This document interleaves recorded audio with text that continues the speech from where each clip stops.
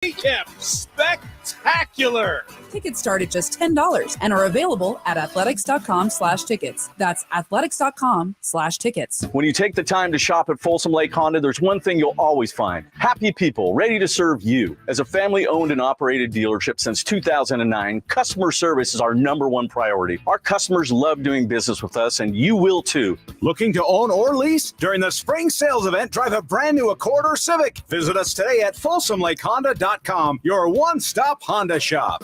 Folsom Lake Honda, yeah, your one-stop Honda shop.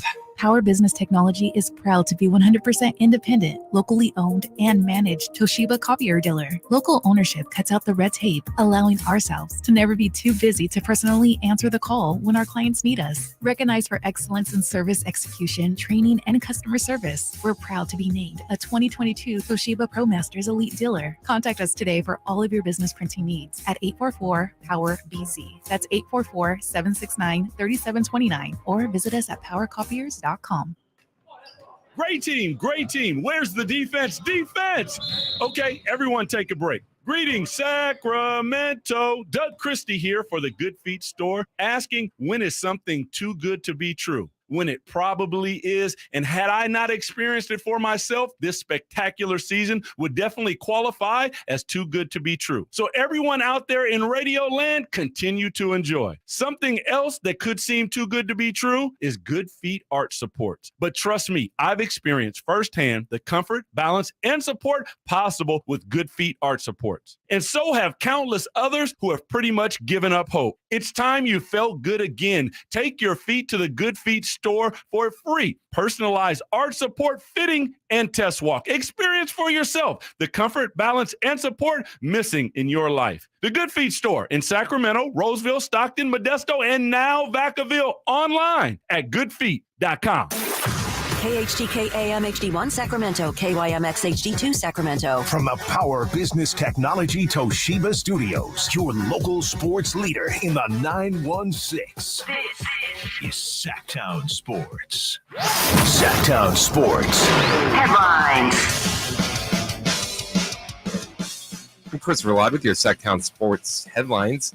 It was a great weekend for the Kings basketball as they won 126-123 over the Golden State Warriors, win their first playoff game of the series.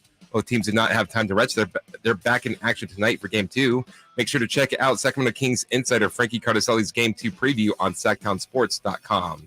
Today, we've got you all handled out at Delco. Kettles and Rami will be live from there at 2. That'll be followed by Game Night with Scott Marsh and the High Flyer at 5:30, and tip-off is scheduled at 7.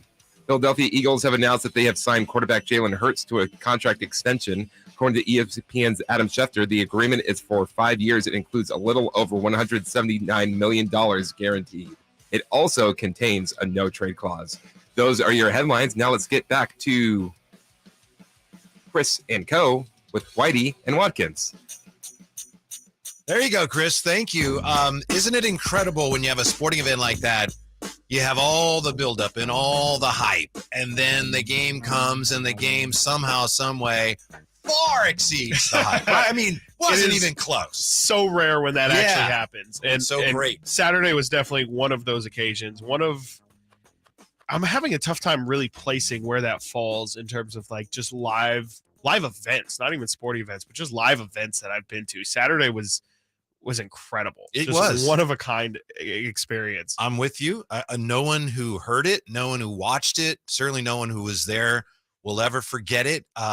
One thing I'll never forget, when the horn finally sounded and the Kings had won. I've been in Arco, I've been in buildings where you have playoff wins and people go nuts, but the sound that came out of that crowd, and crowd doesn't do that justice. Whatever, it was a mass of humanity, vast majority of whom were all pulling the same way. The sound was very loud, a huge roar, relief, mostly joy, but there was even at the very beginning a little shriek in there. Whatever the sound was, I've never heard anything like it, ever. There was a little DR DeRozan in there. You heard a little, just a tiny bit, because it was relief and disbelief and joy, and it was incredible. Yeah, you said you heard the final whistle. I was like, I didn't even hear that. I didn't hear the buzzer go off. I was looking around like, is this thing actually over? And you're completely like, the second that buzzer went off, you couldn't even hear Malika Andrews' interview with De'Aaron Fox because it was just so loud for 5-10 minutes in a row of just people. I mean, it was probably more close to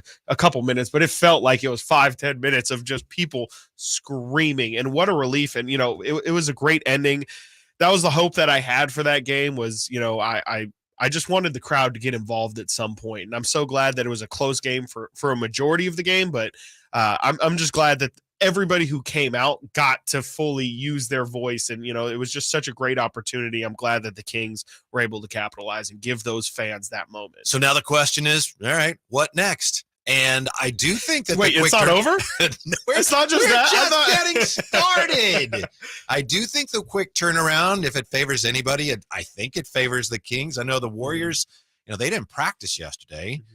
They had meetings, and they've been through this, certainly, and they're not going to panic after one game, especially one that they almost won. But I think we're going to see a lot more of Steph Curry tonight. I think that's one adjustment the Warriors are going to make. That's definitely the biggest talking point, right? Is just it felt like the Warriors were pretty lost in those non-Curry moments the entire game. And that's kind of what ended up losing them the game. And you're right. It felt like Steph was kind of feeling it out for a lot of that game. It never really felt like he was, forcing his will upon the game. And I think, he still ended up putting up Steph Curry numbers with a big fourth quarter. But I agree with you. I think in terms of minutes, we definitely see more Steph Curry on the floor. But I also think impact and just shots taken, I expect to see a lot of Curry tonight. I think that one had to rattle the Warriors. And I know after the game, Draymond said something about, he did a podcast right away. He did. Which already tells you where his mind is. Yeah, how do you feel about that? Do a podcast right away. To me, it just tells me that, I don't know, he's a little unhappy about it. I mean, he had to vent a little bit. Yeah. But the fact that he said something along the lines of, and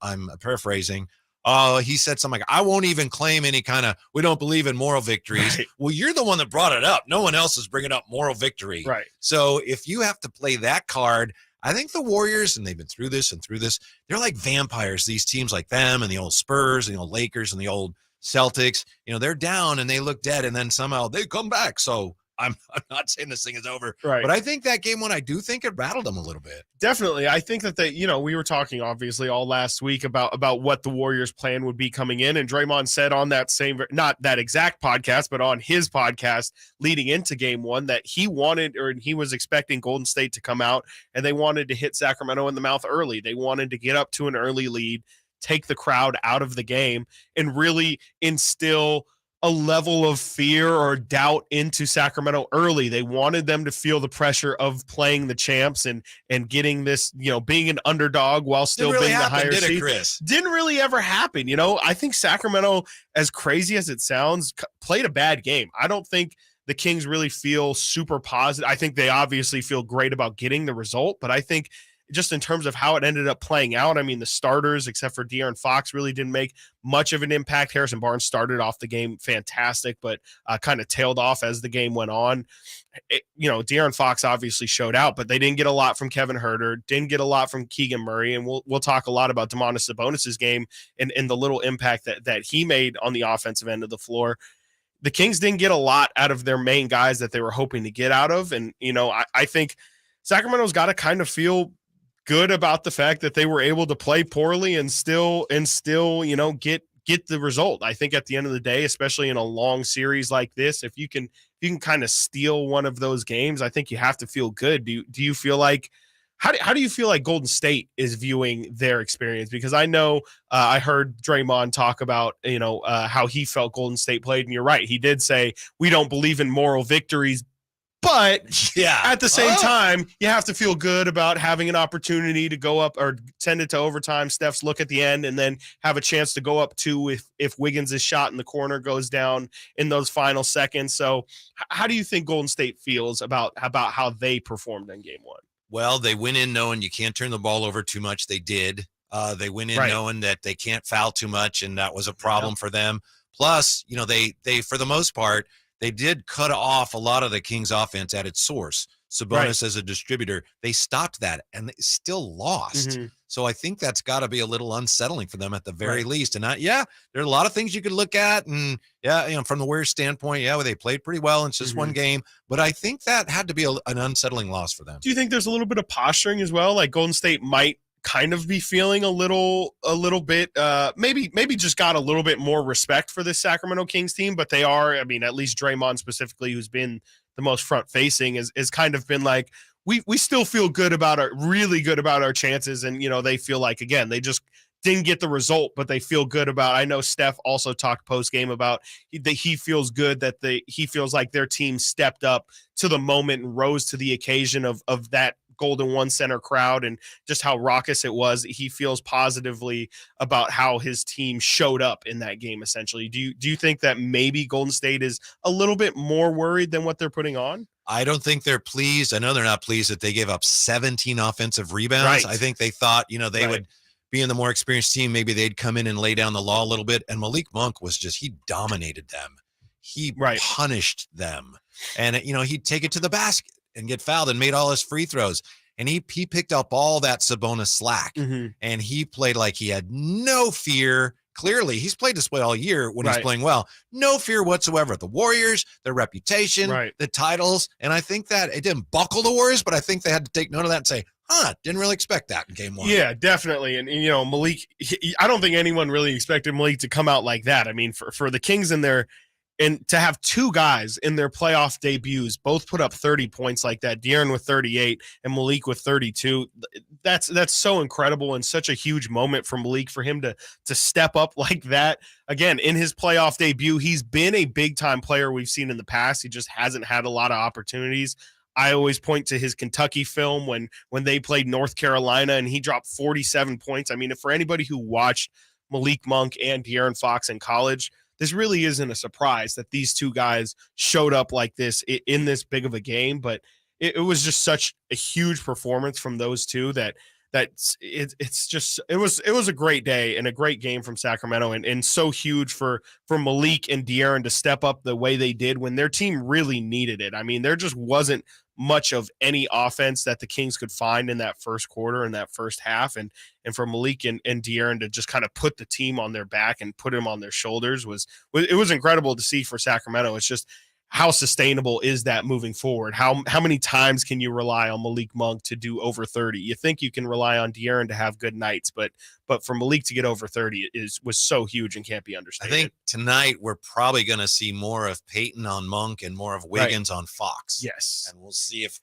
the Warriors have any better results defensively with that. Yeah, and it felt like that was when the Warriors were most successful defensively, was when they had GP2 also on De'Aaron. I think that they need to utilize those two and just completely try and just use Gary Payton II and Wiggins on Monk and Fox the entire time. To me, that's the recipe for Golden State if they want to try and right the wrongs of game one. To me, that's absolutely where I start, is putting our two best defenders on their two best guys. So what do you think on the YouTube chat? Thanks for being with us. Like and subscribe. We appreciate that. Also, 339-1140, 1-800-920-1140. That's 1-800-920-1140.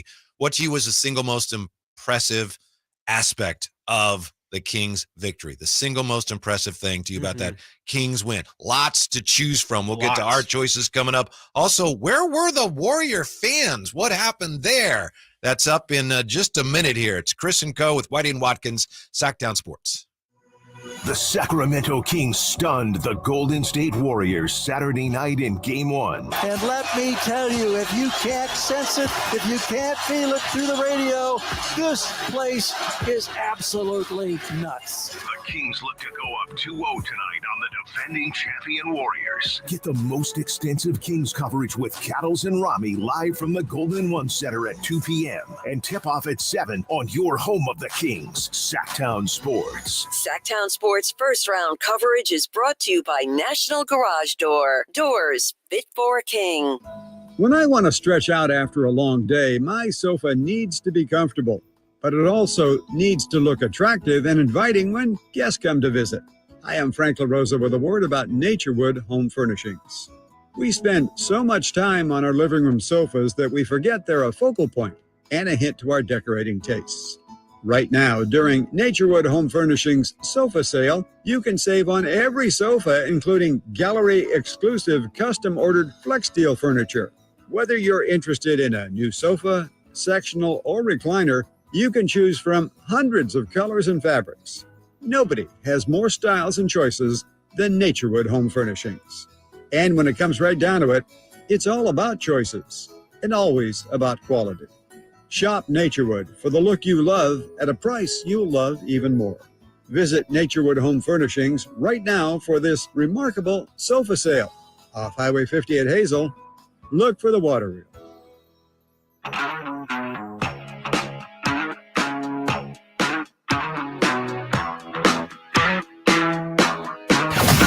Live and local, it's Chris and Company with Chris Watkins on Sactown Sports.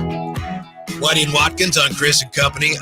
Listen, we could use your help with a couple of things here. As I said, 339-1140, 1-800-920-1140. The single most impressive aspect of that Kings win. What do you got? Also, if you got any allergy cures, things that have worked, and we know about all the over-the-counter stuff, but I don't know. There are some strange, home remedies out there, and sounds like Chris could use them. I can definitely use them, people. At about 8 o'clock yesterday, allergies came. Yeah, it's not full court press on my life, and I'm battling right now. I'm battling, but it's postseason, so you're not always going to be at your 100%, Whitey. Okay, sometimes you got to flu game it. This isn't quite that bad, but you never know. Come. This is Chris Watkins' allergy game. Yeah, come hour 2, maybe hour 3. I might get a little gas, so I might need you to all right, put me on your shoulders and, all right. and take me. Well, you've been carrying me. I've for tried more it than all. A week here, I've tried it all. Mucinex. I've tried the local Sacramento honey. Nothing seems to do the trick, man. Yeah. So please send me your remedies. I know. Just hit yesterday. Verlad's probably going to suggest some Menudo and some Sprite, maybe some ginger ale. That's always an old time classic. So it just hit you like a Rudy Gobert punch, huh? Just it did. I wasn't expecting it. I thought allergy season was over. I thought we were chill, and then boom, it just hit me, and I was like, this is probably not a good look. We appreciate it. Yeah, I appreciate you trying to make me feel better and we'll reaching out to the community. Pierre's already mentioned Zytec, my go-to, worst allergies ever. But there you go. Yeah, thank you, appreciate it. Beer is also a good one. I would frown on that during the show, but you have to do what you have to do. Got to do what you got to do to get through the game. It's just about playing the game and getting through the game and getting through that final whistle and then getting to the next game. However, I got to get on the court, Whitey. We appreciate it. I'm here for it. Gamer. I'm a gamer. Speaking of health issues, Jordan Poole questionable after really tweaking his ankle. It's hard to tell with him, frankly, because he's a guy that and Steve Kerr's mentioned this, when Jordan Poole goes down, not when he falls while he's dribbling, but if he goes to the basket and he hits the floor, he lets you know that he's hit the floor. He stays down a little bit, that's fine. But this was a legitimate ankle twisting that didn't look pleasant at all. So he's questionable for tonight. We'll see. I think there's, that cuts both ways in a way, because he really struggles as it is to guard. He can't guard Fox and he can't guard Monk. He's not capable of guarding them, especially if he's compromised. Absolutely. And I'm glad that you clear up that he's on the floor often, because I was concerned. He was on the floor about 3 or 4 times in that game 1. And I was like, is he gonna like miss the rest of this series, because he keeps getting hit in the face or allegedly hit in the face. You couldn't really tell. It looked a lot of the time, it looked like it was clean blocks, and he was on the floor every single time. But you're completely right. I mean, he cannot guard, especially with a bum ankle. It's already bad enough that he has trouble sticking in front of guys, but then you throw in the rolled ankle. Yeah, you don't want him guarding Fox. You don't want him guarding Monk. Maybe, the Kings only played Keegan Murray 15 minutes in game 1. Maybe you can try and put him on there if he's on the floor. Harrison Barnes tends to kind of stick in a spot and stay there. Maybe you can put him on him. But then it's also at what point are you hiding Jordan Poole? And at what point is it like, okay, maybe it's not worth having him on the floor for his offensive impact, though it does seem like Golden State really needs his offense as well. They don't have too many scorers. When you look at their main scorers, it really is Wiggins, Clay, Steph, and Poole that get 90% of their points. I don't know if they can afford to have him off the floor. But Mike Brown, I'm not surprised at all that he went after Poole. He knows Poole's strengths and weaknesses as well as anyone. There was a key sequence, I think, third quarter, where Poole was on Fox on the perimeter, and Fox sees that, and it's like he starts salivating, like Poole's guarding me. As Shaq likes to say, barbecue chicken alert. Barbecue chicken alert. So Looney slides over for help, and there's Fox realizes, okay, nobody's guarding Trey Lyles, so I'll throw it to him, and boom. Right. How about Trey Lyles' game too, by the way? Just made a huge impact. Fearless. None of the starters could make a 3 to save their life. And what I think they missed their first 7 or 8 threes. And what happened? Who hits the first one? Davion Mitchell. Shocked, like almost on the floor. Shocked. Beautiful shot. Beautiful, beautiful arc. I was like, went hey guys, right. this is how you shoot. Yeah. You got to get a little arc on the ball. Exactly. Oh my gosh, Sacramento could not hit a three. Line drive, no good. Line drive, no good. Herder, all of them. Some of them were halfway down and then popped out. It was really tough to watch. But then the bench comes in. I mentioned Davion hits the first three. Trey Lyles comes in, no fear. Knocks down 2 threes like we were rolling. And to me, that really got the offensive punch going. And it did feel like it kind of settled the Kings a little and, let them know, like, you are going to make shots at some point here today. You just have to, believe and trust the process. But it was great to see Trey have that performance because I've been a huge Trey Lyles supporter all year long. And for him to come up that big, I mean, Kentucky, how about just the Kentucky trio for Sacramento? Monk, Herder, Monk, Fox, and Malik all combined for 68% of Sacramento's points on Monday, 86 between the three of them. I don't think the Dubs saw that coming. Don't think so. Don't think you really prepare for Trey Lyles 15 plus and Malik Monk dropping 30 on you. So that was big for Sacramento's bench, and that's been a talking point we've talked about for a lot of last week was the X factors being how will Sacramento's bench perform against Golden State's bench, and I think you got to give game one at least to Sacramento. No question. I know at the first half, the Kings starters, if I'm not mistaken, were a combined 10 for 37. I have those notes somewhere. That sounds shooting, right. But they were only down 6. Only down. Yeah. And that was the positive for me was, again, it didn't feel like they were playing well. They weren't shooting well, especially from the perimeter. It was sluggish. Yeah. And it felt like both teams were kind of still very much feeling each other out. But for Sacramento to be shooting the way that they were and to only be down 6, that was the moment where I kind of looked at the scoreboard and I was like, okay, like this is all right. They're in striking distance. If they can just hit a couple of shots and get on a run, then they would have it. And you know what? It took a while, and Golden State really did try and pull away. There was a couple times in that third quarter, I think they had 2 separate 10-point leads. Yep. And those are the moments where in the past, Golden State would get up 10, coach would call a timeout because Golden State, they can feel Golden State starting to go on a run. Timeout happens, coach tries to make adjustments, and then Golden State turns that 10 lead into a 20-point lead. However, what we saw in game one was on those at the points where it got to 10, Mike would call the timeout. Sacramento would then instantly go into that lead and just crush it down. And that to me was the difference of allowing Sac to stay in the game, was just never letting those 10-point leads become 15, become 20, and just letting Golden State kind of get in. That's where Golden State is kind of at their peak and at their prime, is when they have the big lead and they're hitting those demoralizing threes, and you just don't feel like there's any way of climbing back out of their lead. Yep. So I thought Sacramento did a great job of just keeping that game close, hitting twos, hitting singles, as Mike Brown likes to say, and not trying to go for the home run ball when they were down big. Where were the Warrior fans? I thought there were going to be more Warrior fans there. And I know De'Aaron Fox after the game said, I thought there'd be more Warrior fans here. Did. And, where I was up a lot higher than you were. Yeah. But you could see in each section, there was like 3 Warrior fans in that section. Mm-hmm. Next one over, there's 2 or 3 Warrior fans in the whole section. I thought it was going to be maybe like 75-25 or, 80-20. But it was more than 95%. Yeah. Kings. If I were a gambling man, I would have I would have lived with 80-20, Whitey. I would have absolutely been like, you're telling me 80? Absolutely. I'll take that. And I was shocked. I mean, from you and I were both out there before the game when we were doing our pre-game show for Sactown Sports out on the concourse, or I'm sorry, out on the Doco, the plaza. The plaza, exactly.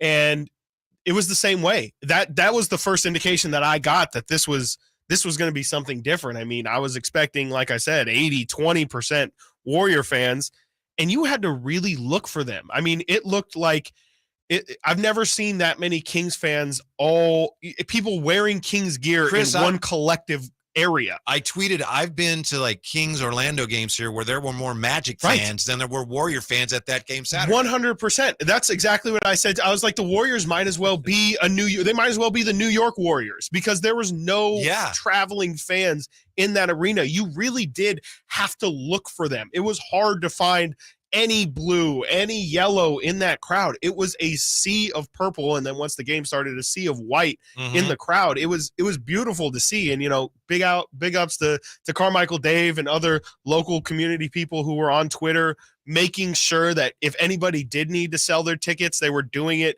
to sell it to other Kings Whatever fans. it was, it worked. It worked, man. It absolutely worked. And I think that had to rattle maybe on some level. I think that had to at least surprise the Warriors, if not rattle them. I think that they were expecting to have some sort of backing in that arena. De'Aaron said it perfectly leading into that game. The reason why he expected to see so many Warrior fans is because he's played them for 5-6 years now, 4 times a year. He understands. It's just part of it. When Golden State is in town, it's a 40% Warrior fan crowd. It just is what it is. There's nothing that I thought you could do about it. YouTube comment of the day nominee here from Skip and Tosh says, that's how the bandwagon be. Warriors headed down here, people hopped off the bandwagon. That is how it works. That is how it works. That soon? I think we're still accepting applications, too, to the bandwagon, especially if it leads to – look, I don't know if we're talking were the Warriors anticipating the Golden State or the lack of Golden State at Golden One. How about the influx of potential Kings fans at Chase Center come Thursday, come Sunday? That's what I thought when I saw how full Golden One Center was. I was like, if there's not a lot of Warrior fans here, I don't know how many people from Sacramento are going to make the trip down to Chase Center where tickets were even cheaper. To me, that's what I'm looking for next is Thursday, Sunday, especially Sunday. How does that crowd look in terms of favorability for Sacramento? Up next, are the Warriors confident or just trying to sound like it? And we'll salute the unsung hero of the game next on Chris and Company with Whitey and Watkins, Sactown Sports and SactownSports.com. Catch the Oakland A's every weekend on Sactown Sports. Friday nights, Saturdays, and Sundays. Thinking that's going to get down for a hit. Around third to score is Tony Kemp. And the A's have taken the lead. Edge of the track makes the catch. And the Athletics get a great win. Sactown Sports, your weekend home for the Oakland A's. Sactown Sports coverage of the Oakland A's is brought to you by Xfinity 10G, the next generation network. The clock is ticking. Get off the bench and head down to Fasteners Tool Outlet, where you'll find the lowest prices on DeWalt power tools and much more. Why pay more at a big box store? Get a triple-double at Fasteners Tool Outlet with weekly and monthly specials, including up to 50% off select hand tools, accessories, power tools, and fasteners. Whether you're looking for a DeWalt bag, a DeWalt impact driver, or the newest DeWalt tools at the lowest prices, Fasteners Tool Outlet has the tools you need to do the job. Make a slam dunk with Fasteners Tool Outlet, 6701 Power Inn Road, or on the web at fastenersinc.net. At Elk Grove Honda, we'd like to help you purchase your next new Honda. Right now at Elk Grove Honda, new Hondas are arriving on a regular basis, including the newly designed CR-V, new design Accords, exciting Civics, and much more. And Elk Grove Honda's pre-owned inventory offers choices there as well. So give Elk Grove Honda a chance to show you the new or pre-owned Honda you're looking for. We are Elk Grove Honda in the Elk Grove Auto Mall, Highway 99 at Elk Grove Boulevard, or visit us at elkgrovehonda.com. I gotta get an Elk Grove Honda. Do you find yourself stuck in a timeshare? Get the real facts about the timeshare industry and your options for cancellation. Chuck McDowell, founder of Wesley Financial Group, has put together a free information guide that reveals the secrets the timeshare industry doesn't want you to know, including the 5 ways to get rid of your timeshare. Call now and get this timeshare cancellation guide absolutely free. Call 800-280-2288. That's 800-280-2288. 800-280-2288. At the United States Postal Service, we're reinventing our network to help keep your business moving. With new shipping options to deliver better value, greater flexibility to conveniently reach your customers, more confident shipping with new informed delivery features, and new electric vehicles for a cleaner, brighter future. Fast, reliable, perfectly orchestrated. The United States Postal Service, delivering for America. Learn more at USPS.com/moving forward. I'm Howard Mackler, founder of Innovation Refunds. You've heard me talking about the payroll tax refund for months. If you own a business, even if you've asked your CPA about this, you owe it to yourself to take another look. We provide a licensed and insured tax attorney who evaluates your company at my expense to determine eligibility. Businesses of all types can qualify, so go to getrefunds.com to potentially get a payroll tax refund of up to $26,000 per employee. Download the Innovation Refunds app or go to getrefunds.com, getrefunds.com. Growing a business brings pressure. Staying compliant and retaining top talent in challenging times. You feel stretched thin. Fortunately, there's Insperity. They put over 35 years of HR service and technology to work, offering my employees competitive benefit options while lightening my HR load. Engaged people empowered to be their best means overcoming obstacles. With Insperity, nothing seems impossible. Insperity, HR that makes a difference. We all know the pain of being stuck in the past. But with Roseville Electric, you can get current. Roseville Electric provides you with clean, reliable electric solutions for your home or business. Whether you're looking to go electric, reduce your carbon footprint, or simply save on your monthly energy bill, Roseville Electric has a solution for you. For more info, visit getcurrentroseville.com today. Hey guys, if you have Peyronie's disease, West Coast Men's Health can help. Acoustic wave therapy can dissolve the knot that's causing the problem. No pill or cream will ever do that. And right now, we're offering a free treatment just for coming in. If you suffer from Peyronie's or ED, call West Coast Men's Health today. With clinics in Sacramento and San Mateo, call 916-829-8273. That's 916-829-8273. Online at westcoastmenshealth.com. If the sticker price markups that new car dealers are demanding are scaring you away from a brand new vehicle, you can still get the vehicle you want and save thousands at M&S Auto on El Camino right off the Cap City Freeway. M&S Auto has literally hundreds of gently used but beautiful Silverados, Rams, and Tacomas. And if you love muscle cars, they've got Challengers and Mustangs too. M&S Auto Sales. Great cars and trucks and fair deals every day. Come and get yours. msautogroup.com. It's a myth to think you don't play golf well enough to get fitted for golf clubs. The professionals at the Hagen Oaks Player Performance Studio would argue that playing the game with golf clubs properly fitted to your body and swing characteristics is the best way to improve your game and have more fun on the golf course. With a professional staff of fitters, all the major brands of equipment, and cutting-edge technology featuring TrackMan, the indoor-outdoor Hagen Oaks Player Performance Studio is worth a look. See for yourself. Fulton Avenue at the Cap City Freeway. Schedule your fitting at 916-808-2531. 808-2531. Sactown Sports. Headlines. I'm Chris Verlod with your Sactown Sports Headlines. It was a great weekend for Kings basketball as they won 126-123 over the Golden State Warriors to win the first game of the playoff series. Both teams do not have much time to rest. They're back in action tonight for Game 2. Make sure to check out Sacramento Kings insider Frankie Cardicelli's Game 2 preview on SactownSports.com. Today on the air, we have you completely covered for today's game with Cattles and Rami live from Doco starting at 2. That will be followed by Game Night with Scott Marsh and the High Flyer Henry Turner at 5:30 and tip-off scheduled for 7. The Philadelphia Eagles have announced that they have signed quarterback Jalen Hurts to a contract extension. According to ESPN's Adam Schefter, the agreement is for 5 years and includes a little over $179 million guaranteed. It also has a no-trade clause, which is the first in Eagles franchise history. Those are your headlines. Now let's go back to Chris and Co. with Whitey and Watkins. One of the cool things about Saturday, so many cool things, right? Showing former Kings, Jay Will, Lade, Bobby Jackson, Jason Thompson, and Harold Presley. Press says he's going to join us today about noon. We should get to talk to Harold Presley, one of the greatest guys that you'll ever meet. Yeah. Claims to have played for the Kings at one time, although I'm still doing research on that. They showed him, so I guess he must have. But this is a long time ago. So Harold's been a Sacramento resident too since he's he's been his around former player. Yeah, I was like, I feel like growing up, I think I'm around the age of his son, and I think I used to always see Harold up in the rafter, up in the stands. Just he's a bigger guy, so kind of taking up like 4 rows. And I feel like I remember my dad being like, "That's Harold Presley. He used to play for the Kings." And I was like, really great I'm guy. glad we don't play his son today. Mm-hmm. I've been to his house, and it's like really nice. But after 10 minutes, like. I know all about Villanova. Can we talk about something else besides when you guys won in 85, please? And maybe anything? But no, looking forward to talking to Harold Presley I'll have to today. ask him about it. Yeah. No, you won't have to ask him. It'll come up. And here's a guy's name who didn't come up a lot before that game one.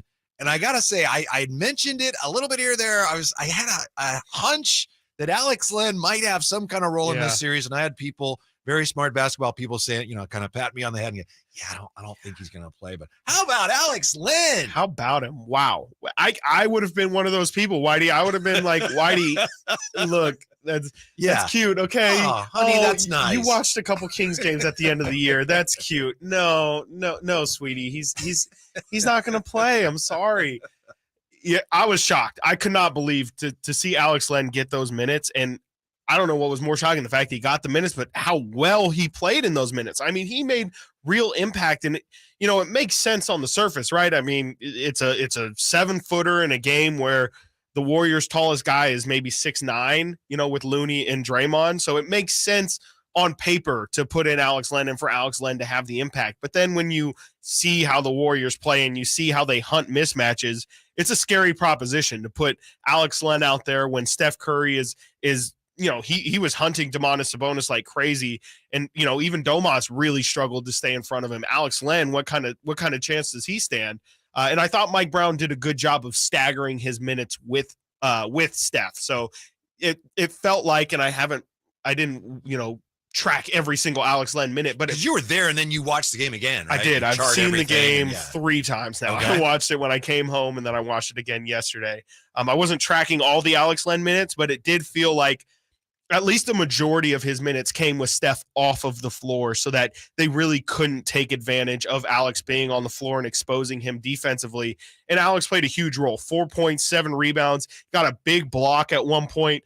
It's just not something that anybody else on this roster can provide. Chimezie Metu can't give you that kind of impact. He just can't be that big. Trey Lyles, though I do love the option of playing him at the 5, he can't provide the size that Alex Len does. And I just think it was huge for Alex to provide that kind of impact. He got the defensive player of the game chain as well. Yeah. Really, really well deserved just for the impact that he made. I thought if his minutes go bad, there's a chance that Sacramento just loses the game outright. And, it's not even really close, because it to me, it was that big of a swing in terms of minutes. If Alex didn't play the way he did, I think Sacramento has a tough time winning that game.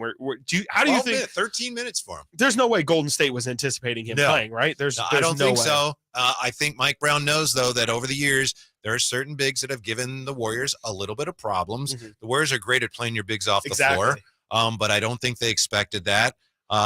You're right. I mean, we all know the Warriors are going to probably attack Alex Len tonight, but his stint, one of those stints was so long, I was starting to get worried about Sabonis. Yeah. Is Sabonis hurt or something? Yeah. It was really alarming, because especially, Alex checks in. You're like, okay, how long are they going to run this for? Is this might work for you're just going to steal as many minutes as possible and then, shove Sabonis in there the second things turn bad. But you're right. Alex got a great run, and I think Mike did it because at some point it's like, if he's playing this well, you have to milk it for as long as you can, because who knows how many minutes you can give some Domantas Sabonis rest, and especially in a game where Sabonis isn't providing that level of impact that he typically does. If you can get solid minutes from a different guy, I think you have to take it, because I anticipate Sabonis playing near 40 minutes a game, pretty much as long as the Kings are going to be in this postseason, just because of what he provides.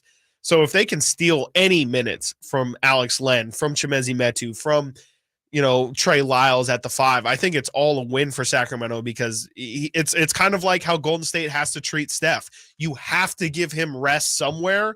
How can you get that rest for as long as possible without being completely detrimental to your team? Yeah, and Len does give the Kings a defensive look that I don't think the Warriors anticipated they'd have to deal with. First round playoff coverage on Sactown Sports is brought to you by National Garage Door. National Garage Door, quality doors, quality people. It's Chris and Company, Whitey and Watkins. Let's hear what Draymond Green thought of game one. Draymond immediately firing off a pod. Immediately. Huh? Yeah. Like it must have been from the Sawyer front room or something. I don't know how this man got his podcast equipment set up so fast. Yeah, Draymond Green's thoughts on the Kings' victory over the Warriors in game one. To have Steph with a shot to tie the game and go to overtime, I didn't think we played great. I thought we played pretty good, but I think there's a lot of things we can do better. And so just with that, you got to feel decent about the game and about where we can go. Obviously, we don't do moral victories, so I'm not going to sit here and say we feel good about that. Like, like we lost the game, we're down 0-1, and you got to figure out a way to go get game 2. Now, in saying that, this is the playoffs, and you got to win one on the road. Whether that's game 1, 2, 5, or 7, don't really matter. You'd rather it be sooner rather than later, but we know that, we understand that, and we're not folding to that. So yeah, to me, he sounds a little surprised by what they saw in game 1. And it's almost like, to a degree, he's talking to himself. Like, no, I think we're okay. I could be wrong, but that's what I hear. That's what I'm saying. I feel like there is an element of Golden State was surprised by the team and the effort that Sacramento put forth, and I think I don't think that they're letting it seep in yet, but I think the seeds have been planted here, Whitey. I think that there is a chance, depending on what happens tonight, that Golden State could really start feeling some pressure. I mean, Draymond said it himself. He thinks they played pretty good, thinks they could have played better. But to me, again, like I said up top, I think Sacramento played bad. And I think everybody would say that's not the game that we want to play. So for Golden State to feel like they still gave a pretty decent effort and for Sacramento to pull out the win, I think both sides can definitely take positives out of that game. But to me, I would feel, if I was a Golden State fan, or on Golden State, I would feel just a little bit bad. And like I said, I just think the seeds are kind of starting to be planted. But Golden State is a team who's been through just about everything. We'll talk later about something that maybe they haven't been through before. Yeah, but they've been through just about everything. They understand that this is a long series, but I definitely feel like they were surprised at the fact that Sacramento was able to persevere through everything that Golden State put them through. Yeah, you're right. They went through this last year in the finals. The Warriors got destroyed at home in game 1 of the finals and bounced back. So they know they can do that. Right. As I said, they're one of those teams with that championship pedigree, an older team. They're like vampires, and they look like they're down and they look old, and then they come back. So they're certainly capable of that. But this was game 1 for them. Definitely an opportunity lost. Yeah, because they had that game, as you said earlier, third quarter, they're up 10. They have that thing on the road, hostile environment. That game was tipped in their favor. And they're the Warriors, the experienced team, supposed to know how to win in the fourth quarter. And it slipped away. So that has to be a little unnerving for them. Like, we had that chance to put our boots to their necks in game 1 with all that was going on in there. We let them off the hook. Yep. And for a team that talks a lot about rest and how important it is for them to get as much rest as possible with their advanced age, if you will, it would have been big for them to take game 1, not have as much pressure on them to win game 2. And then, game 3 isn't until Thursday. Now they don't have to win game 2, but there is still an element of we still have to go chase and go get that road game in order to get back home court advantage. So, Sacramento's got to feel good about holding home court advantage as well. How the Warriors will defend the Kings differently tonight, or at least how they will try to. That's next on Chris and Company with Whitey and Watkins, Sactown Sports, SactownSports.com. The Sacramento Kings stunned the Golden State Warriors Saturday night in Game 1. And let me tell you, if you can't sense it, if you can't feel it through the radio, this place is absolutely nuts. The Kings look to go up 2-0 tonight on the defending champion Warriors. Get the most extensive Kings coverage with Cattles and Rami live from the Golden One Center at 2 p.m. and tip off at 7 on your home of the Kings, Sactown Sports. Sactown Sports first round coverage is brought to you by National Garage Door. Doors fit for a king. And brake fluids to improve your stopping power. Right now, save 15% when you get any 2 Duralast rotors with the set of Duralast brake pads. Missing a tool? Ask about our free Loan-A-Tool program and borrow the tools you need to get the job done. Get in the zone, AutoZone. Claim based on data from the MPD Group 2021. Deposit required for Loan-A-Tool. Great team, great team. Where's the defense? Defense!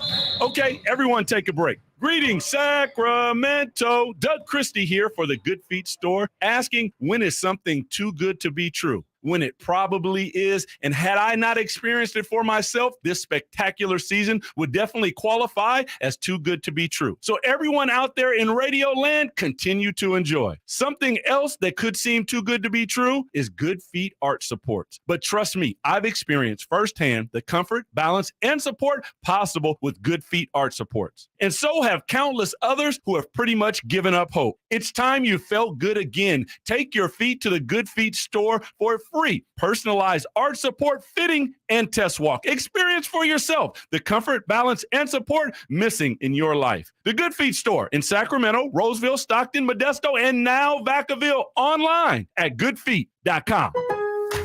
Hurry and shop the final days of SpringFest at Lowe's. Right now, get an additional $300 off when you spend $1,996 or more on select major kitchen appliances. And keep your lawn looking fresh with savings on the Ego 15-inch string trimmer. It was $219, now it's $199. Shop SpringFest today because Lowe's knows spring.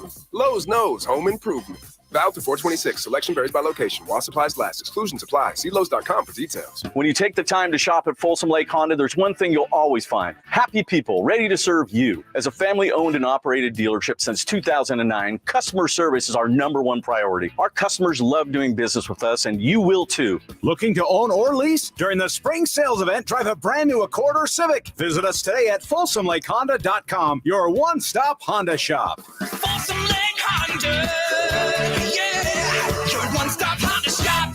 Power Business Technology is proud to be 100% independent, locally owned, and managed Toshiba copier dealer. Local ownership cuts out the red tape, allowing ourselves to never be too busy to personally answer the call when our clients need us. Recognized for excellence in service execution, training, and customer service, we're proud to be named a 2022 Toshiba ProMasters Elite Dealer. Contact us today for all of your business printing needs at 844-POWER-BZ. That's 844-769-3729, or visit us at powercopiers.com. Guys, did you know your testosterone affects everything in your system, including how you feel and perform every day?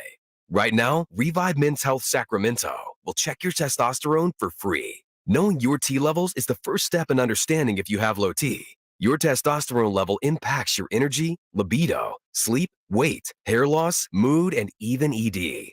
Maintaining an appropriate T level can change your whole life. Most men start to see changes in their hormone levels in their 30s. Experience and results matter. So what are you waiting for? Get your T levels checked today by local, experienced, and trusted men's health experts. They've helped thousands of men since 2011. They're so confident they can help you, they even guarantee it. Call Revive today and schedule your free testosterone test, free exam, and free consultation. Call Revive Men's Health at 916-277-8599. That's 916-277-8599. Or visit revivemenshealth.com. Golfers, the Hagen Oaks Golf Super Shop is redefining the word sale. With $500,000 in Cleveland, Strixon, and Zexio closeout inventory, you're sure to find your next nearly new showroom clubs at discounts up to 75%. From full sets of irons to metal woods to wedges, visit the Hagen Oaks Garage Sale and find discounts up to 75% on selected clubs right now at the Hagen Oaks Golf Super Shop, the #1 choice for golfers everywhere. Fulton Avenue at the Cap City Freeway or online at hagenoaks.com. Sitting at your desk, watch Chris and Company now. YouTube.com/Sactown Sports 1140. That environment was unbelievable. Probably the loudest arena I've been in. You know, the fans, the electricity that they brought. And while we were muted here watching it, Doko, I mean, you can hear them partying while we were watching the film in our room upstairs. So to have that type of energy before the game, during the game, and then after the game was absolutely amazing. We all knew it was going to be unbelievable, and it was still unbelievable. It was Incredible. more unbelievable than we thought it was going to be. The game exceeded the hype. It was a greater game than we thought we might see. And the atmosphere in the arena, outside the arena, all day long, I don't know that there are really words to describe it. There aren't. It was just breathtaking, and it really was something that would leave you speechless. Like, again, just I've never seen that big of a collection of Kings fans in one concentrated area, and it's almost even more sweet that it was against Golden State, because like you just anticipate a certain level of opposing fans being there, And for it to see just it to be a clean sweep of Sacramento fans, it was incredible. And it's a huge, I don't know why we're surprised, because the Kings fans are they've been the best. They're incredible. They always do incredible things, and they always never cease to amaze me. But I think Saturday was one of those moments where, again, I just was reminded at how incredible these people are, and just how fortunate the Kings are to still be here. And, I watched the 30 for 30 unreleased documentary that got leaked over the weekend, and it just really drove home the fact that, how far this team, this organization, this franchise has come from, multiple relocation efforts, multiple times where it felt like this team was gone, and it was what it was. And then for Saturday to happen, the full circle moment, it must have been so incredible for Vivek specifically, somebody who had this vision from day one. And I think a lot of people doubted that vision would ever come true, or that vision was even something that could possibly happen. And it did. It completely did. And Saturday was just so awesome for so many reasons, at so many different moments, for, I'm sure, so many different people. It was incredible to see, and just another great moment for Sacramento. Probably it's the biggest moment in that, specifically that arena, but one of the biggest moments I can think of in Sacramento town history in my life. That's what people that aren't from here, haven't been here, can't understand about this situation. Before they let people in, I was walking around the arena. Yeah. And Vern Glenn is a great guy with K-Pix in the Bay Area. He was standing there in front of the doors before they opened. Yeah. And he said, these fans are pretty excited about getting in, and it was. And I said, been a long time, Vern.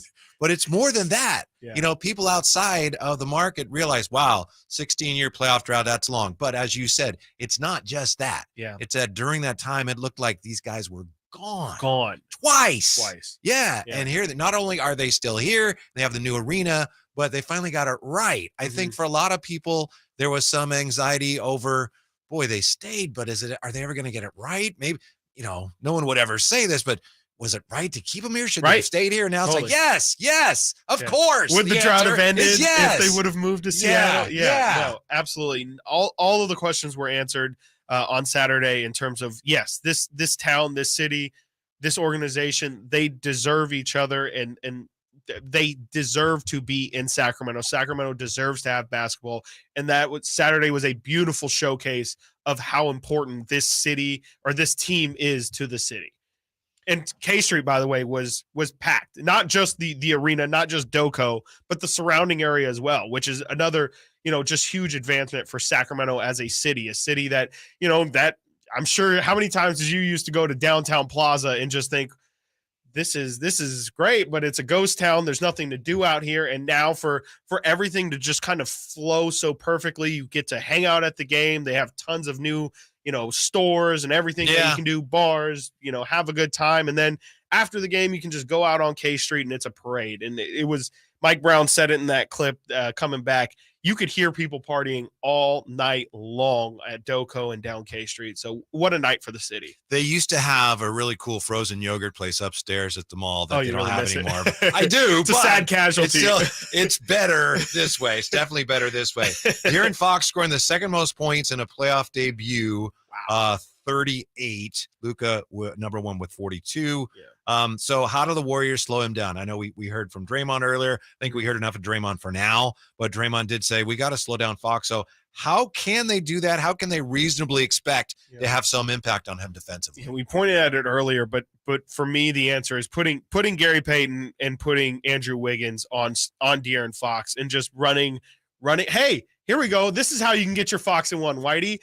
Fox is the one who's being guarded in the Fox and One. When I was in there after the game, talking to players, they're doing their media sessions, and I asked Mike Brown about something, and Fox was there with Monk, and I had a question for them.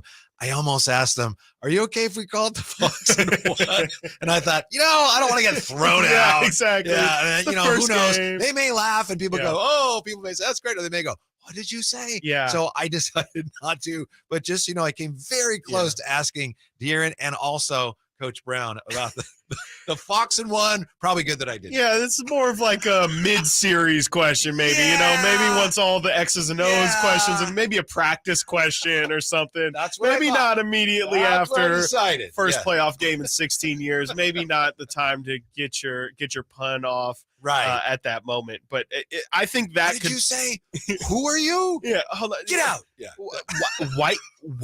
Whitney. Get Whitney out of here, please. I don't want to see him again. I think to me that's Golden State's solution of how do you possibly try and slow down De'Aaron Fox. De'Aaron said, he's publicly said before, he doesn't like bigger guys on him, guys who are 6'8", 6'7", just longer guys who can really, stay with him and keep him contained.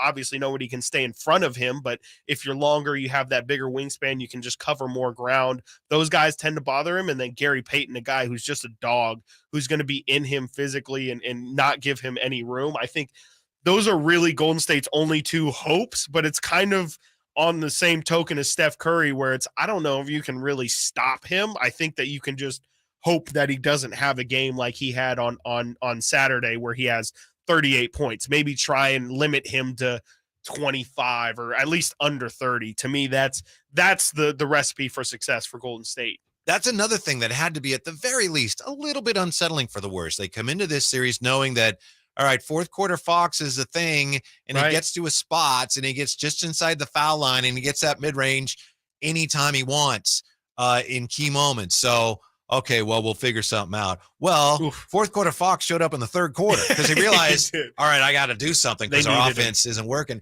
And he got to his spots, and he got just about every shot that he wanted. And the Warriors really struggled. I mean, again, Poole on Fox is, you might as well just put a cardboard box there in front of him. Yeah, I mean, Jordan Poole cannot stay in front. And you're right, De'Aaron Fox turned it up in that second half. I think he had 9 points in the first half and then 29 in the second half. He turned it on. He was that fourth quarter Fox in the third quarter, just like you said. And he just had a different level of intensity. And, to me, you pointed at it right there. He was just able to get to his spots. It felt like he knew, he could feel that his team was maybe teetering on the edge, especially when those 10-point leads came about. It felt like, especially that first one early in the third quarter, I think De'Aaron scored on 6 of 7 possessions in a row. He made the shot the Warriors were daring him to take. The three-pointer, right? Yeah. They challenged him. They said, we're going to allow you to take them. They gave him the space. To his credit, knocked down 4 of 8. I don't think that's something Golden State anticipated at all. I don't know if the Kings anticipated De'Aaron hitting 4 threes at any point in this series, but it was huge for him to end those moments. And that's that clutch thing that we've been talking about all year long. It's not just hitting game winners. It's not just putting your team in. It's how you set up your team and hitting shots that you're not supposed to make, even though you're not a quote unquote shooter. De'Aaron shot 50% from 3 in a playoff game and hit, major shots down the stretch. It was an incredible performance from De'Aaron. That's another thing. Okay, you did that during the regular season. This is the playoffs. Can you do it now? A little bit more pressure. I guess you can. All right, well, we'll be right back. We're going to have to figure something else out then. I'm with you. I think more Payton on Monk, more Wiggins on Fox is what the Warriors will try. Yep. Up next, the single most impressive thing about the Kings' Game 1 win.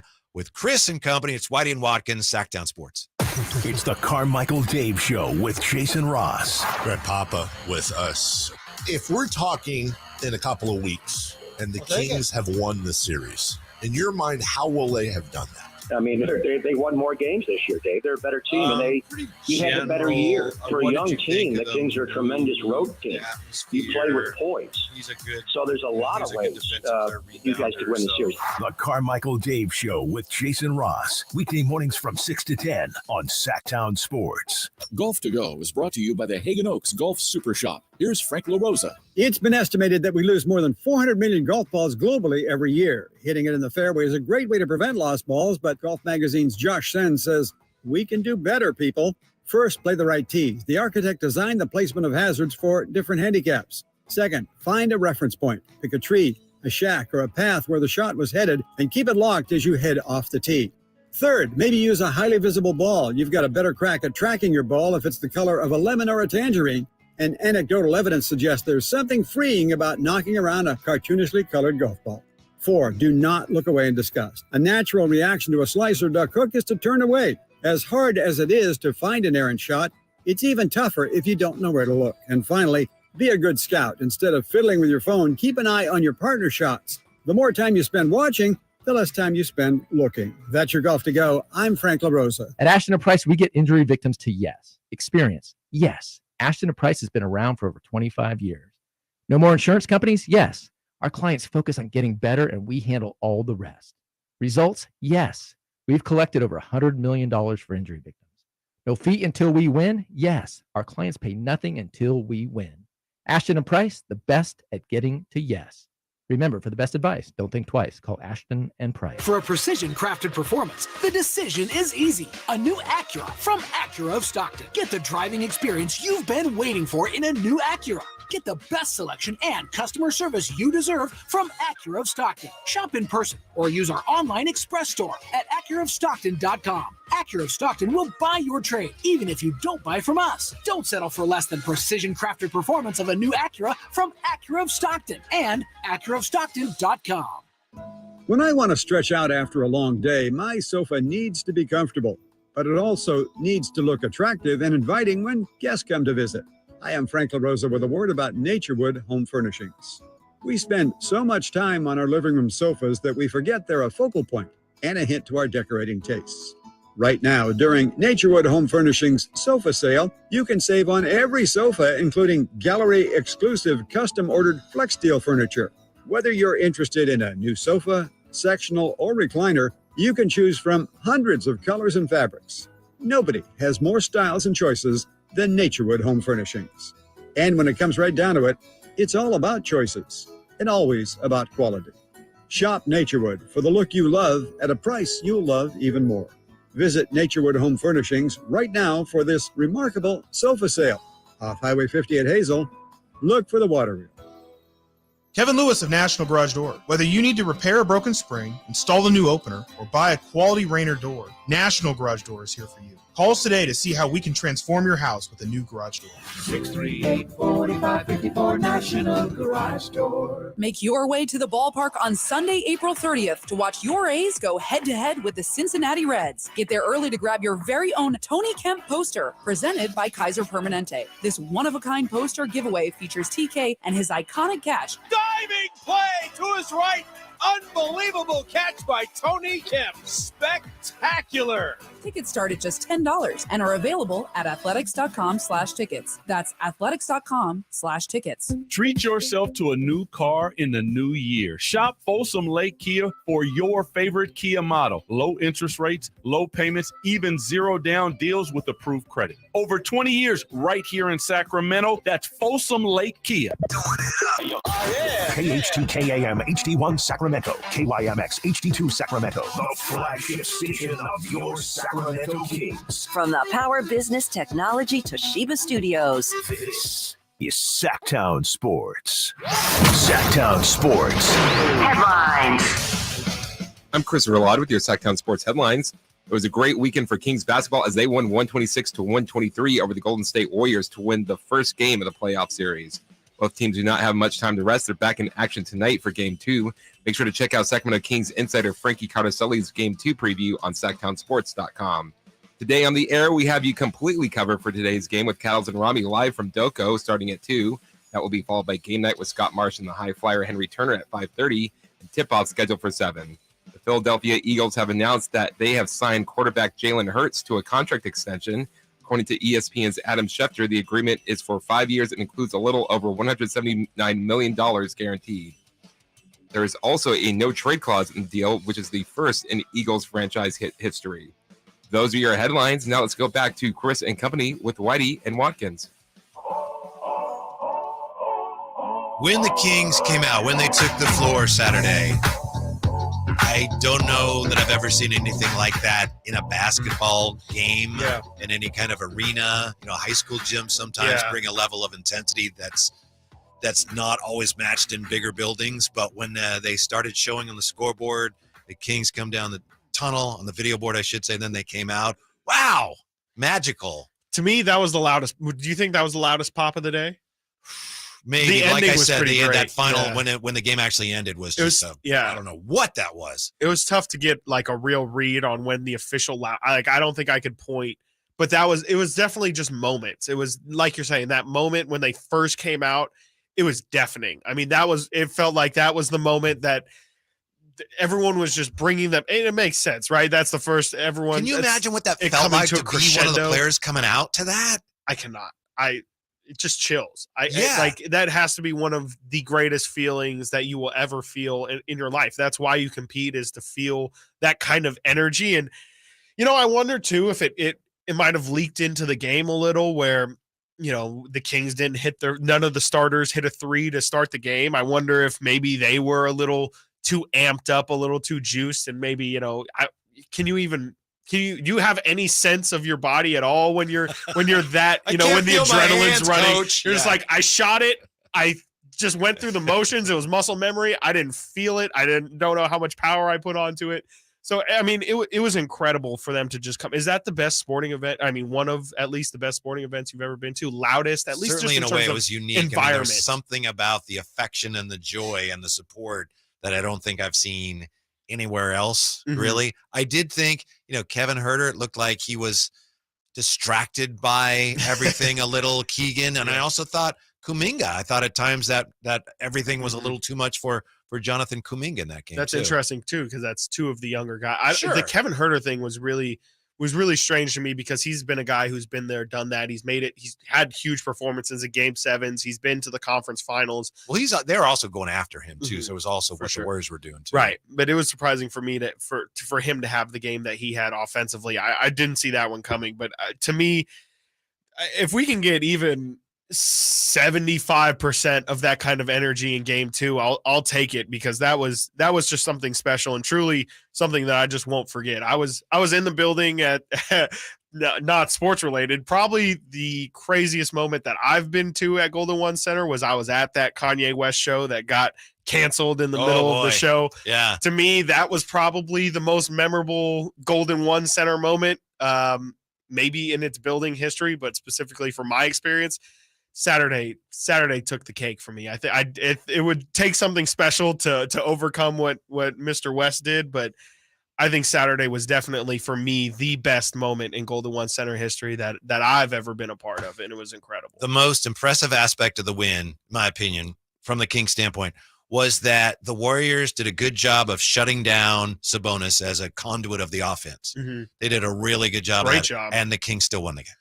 I would think They if did. you're the Warriors before the game, you think if we do this and or this, Mhm. we slow down Sabonis, slow down Fox. We do one of those two things, we're probably going to win the game. We do both, we got this. And they did, for the most part, take Sabonis as the facilitator out of the game, and they still lost. That was probably the worst game of Domantas Sabonis this season. I can't think of a time where you really saw him struggle the way he does sometimes. You see him just not be as aggressive, but also you see him being so involved in terms of, getting guys open looks and getting assists, really, especially. He only finished with 2 assists on Saturday. That's incredible. He's only done that. See, that should cripple your offense. It should. I mean, he is the North Star of the Kings offense. It felt to me like all season long, I don't know what percentage, but a majority of their points came through Domantas Sabonis in some form or fashion. And for Golden State to completely take him out the game and make him look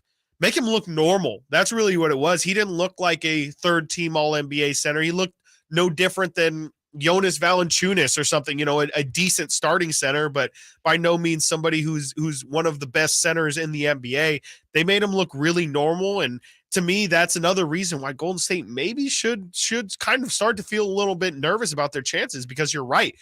What part of the game plan had to be, and clearly was, let's try and take Sabonis out of it mentally and on the score sheet. And I think they did. I think Sabonis was really rattled by, and it was something as simple as just playing Looney a couple steps off of him. And it really messed with his brain. I think it made him kind of think, okay, he's giving me the room. Should I take the shot? Should I try and go into him?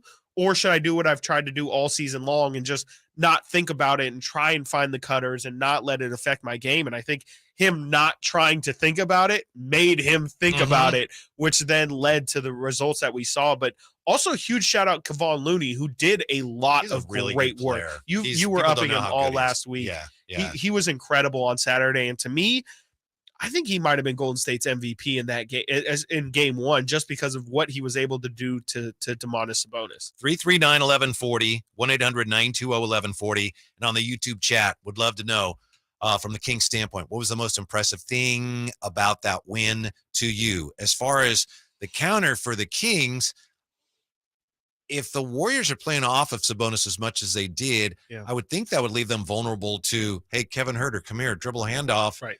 My man is nowhere near you. You're going to be able to get every shot you want because they're playing so far off of me. That would be what I would think, is that, and it did seem like Sacramento in the second half kind of started to figure some things out. But to me, that's the biggest thing, is you have to then understand that they're playing off, like you're saying, they're playing off of him, giving you that room. So if you run that pick and roll, Looney's going to be a couple steps back. You're saying Huerter, he can take that floater if he gets it off the screen. Malik Monk a couple times took it to the rack and got Looney in some foul. Looney only had one foul heading into that fourth quarter. He picked up 4 fouls in that fourth quarter. I definitely think Sacramento figured something out during that period. It's just, again, though, that's game one. Every single game is its own adjustment. Who knows if the Warriors are going to continue to play that kind of coverage on Sabonis? I would imagine they would, because you got to, again, part of series is you got to live with some of the things that you allow. And I think one of them would be, okay, yeah, maybe that pick and roll is working a little bit more than we'd like, but to neutralize Sabonis the way they did was huge. Carmichael Dave, of course, I've known a long time friend. He's an icon here. He's done so much for the city and the Kings. But let me tell you, the extent of his basketball knowledge is a basketball is usually orange. That's it. I mean, that's the extent of his basketball knowledge. Yeah, he was saying, I bring this up. Remember, he was not kind to me today when our show started. Yeah. But he was saying this morning, I think if you're Sabonis, you got to let that shot fly.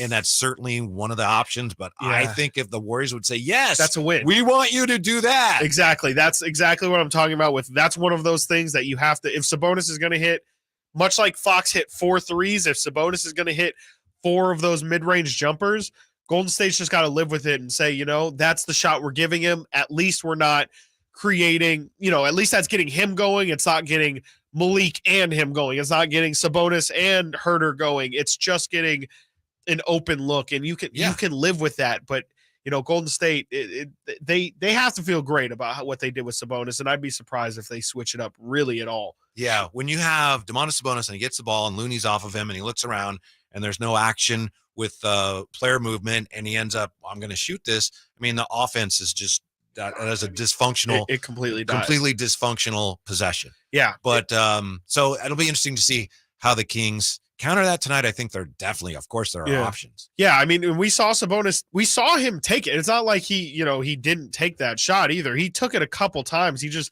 didn't make it. And I wonder how much of that too is him overthinking the shot. And, we've seen him hit that shot, especially the 3-point shot, quite a bit this season.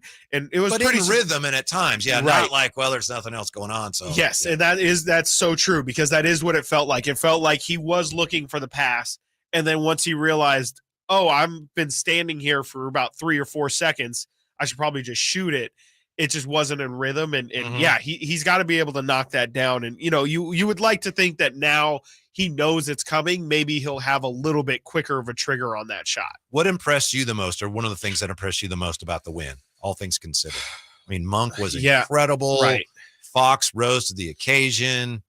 I think it's got to be 2 things of De'Aaron Fox absolutely stepping up and having the performance he had. For him to have 38 points in his playoff debut in a game where the team needed him to have every single one of those points, that's massive, because that is some superstar stuff. That's the kind of thing that gets you into the conversation with these young guards that everybody likes to talk about, the John Morants, the Trae Youngs, and you're now in that conversation, Donovan Mitchell as well. De'Aaron's putting himself in that conversation. The other one is honestly just the bench coming in and being as productive as it was. Malik Monk, obviously his game speaks for itself, but I mentioned Davion Mitchell, who hit the first 3 of the game when no one could hit one. I just thought Davion in general played it really, really well. I thought he was really under control. He had 4 assists. He was leading the team in assists heading into the fourth quarter, which I don't think he's done all season long. I thought he did a great job of just getting dribble penetration and finding open. He did a guys. lot of the things that they drafted him to do. Exactly, which frankly you just haven't seen him be that true point guard. He looked like a real backup point guard last night, on Saturday, which was incredible to see. And then Trey Lyles, who came in and just didn't miss a beat and just came in hitting shots and really kind of delivered the first punch for Sacramento. It felt like once Trey came in, that's when Sacramento's offense started to get going. So to me, the big winner was the bench. Are you ready to give your big winner, your biggest surprise? Well, for me, it was the whole thing about Sabonis, that they shut him down and they still won the game. Yeah. I mean, that's massive. Yeah. Right? I mean, that's a guy, again, like he's third team all NBA. He's you figure you're going to slow him down, but not completely neutralize him like they did. Yeah. And they showed Bobby Jackson. Bobby Jackson was there, of course.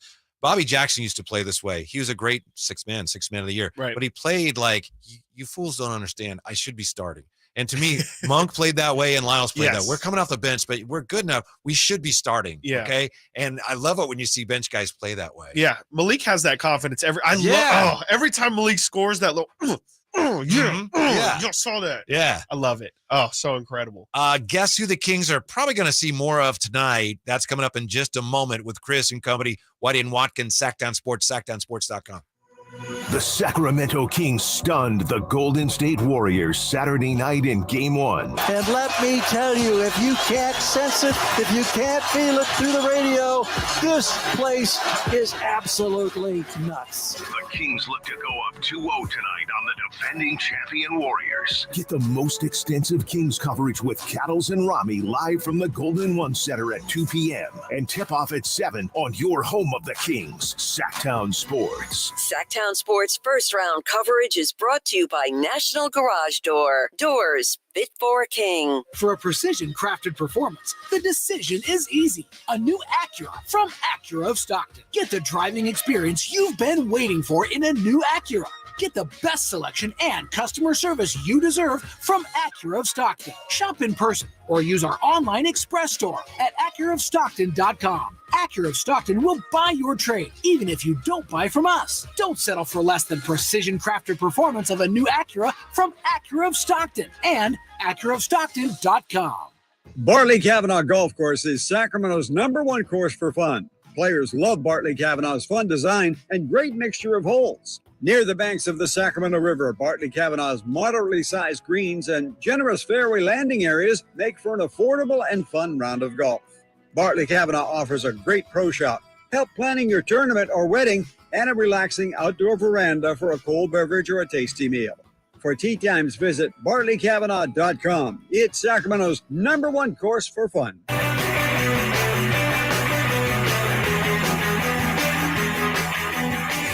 Keeping you company with the company. It's Chris and Company with Chris Watkins on Sactown Sports. Your local sports leader.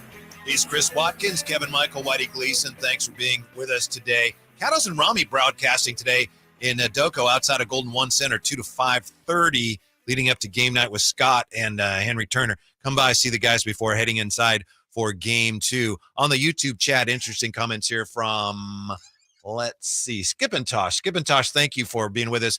Skipintosh says, Sabonis had a 16-rebound double-double. He was slowed down, not taken out of the game, LOL. Yeah, but as you know, there's a big element of what he brings to the Kings offensively that was taken out of the game. Yeah, absolutely. I mean, you're lying to yourself if you think that Domantas Sabonis had the type of game that he's capable of having. And yeah, he still managed to find impact because that's why he's a great player. That is why he's also, third team all NBA, is because he finds ways to impact the game besides scoring. But, he had 16 rebounds, but 2 assists. I mean, that's, again, only the 4th time this season Sabonis has had 2 assists or less. He was clearly not himself in that game. I think, it's very clear that he has another level, another couple levels that he could reach. As for the most impressive aspect of the win, Scooter916, hey, guys, just wanted to take a second from work. So you're missing the real best part. They did not panic when shots weren't falling. They battled and were consistent. Sure. Perseverance. Absolutely. Thank you, Scooter. Right, absolutely. You should take more moments off of work. It's a great, you should, yeah. Great message. Contribute to the show whenever you can. Yes. That was huge because, again, this is this team's first collective experience in the playoffs together. For them to not at any point really freak out and, overreact to, again, 2 Warrior 10-point leads in that third quarter. We're always calm. Another thing I really want to shout out, I think you mentioned it last week, how Mike Brown talked about palms down instead of palms up, correct? In terms of Kevin Herter had mentioned that on Dave's show. On Jay Ross and Dave Wiggins, the other guy. He mentioned that you don't want to complain. Palms up. You don't want to be asking why, ref, right. Calm, breathe, relax. There were a couple different moments where I saw Domantas Sabonis put his hand on De'Aaron's chest and kind of pull him away, and almost like maybe I'm reading too much into this because I had that in my head, but it did feel like it was hey man, like we talked about this, we're just going to power through. It didn't feel like, I can't remember a single time where I really felt like Sacramento was complaining towards the referees. And obviously Draymond is notorious for always being in referees' ear. To me, that was another big thing, is that they just seemed to stay locked in and stay focused on the task at hand and never let any of the outside, the antics, Draymond pulling Sabonis down at the end of the game. I was going to ask you about that. Just kind of always kept calm, never, gotten outside the game, never let the refs distract them. And I think that was another huge reason why they were able, like Scooter said, to just kind of never overreact and always just take the runs as they were and be able to respond the way they did. 2 interesting moments at the end of the game. I don't know how much of it they showed on TV. You watched it on TV, so you would know, but that was an interesting situation on the Warriors' fateful 3, not the last second one at the end of the game, but before that, their prior possession that began with Draymond sitting on Sabonis, or Sabonis pulling Draymond down. That is what it was. Yeah, and I could see, if I'm Draymond, I'm thinking, as long as he's not down there, that's good for us. And I could see Sabonis thinking, as long as he's not down there for them on this key possession, that's good for us. 2-minute report said it was should have been a double foul. It didn't matter. The Warriors ended up with a decent look there, but they missed. But there was also, Monk makes the free throw to make a 126-123 timeout. Warriors with 2.9? 2.9. And when the ball went in, Harrison Barnes, he didn't know if the ball's going in or not, obviously. He and Draymond got a little tangled up, and Draymond gave a little bit of chicken wing there for Harrison Barnes. Yeah, I think a little bit more than just your run-of-the-mill chicken wing. I am definitely, you pointed that out to me this morning. I'm going to be watching those two interact like a hawk from now on, because I do know that there's a little bit of history. Obviously, Draymond Green is notorious for calling Kevin Durant quite literally in the Oracle Arena parking lot right after they lose Game 7 to Cleveland, calling Kevin Durant saying, "Hey, KD, HB is going to be gone next year, or we can ship him off next year, or whatever. He won't resign. Come over here." And, HB obviously didn't feel great about that just mere moments after they lost Game 7. So I think there's a little bit of animosity in there. Of course, Harrison Barnes will never let us on, as he's the ultimate professional, but I will definitely be watching those two interact with each other, because Draymond, as we know, is no stranger to altercations, and it'll be interesting to see if he can get under Mr. Cool, Calm, and Collected Harrison Barnes' skin. Tell you who we're going to see a lot more of tonight, if you don't already know, in just a moment. First on the YouTube chat, Matthew Henson. Warriors have no depth.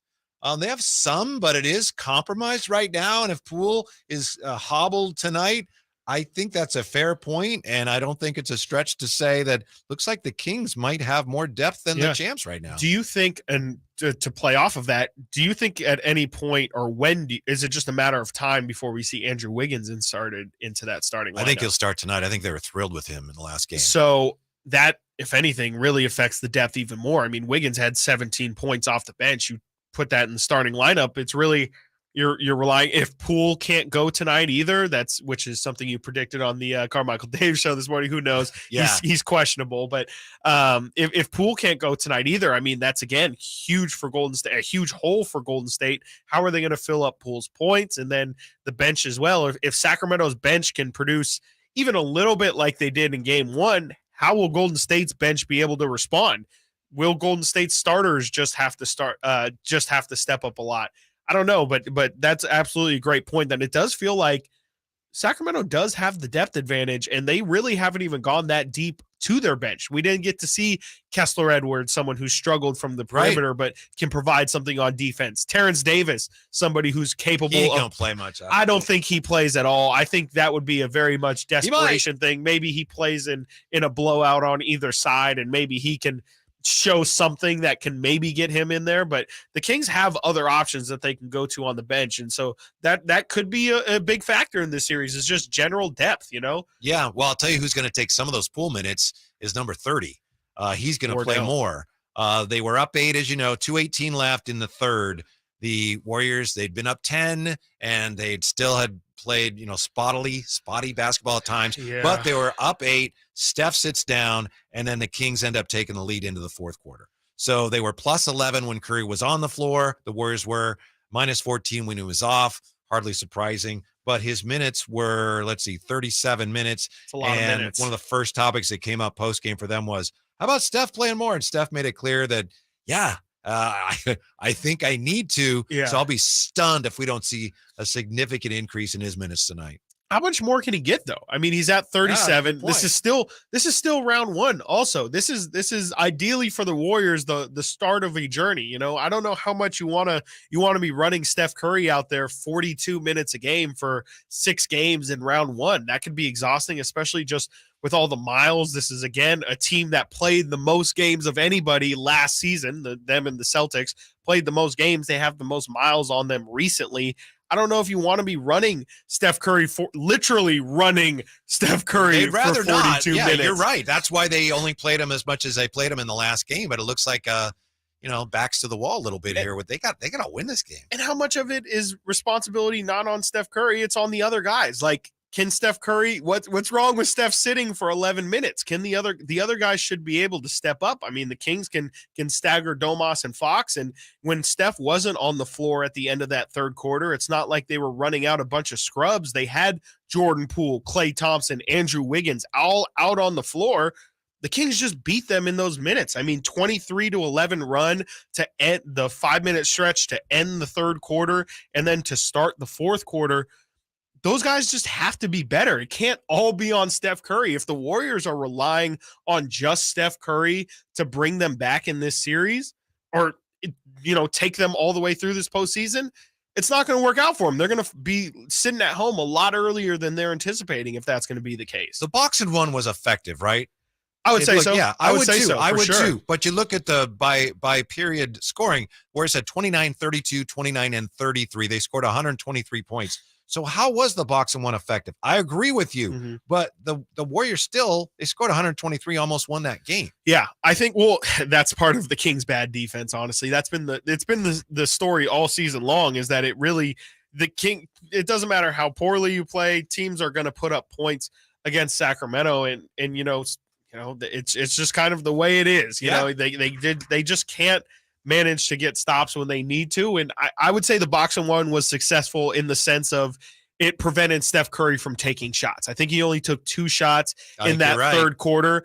To me, that's where we talk about you have to live with some things. You got to take, even if the Warriors are going to succeed in those moments, you got to live with somebody else beating you. You can't let Steph Curry be the only one who's going to beat you. You got to make Andrew Wiggins shoot 1 of 8. You got to make Klay not shoot well until late in that fourth quarter. I'm totally fine with how the boxing one ended up turning out. We're going to look in a moment here at the chess match, why Steve Kerr says it doesn't matter, why the game's last play was utterly fascinating. That's next. Chris and company, Whitey and Watkins, Sactown Sports. It's Cattles and Rami. Dave, can you please delete some of your emails? Because when I come in and I go to Gmail, when you have 2,753 emails in your inbox. I legitimately don't understand how people do that. I can't. What kind of animal? Like, I told you. I told you exactly what kind of animal. Cattles and Rami, weekday afternoons from 2 to 6 on Sactown Sports. Sacramento weather is brought to you by Arnold Law Firm. I'm Tamara Berg in the KCRA 3 Weather Center. Welcome to a new work and school week. Looks like it'll be a cloudy start to the day. Temperatures a bit cooler with highs in the mid-60s. It'll be occasionally breezy this afternoon with overnight lows in the 40s. Get the latest forecast on the KCRA 3 News and the KCRA 3 app. The Arnold Law Firm has seen how a collision can turn anyone's life upside down in a heartbeat. So remember to be a little more alert on the road and stay safe. The Arnold Law Firm, providing real justice for you since 1975. Call 916-777-7777. Hey, you want to be around people having a great time? You need to come check out Capital Casino, offering the most varieties of table games in the region in the friendliest environment. Come for the food, which is awesome, of course, and stay and play. Conveniently located in downtown Sacramento at 411 North 16th Street, right there in downtown Sacramento for over 20 years. Cap Casino, best food, best games, and of course, the best action. And please gamble responsibly. 1-800-GAMBLER. Quick Quack Car Wash is a proud partner of the Sacramento Kings and congratulates them on making the playoffs. To celebrate, Quick Quack is giving you the chance to win a free year of car washes. That's right. Get your ride washed anytime you want for an entire year for free. Just text KHTK to 41284. That's KHTK to 41284 for your chance to win. Quick Quack Car Wash, where you can wash your car all you want with an unlimited membership and enjoy fast service in under 3 minutes. If you have unfiled taxes or are in debt to the IRS, this is important news. The IRS just rolled out a new program to help struggling taxpayers more easily resolve their tax problems. It's called the Taxpayer Relief Initiative, and it opens up powerful new options for people looking to get back on the right track with the IRS. And no one knows this program like the professionals at Optima Tax Relief, America's most trusted tax resolution company. They've resolved over $1 billion in tax debt for their clients and have the expertise and experience to help you. One easy call to Optima can start the process, helping to put an end to your worries of wage garnishment, asset seizure, and other aggressive IRS actions. Make today the beginning of your fresh start with the IRS. Call the experts at Optima Tax Relief now for your free confidential consultation. Call 800-343-6460. 800-343-6460. 800-343-6460. Optima Tax Relief. Some restrictions apply. For complete details, please visit OptimaTaxRelief.com. Jiffy Lube's Country in the Park, Northern California's biggest country music festival of the year, is back May 5th and 6th at Cal Expo, starring Lady A, Chris Young, Brett Eldridge, and so many more. Plus, a Boots Boot and Line Dance Saloon, interactive lounges, and Sacramento's best food trucks. Weekend passes start at just $80. Tickets are on sale now at SactownSports.com. Country in the Park, brought to you by Cache Creek Casino Resort, Hanley's Western Wear, and Quick Quack Car Wash. Guys, did you know your testosterone affects everything in your system, including how you feel and perform every day? Right now, Revive Men's Health Sacramento will check your testosterone for free. Knowing your T levels is the first step in understanding if you have low T. Your testosterone level impacts your energy, libido, sleep, weight, hair loss, mood, and even ED. Maintaining an appropriate T level can change your whole life. Most men start to see changes in their hormone levels in their 30s. Experience and results matter. So what are you waiting for? Get your T levels checked today by local, experienced, and trusted men's health experts. They've helped thousands of men since 2011. They're so confident they can help you, they even guarantee it. Call Revive today and schedule your free testosterone test, free exam, and free consultation. Call Revive Men's Health at 916-277-8599. That's 916-277-8599. Or visit ReviveMen'sHealth.com. At aimyourdigital.com, we'll help you target the right audience, build your leads, and crush your quota. Take your business to the next level. Our digital marketing strategies help grow awareness of your product or service, all while building trust in your business. Our approach involves leveraging multiple tools and strategies to deliver exceptional results that are customized to your unique business needs. Don't wait to run out of sales leads. Keep your business growing. Get started with aimyourdigital.com today. There's really nothing better than hitting the open road in a new Honda. And at Northern California's #1 Honda dealer, Stockton Honda, we are proud to provide our best selection to get you there. Buying from Stockton Honda couldn't be smoother. Wherever the road you travel might lead, Stockton Honda is happy to get you there. Anytime, anywhere, it's all here. StocktonHonda.com. Claim based on 2022 total new and Honda certified pre-owned vehicle car sales from American Honda Motor Company's own one report. Sactown Sports Headlines. I'm Chris Verlad with your Sactown Sports Headlines.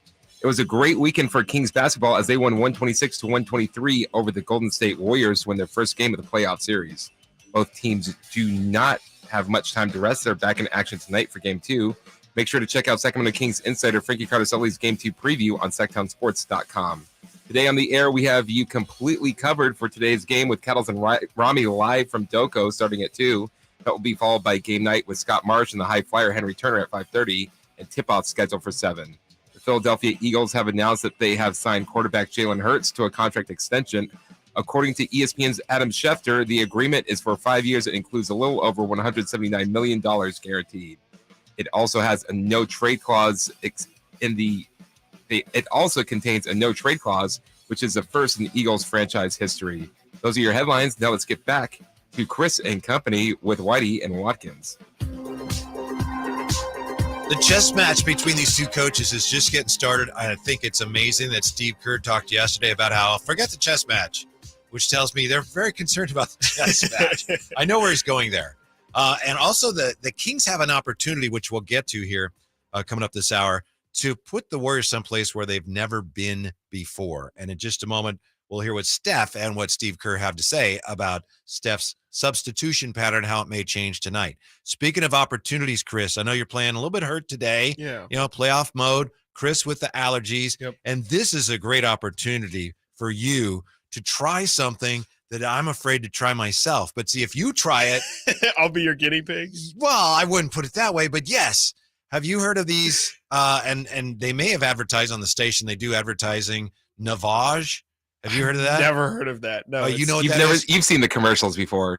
It looks great, so. but I'm afraid to try it. But part of me says that would work really well. So I'm wondering if we could get you to try it, and then that way, like the neti pot. Yeah, for sure. You just kind of run water through from one nostril all the way through the sinuses out the other. I have done this before. Oh, you have? It definitely simulates drowning. That's how I would describe. It's probably not what it says on the box. Breathe through your mouth.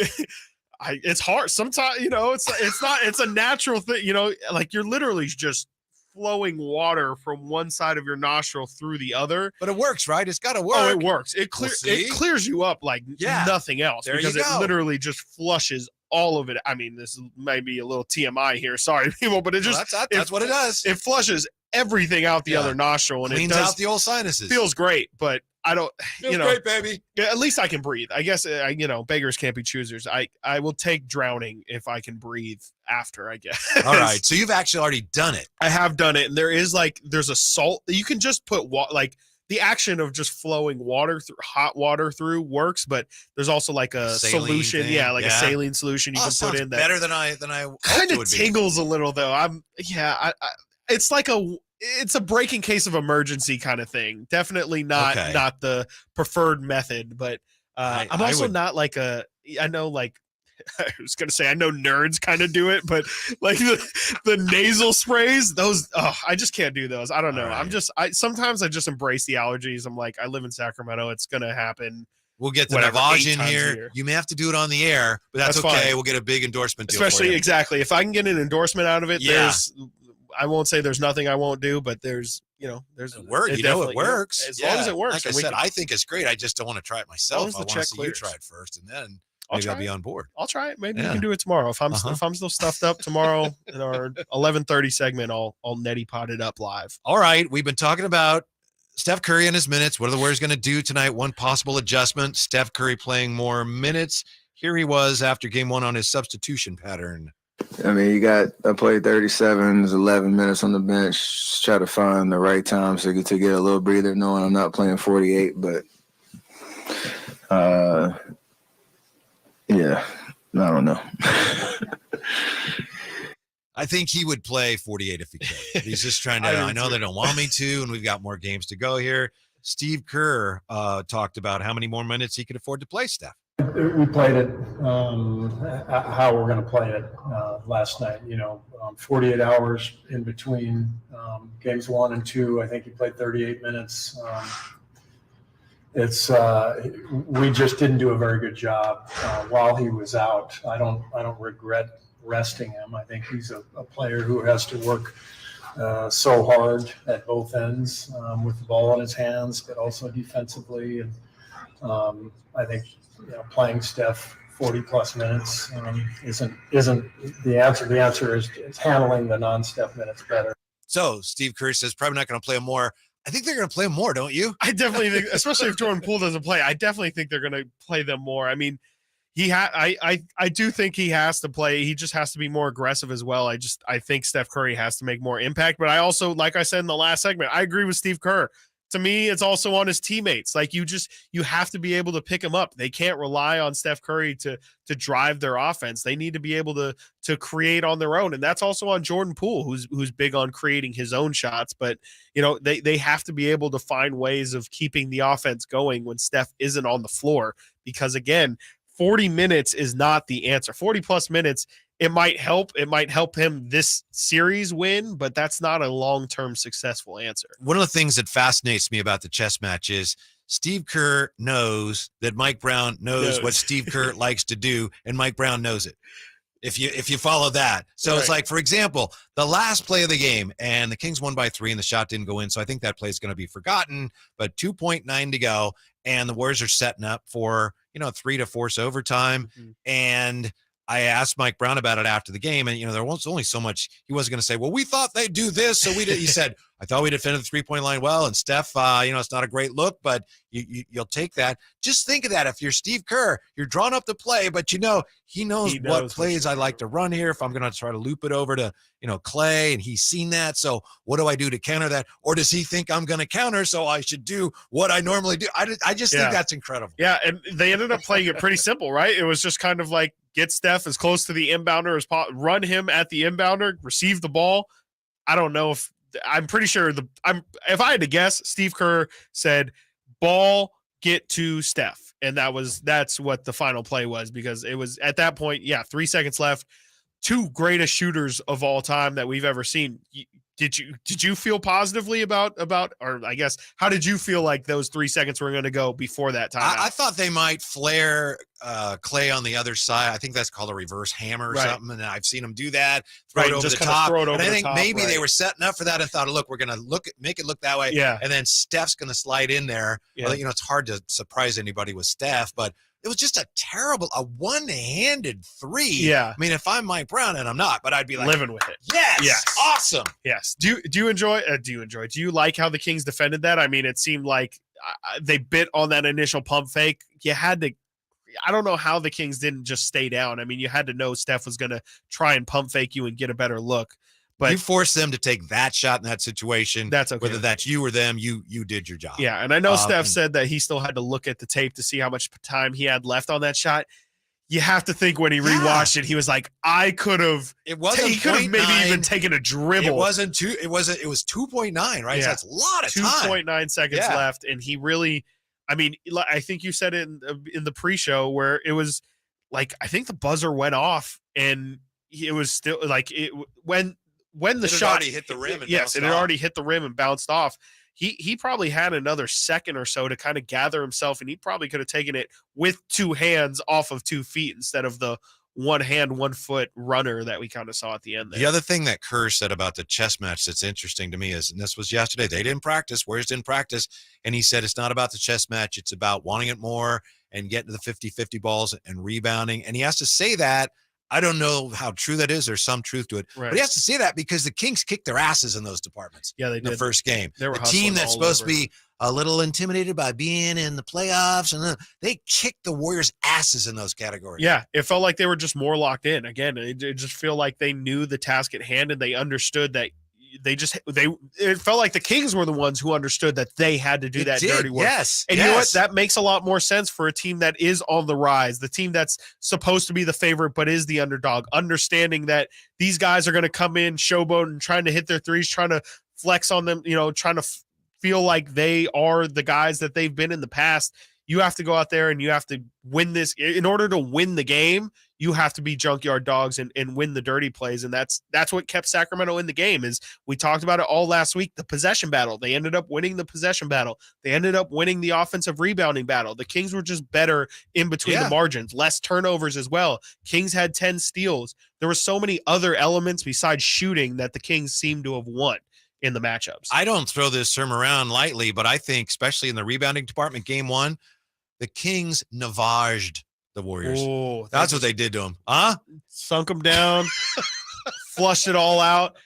There's a little bit of that. And tonight they have a chance to just completely just neti pot all that out. Yes. And 16 years just neti 16 potted years net the it ball's all right out of there. You don't need to worry about it. You don't need to think about it. Just let it flow all the way out. And I what love that it. means is that the Kings can put Kerr's Warriors in a dark place they've never been to before. And that's next.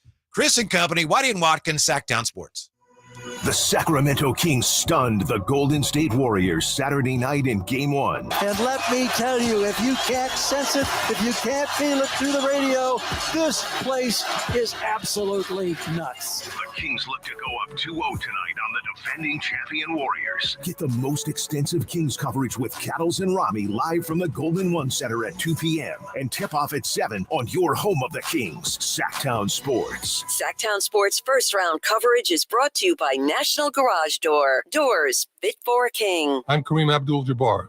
I learned about atrial fibrillation the hard way. My symptoms would come and go. Shortness of breath, fatigue. I kept going. Then I got so lightheaded, I couldn't. My doctor said I have AFib, so I'm about 5 times more likely to have a stroke. Other symptoms, irregular heartbeat, heart racing, chest pain can come and go, but the risk of stroke stays. If you have symptoms, tell a doctor. Visit notimetowait.com. Sponsored by Bristol-Myers Squibb and Pfizer. Bonneville International Radio Station contests are open to participants at least 18 years of age and older that are residents of California and who reside in one of the 6 counties that make up the Sacramento metro area, unless otherwise specified. Employees or agents of the station, Bonneville International Corporation, other area radio stations, or any entity associated with the contest are not eligible to win, unless the station otherwise specifies in its own discretion. Persons who have won in the last 30 days from a station contest or event may not be eligible. For a copy of the general contest rules, visit KHTK.com. When I want to stretch out after a long day, my sofa needs to be comfortable, but it also needs to look attractive and inviting when guests come to visit. Hi, I'm Frank LaRosa with a word about Naturewood Home Furnishings. We spend so much time on our living room sofas that we forget they're a focal point and a hint to our decorating tastes. Right now, during Naturewood Home Furnishings sofa sale, you can save on every sofa, including gallery-exclusive custom-ordered flex steel furniture. Whether you're interested in a new sofa, sectional, or recliner, you can choose from hundreds of colors and fabrics. Nobody has more styles and choices than Naturewood Home Furnishings. And when it comes right down to it, it's all about choices and always about quality. Shop Naturewood for the look you love at a price you'll love even more. Visit Naturewood Home Furnishings right now for this remarkable sofa sale. Off Highway 50 at Hazel, look for the water wheel. Great team. Where's the defense? Defense! Okay, everyone take a break. Greetings, Sacramento. Doug Christie here for the Good Feet store, asking, when is something too good to be true? When it probably is. And had I not experienced it for myself, this spectacular season would definitely qualify as too good to be true. So everyone out there in radio land, continue to enjoy. Something else that could seem too good to be true is Good Feet Arch Supports. But trust me, I've experienced firsthand the comfort, balance, and support possible with Good Feet Arch Supports. And so have countless others who have pretty much given up hope. It's time you felt good again. Take your feet to the Good Feet store for free personalized arch support, fitting, and test walk. Experience for yourself the comfort, balance, and support missing in your life. The Good Feet store in Sacramento, Roseville, Stockton, Modesto, and now Vacaville, online at goodfeet.com. It's a myth to think you don't play golf well enough to get fitted for golf clubs. The professionals at the Hagen Oaks Player Performance Studio would argue that playing the game with golf clubs properly fitted to your body and swing characteristics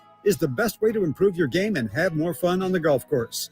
With a professional staff of fitters, all the major brands of equipment, and cutting-edge technology featuring TrackMan, the indoor-outdoor Hagen Oaks Player Performance Studio is worth a look.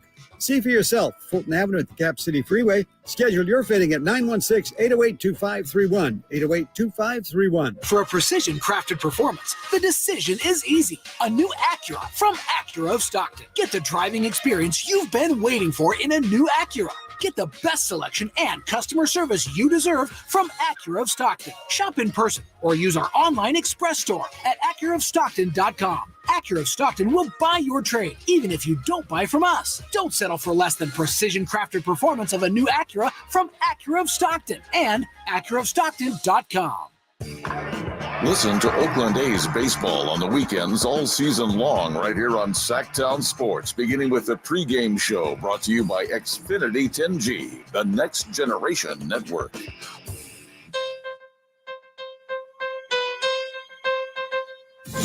Keeping you company with the company. It's Chris and Company with Chris Watkins on Sactown Sports. Your local sports leader. Interesting thoughts as always on the YouTube chat. Someone suggesting, I'm sorry I lost track who it is. We're getting so many responses here, which I appreciate very much. Someone suggests, hey, what about Len and Sabonis on the floor at the same time? That's funny. I asked Jerry Reynolds a few weeks ago on our old-fashioned 3 pod, there's any way you could do that, not against the Warriors specifically. Right. This was before the playoffs even started. He said, yeah, you could, but it would be tough against these guys. Yeah, I think that's kind of matchup dependent because that's a lot of size. That's also not a lot of spacing on the other end. That's Your also perimeter defense suffers if you do that. Perimeter defense is going to be an issue. A lot of teams, especially once they get to the postseason, just they hound switches. Maybe against a team like LA or something, a team that's the Lakers, a team that's a little bit bigger, you can do something like that. But I would be surprised. But there is an element, sure. I think it's at least worth exploring the exercise of should we just completely lean into the big thing? Is Golden State's going small and they're going very perimeter centric. We saw what Alex was able to do by himself. What happens if we just kind of go all in on that big front? Does that just completely shut down the paint, which Golden State really didn't attack too much in game 1? And does that allow us to get even more offensive rebounds and dominate the boards like they did in game 1? I don't think this is necessarily the series for it, but who knows? You never know. I didn't think Alex Len was going to play in the first place. So at this point, I guess anything is possible. Look at we're one game into all the series now. Look at all the surprises we've already had one game into these playoffs. I can't believe it. All over the place. Yeah, all over the place. There's upsets. We saw a 1-8 upset here in game 1. We saw Miami beat Milwaukee in game 1. Tons of injuries to talk about all throughout the. We'll get to all that. But we'll to get your to point, we can say, well, this, that. Who knows? One thing we do know, we talked about it just last week. game 1 too. Yeah. Long series. Sabonis does not have a really glittering playoff history to this point. And 16 rebounds, 12 points, but he was not the Sabonis the Kings are going to need him to be in game 1. Nope, he was not. And I mean, it's Sacramento. I don't know. They got the win without him doing that, but you can't expect. There's no way he could have that kind of series and realistically expect Sacramento to win. I mean, when we were doing that thought exercise last week of Steph Curry is going to be the best player in the series, where does everybody else fall? You and I both agree that Domantas Sabonis held that number 2 spot in terms of he needs to be the second best player in this series, the best king for them to have, I think, the ideal success that they want to have. So far, I mean, just off of Saturday's game, I would say he was third, maybe fourth most important player to the Kings' success that day. So I guess that's a positive for Sacramento that they were able to get the result with him not being so positive. But again, I just think if you want to feel comfortable about the team that you are in the playoffs, ideally that's Sabonis being the guy that you saw in the regular season and being that guy that you can account for offensively as well.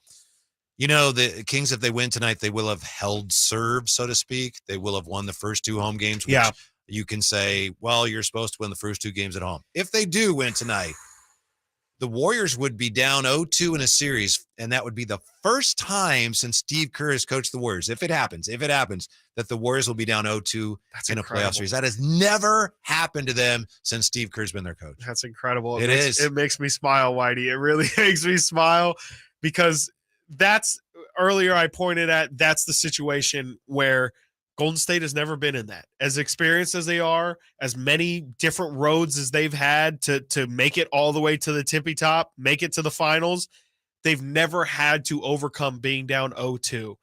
And sure, like you said, Sacramento's supposed to win 2 games. They're supposed to hold home court advantage. It's what they're supposed to do as the top seed. But that's where, again, and we talked about it a lot last week, that sows some real doubt into Golden State because then they can't say, we've been here before. Right. We've been through worse. You haven't. This is uncharted territory. And at that point, Sacramento's heading into Chase Center. They just won. This is all hypothetically. If they win today, They're feeling good. They're like, we won 2. Now it's our turn to play we only need to get one of these to feel really good. Sacramento then goes up 3-1 heading into game 5 back at Sacramento, potentially. Whitey, I'm glad I have a microphone in front of me. If the Kings win tonight, my sinuses are going to be gone. They're going to be clear. I'm going to be. They're going to be gone, or they're going to be clear. No, they're going to be both. They're going to be gone. I'm going to cleanse myself because I will need a microphone tomorrow if the Sacramento Kings go up 2-0. Because the hot takes will be flying tomorrow, Whitey. If the Kings win tonight. Yeah, I'm liable for anything point. Tomorrow. Please do not hold me accountable for anything I say tomorrow, because it will be cold takes exposed worthy. I promise you, because Whitey, looking forward to it. 2-0 lead. Yeah, this is heading into Chase. This is an opportunity for the Kings to do something. Obviously, 2-0 lead's great, but yeah, this is more than that, to put the Warriors in a position that they've never been in under Steve Kerr. Of course, they were down 3-1. You go back to Oklahoma City. They've been down 3-1, but they've never been down 2-0. And it's a great point you raised. Right. It's just maybe just a very, very, very thin crack in that championship facade. If they come in here with all the talk of their experience, okay, they have the experience, but if they got to go back home, tails between their legs a little bit, down 0-2. I'm not saying they're done, but yeah, some of those seeds of doubt start creeping in there. Just makes it a whole lot easier for Sacramento. And then again, it comes back to the point of, even if Golden State does come back and roar back and whatever, let's say Kings go up 3-1 and then Golden State wins the next 3 and they win the series. That's just not the first round series that Golden State wants to play. Again, an older team, a more veteran team, a team that's already been saying that they want to have as much rest and as much an easy a first round as possible. A 7-game series where they have to win 3 straight games potentially is not what Golden State wants for this playoff run at all. And it could end up, if it doesn't kill them this series, it could end up killing them down the line. So who needs this win tonight more? Obviously, both teams desperately would love to win this game, but which team needs this game more? I think Sacramento does. I would agree with you. I think Sacramento going up 2-0, while Golden State going up 1-1 is great for Golden State's prospects of winning this series, and they feel a lot better heading into Chase with their potential to go up 3-run coming back into game 5. I think if Sacramento, just for everything we just laid out, for them to have that cushion, also that 2-game cushion of, again, maybe game 3 doesn't go your way and you can kind of rest some guys down the stretch and put more impact on game 4. It's just giving yourself that cushion. And again, you feel good about yourself. And on the other side, maybe the Warriors start to feel a little bit of doubt, maybe start to feel the end being a little bit closer than they anticipated. And that's the best possible situation for Sacramento. I think if Golden State wins tonight, Sacramento probably is a little bit more scared, but there's also a little bit of a sense of urgency heading into Chase Center that they know that they need to win at least one of those games. Yeah, game 1, you smacked them in the mouth. You got the jump. But if the Kings lose tonight, not to be negative, but just look at it. If they do, then all of a sudden the Warriors come out of here feeling like we got what we needed. Yeah.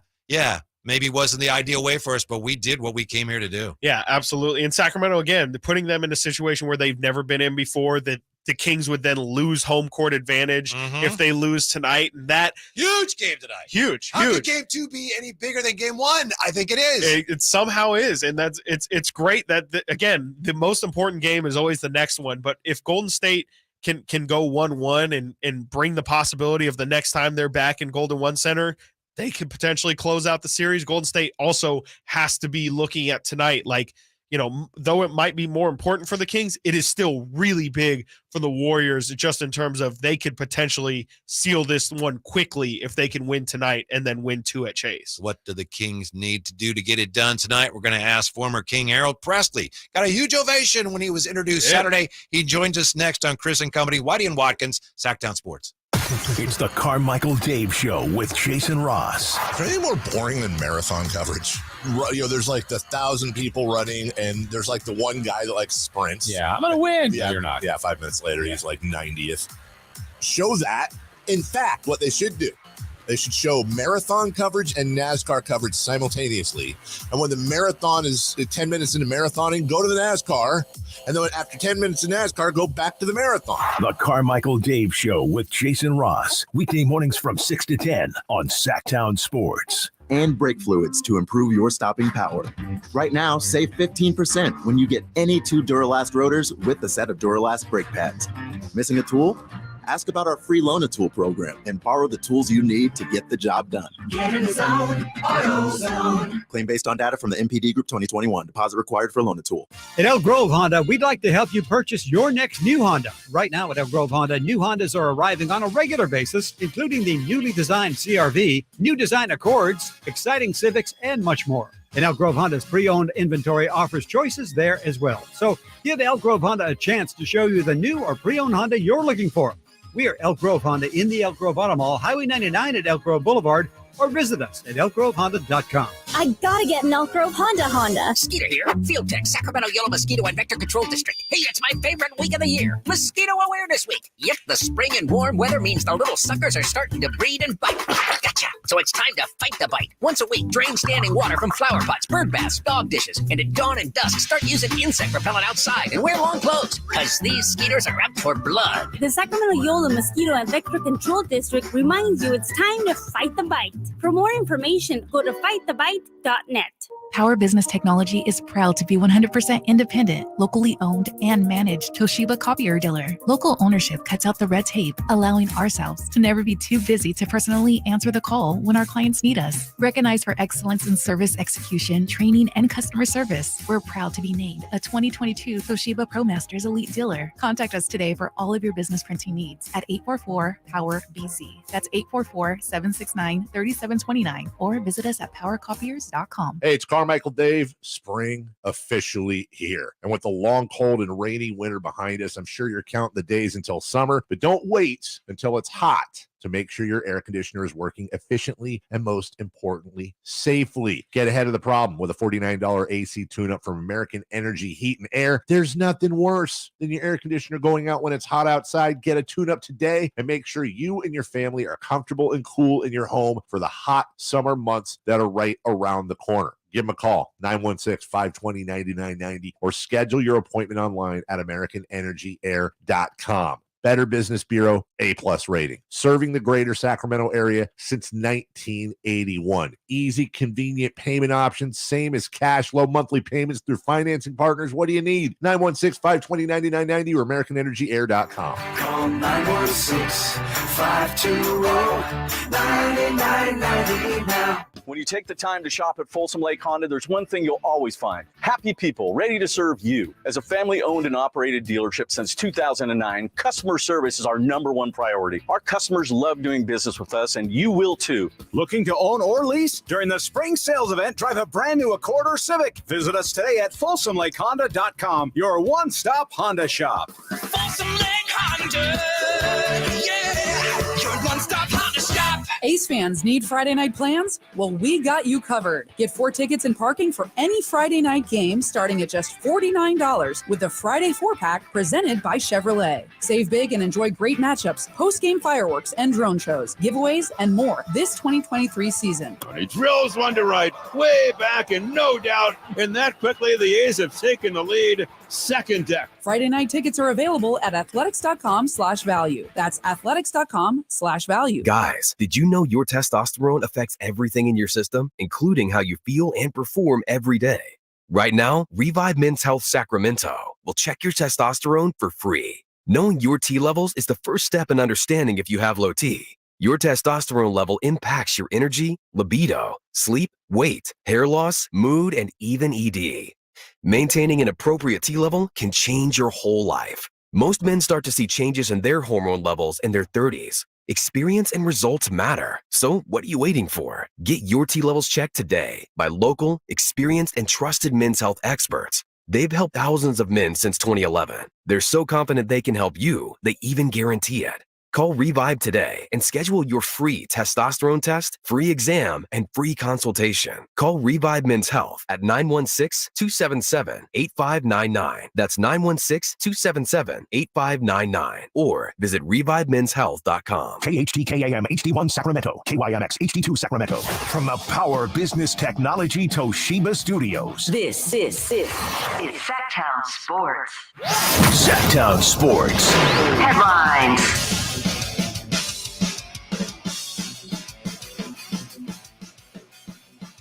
I'm Christopher Ladd with your Sactown Sports headlines. It was a great weekend for Kings basketball as they won 126-123 over the Golden State Warriors to win the first game of the playoff series. Both teams do not have much time to rest. They're back in action tonight for Game 2.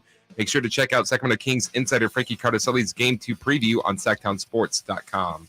Today on the air, we have you completely covered for today's game with Kettles and Rimey live from Doco starting at 2. That will be followed by Game Night with Scott Marsh and the High Flyer Henry Turner at 5:30 and tip-off scheduled for 7. Right now, we have former Sacramento King Harold Presley joining us with Whitey and Watkins on Chris and Company. One of the things that made Saturday night so magical, I mean, there's so many things. Seeing some of the former Kings that showed up at Golden One, right? Vlade, Bobby, Jay Will, Jason Thompson, yes. The talisman, the Iron Man, the most games played in Sacramento Kings history. And our next guest, he was the 17th pick of the 86 draft by your Sacramento Kings. Got a big ovation, and it's a pleasure to speak with him once again, the one, the only, Harold Presley. How are you, HP? Whitey, welcome back. How are you? It's so beautiful that you're here again. Well, thank you. Missed you. I appreciate that. My wife wanted me to say hi, but I think she likes you more than she likes me, so I'm not going to do that. Well, that's definitely understandable. How much fun did you have on Saturday? Have you ever seen anything quite like that atmosphere at the Golden One?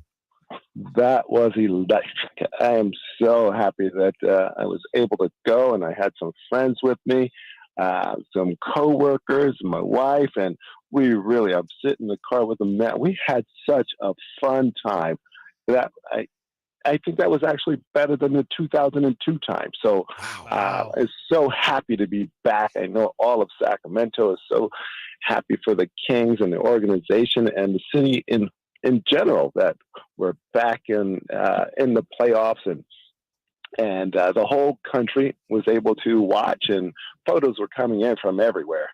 It doesn't matter which part of the country, everybody saw the game, and I believe they're all rooting for the Kings, except for Golden State people. And there weren't many of them there, Harold. There were very few Warrior fans there. Shocking, because just several months ago, it was filled with Warriors fans. So I'm glad they kept them out. HP, you to start that game, it felt like the players were obviously feeling the energy, and you're going to be hyped up. The emotions are high. Your adrenaline's going to be flowing, and the Kings starters really struggled to hit a lot of perimeter shots to start that game. How hard is it when you're in the middle of that kind of environment, that kind of atmosphere, the energy's flowing? How hard is it to slow yourself down in the middle of a game and kind of compose yourself to start knocking down shots because you're too amped up? Do you require a timeout, or is it something that you can do kind of in the middle of a game? I knew that several of the players were going to struggle at the beginning. I thought it would be tough for Keegan, but I also knew that the rest of them would come around in the second quarter. And Monk was just amazing. Let's just start with that. He just held everything together until Fox got rolling. And of course, Sabonis did his thing. He couldn't make any shots, but he did everything else necessary to keep the game close. So, but as the game went on, you could see that everybody started getting there. And I'm telling you, I was just really impressed with Monk that game. Mm-hmm. I know how good he is, but I didn't think that it was to that level. And then Fox just took over. I looked up and I'm like, when is Fox going to score? What? He's got 33. Where did that come from?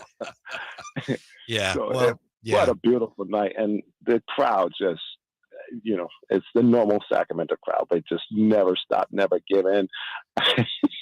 I was sitting with a referee.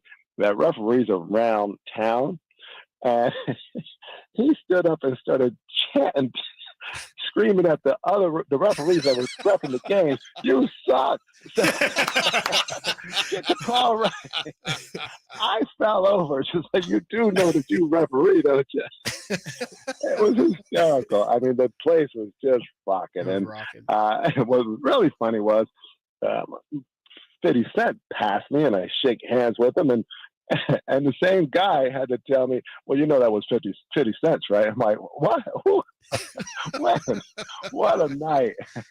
The great Harold Presley with us. I got to ask you real quick about a story Jerry told about you last week on the show, and it relates to, guarding like Steph. I don't know if you ever had to guard anyone like Steph, but Jerry said that one time you guys are playing Boston, and he told you, Harold, I want you, you're guarding Larry Bird. I want you to do this, this, and this. And you looked at him and said, you don't think I can stop him, do you? And Jerry said, I know you can't stop him, Harold. So I don't know if that's true, but did you ever have to guard anybody who moves around as much as Steph? Listen, let me start with that. I also knew I couldn't guard Larry Bird. I was faking it. Not many could. I can get this. Coach, give me the chance. Yeah, I was shaking. Like, I hope he doesn't embarrass me. And he did. But in any case, no. There's always been those guys that move. Reggie Miller was a mover. He didn't, not as much as Steph, but he just kept moving and going around picks. And Randy Whitman, who I played with, was a pain in the butt because he kept running off those picks when he was with Atlanta. And Tree Rollins and that whole crew just kept hitting me. And, it was after the game, Coach says, you might want to learn how to come around a pick. And I was like, well, you might want to teach me because that hurt. How come your teammates didn't call those out for you, Harold? My teammates laughed. That's just kind of tuned out. We got done with the game. They're like, yeah, you're going to need an ice bath. And they laughed.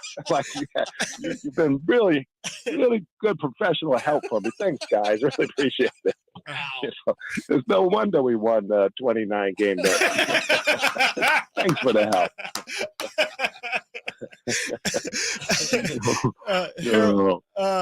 Whitey brings up Steph Curry there, and these are two of the best offenses in the NBA. Steph Curry's running around. The Kings have historic offensive ratings. What is it that surprises you most about today's game that you just didn't see coming all the way back when you played?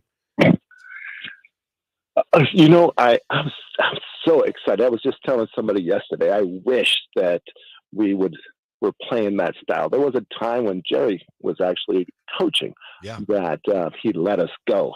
And we had Ricky Berry and Kenny Smith and Danny Ainge and Vinny Del Negro. And we were just lighting it up. We were just throwing the ball up from everywhere. And we went on a run. Unfortunately, we had to make some changes. Jerry had to step down, and they hired Dick Motter, who wanted to walk the ball up and give it to Wayman every time, and it just threw everything off. Of course, Ricky Berry shot himself, and that was a painful loss for us. So everything kind of changed at that point, and but we were right there. We were ready to play that style, and it was so. You can see it with the Kings right now. Right. And I think that they have to just take off and go. They got to just get the ball and go and be confident and know that that you're going to have to play your style, and you're just going to have to go make shots in order to take this series. Because we know the Warriors, they're the world champs, and they're used to being in this situation. They've been down 1-0 before. But the Kings have a great opportunity because they have the pieces. I didn't think the pieces were enough for this year, but they have shown me all throughout the year that they are ready and they're capable of beating the Warriors. So I'm excited for the rest of the tournament. I'm down in San Diego with my high school, Highlands Community Charter and Trade School, for a conference, but I should be back for a game 5. Nice. And not that there is going to be a game 5. Exactly. Might not be one. Yeah. All right, HB, you're the best. It's great to catch up with you. Appreciate your time very, very much. We will talk to you again soon. Enjoy the rest of the series. You have fun, and I look forward to seeing you soon in studio. All right. Thanks, Yes. Harold. Appreciate it. Heard it here first. All right, guys. Yeah. Man, Harold Presley, let me just say real quick here, what a nice guy he is. Texted him today. Haven't talked to him in a while. Hey, back on 1140, could you come on today? And he texts back. He says, I'm in San Diego, but I'm available. Then he texts back and says, your name's not coming up on my phone. Who are you? So before he even knew who I was, I'll come on with you. I'm down. Absolutely. For sure. That's I how love nice that. he That's is. Harold's the guy. And that was great. That was awesome from Harold. That's awesome. Glad he's enjoying this. I am too. And yeah, next time he called his own shot. He's got to come in studio next time. He said he'll be here for game 5. So yeah, he will do that. He'll be a part of the funeral that we'll host. Well, hang on now. Coming up, how the Kings King broke the Warriors defense and their spirit. It's up in just 90 seconds here on Chris and Company, Whitey and Watkins.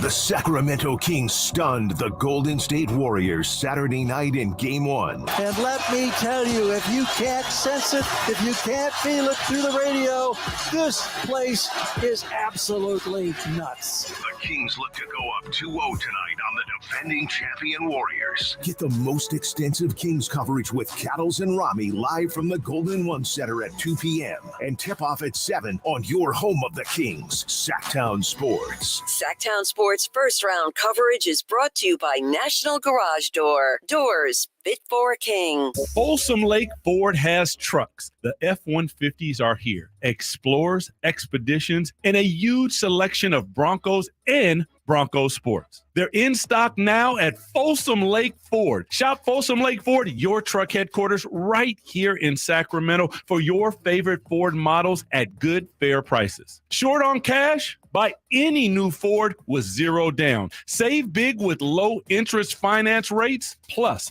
Folsom Lake Ford is paying top dollar for all trades. We want your vehicle regardless of mileage or condition. This could be the best time to buy a new Ford. Check out the huge inventory online at FolsomLakeFord.com or stop by the dealership and see the most recent arrivals. Looking for something special? Give them a call and tell them Doug Christie sent you. Folsom Lake Ford in the Folsom Auto Mall, your trusted dealer, my trusted dealer for over 30 years. FolsomLakeFord.com. 0 down with approved credit.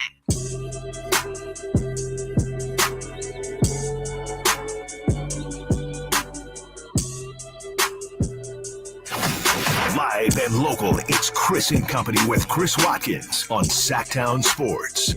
And what a glorious day to be a basketball fan in Northern California. What an epic day to be a Kings fan. Here we are, though, still basking in the afterglow of Game 1, and then it's like, all right, what's next? Game 2's tonight. Right. We're now officially in the second half of the show, so now we have to transition from Game 1 recap to now Game 2 preview. I guess we don't have to. But we're having so much fun. It was pretty fun. It was pretty fun. And this, I mean, we got a ton, maybe only 4 games here, but we got some time here still to enjoy each other's company. So Yeah. You think we're going to have any less time in this series than you did before Game 1? The door's definitely open. I was not anticipating 5 games being a possibility on either side, but like we talked about earlier, Sacramento picks up the win today. Things start to shift a lot in their favor. There was someone who thought it was going to go 5 games. Is it you, Chris Verlot, who said Kings I was in the one 5? that said Kings in 5. He did say Kings in 5. He did say Kings in 5. We'll have to. Yeah, no, we can't. We Pretty can't. impressive. Cash out I on mean, that. it's awfully early. It is early. It is painfully early. Right. I know it's probably going to be Kings in 4. Right, exactly my thought. It could definitely be Kings in 4. You're right. We are too early saying 5 games when really there's no reason to think that 5 games are even going to happen at the moment, right? Now, were you after the game ended? And I know you were in a different place than I was. I was up higher. But did you go like right down underneath, or were you in the concourse? Because the concourse was just you couldn't go nuts. in the concourse. No, the concourse looked I had to like, go through a little bit to get to the elevator, and I just took some video, and it was unbelievable. No, you couldn't move. I mean, it was a sea of people, and I don't know what the official attendance was. I'm assuming it was attendance record, but whatever it was, I feel like it was still wrong because it felt like there was 200,000 people in that arena, and the concourse was completely packed. I did not. I walked straight down the steps and was like, I had to do a post game. By the way, you can tune in after every single game. on the Sactown Sports 1140 YouTube channel. I will be going live almost immediately after the game. You got to give me some time to let the crowd clear out and let the floor clear out. But I try and go courtside and record a nice little live post-game recap show. So if you're not doing anything after the game, please be sure to tune into Sactown Sports 1140 YouTube, and I believe the Twitter page as well. I'll be live after every single Kings postseason. Was it hard for you to find the words after that last game?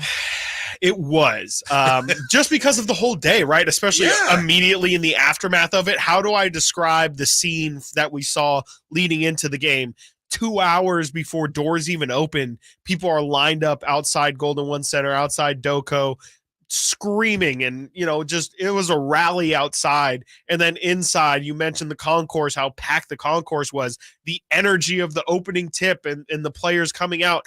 And then the game itself was an absolute classic, an incredible game. You're right. I came on the stream, and I do think the first words out of my mouth were just, they had to be facts. It was the Kings won this game, X score to Z score. De'Aaron had this points and these points, and wow. Because the other part of your brain was just... It wasn't working yet. It was still just screaming. Firing, And like, it was a little bit of Saving Private Ryan where it's just ringing, and I'm like looking around like, did the Kings just win a playoff game in a game that was hyped coming into it, and then they delivered on the hype, and then it was against the war? I feel like I'm still just reeling from it, and it was a dream, because the Sacramento Kings, even just this season, they haven't shown up to those big games where there's lead up, there's anticipation going into the game. They've fallen on their face flat against Minnesota, against San Antonio to end the season. So there was a little bit of doubt of, could this team rise to the occasion and finally deliver to the fans when they're expecting something to be delivered, and for them to actually come through on it and have it be it felt like a perfect setup for that Saturday to just be an incredible day. And it really was. Speaking of perfect setups, Cattles and Rami broadcast live today. Doco outside of Golden One Center, 2 to 5:30, leading up to game night with Scotty Marsh and Henry Turner. Come by, see the guys before heading inside for game 2. I'm going to make a confession to you. I even went to the original Arco once, and I know a lot of people around here went to the warehouse, right? Yeah. I went to one game there. Where was that located? It was on the way to the old one. I think they converted into office buildings. Okay. And I remember the first time I was coming up here to go to a game, it's like, do we need gas? There's an Arco station. Oh no, it is Arco. That's the arena. The first one. Yeah. So I was there once. I went to, of course, many games at the old Arco. Yeah. I assumed that this new building, being a modern building and bigger, I thought, it'll be loud, but it'll never be as loud as the old barn, the second building. Yeah. Because they had like the wood floors. And it would, right. So it would rattle. It would literally shake, and metal would clank. And But when I went from my seat just to the elevator to go down to the press room after the game, which was just a really short walk. It is, right? My ears were ringing. Yeah. And it was like, whoa. Yeah. It definitely got it. I still wouldn't say it got to Arco levels because of just like you're saying, science. There's exactly acoustics. There's a factual of loud, whatever. How do you measure sound? What is that? Well, it's decibels. Yeah. Decibels. Yeah, there's a certain decibel that you just can't reach, that you could reach at Arco because of, like you said, science, the way the building was put together. But the way that they constructed Golden One, where it is like it might the crowd is almost on Yeah. top of the floor. Yes. You have to feel that energy. And at least from an energy perspective, it felt like every single bit of an Arco Thunder prime 2000s game. Like all the energy was there. It felt like I was just waiting for Slamson to play with the Pirates of the Caribbean music and throw the sparklers around and everything. I know they sent him up into the rafters, but the energy was there, and I didn't think that it could reach that level. That's the loudest I've heard that building, hands down. The king of the kings. There were two, really.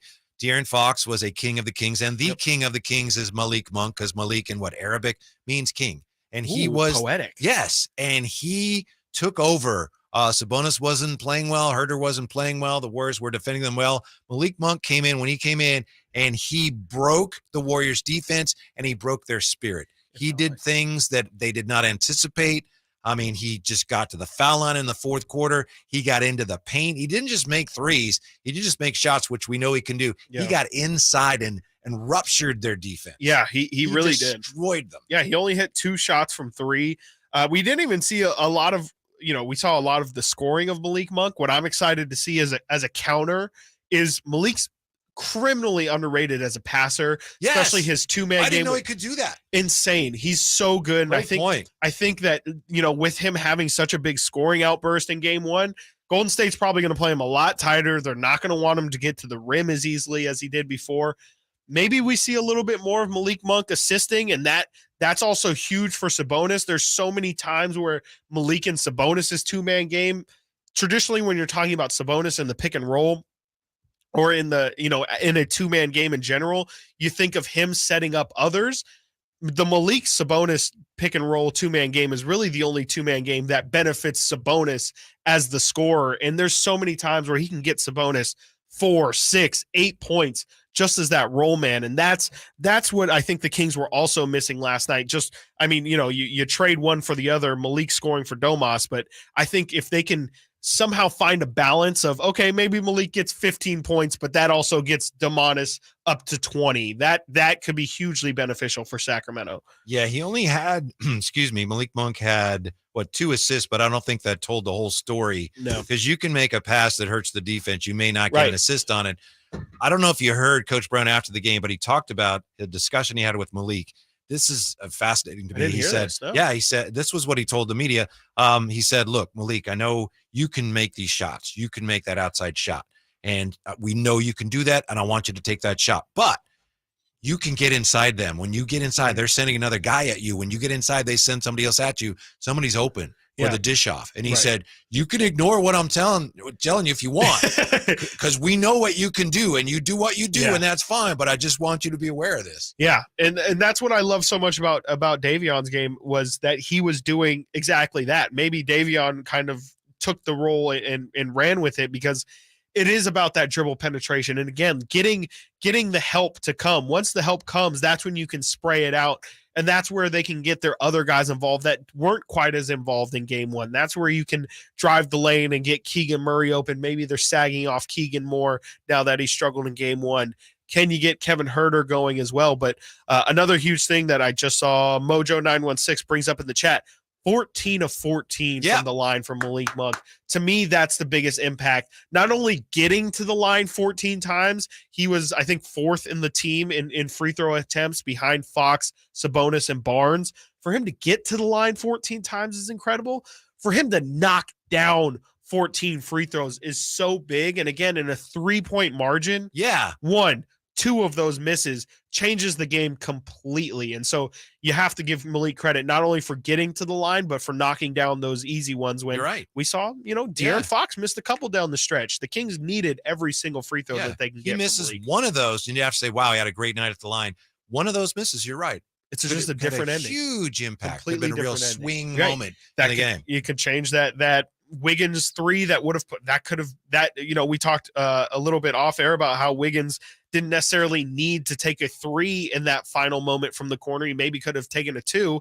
If that's a tie game instead of Warriors down 1, maybe he does go for that 2-point option instead. So there's just so many sliding doors moments that you can make. But again, just huge on Malik to have an incredibly efficient night from the bench all around for Sacramento, but Malik was the epitome of it.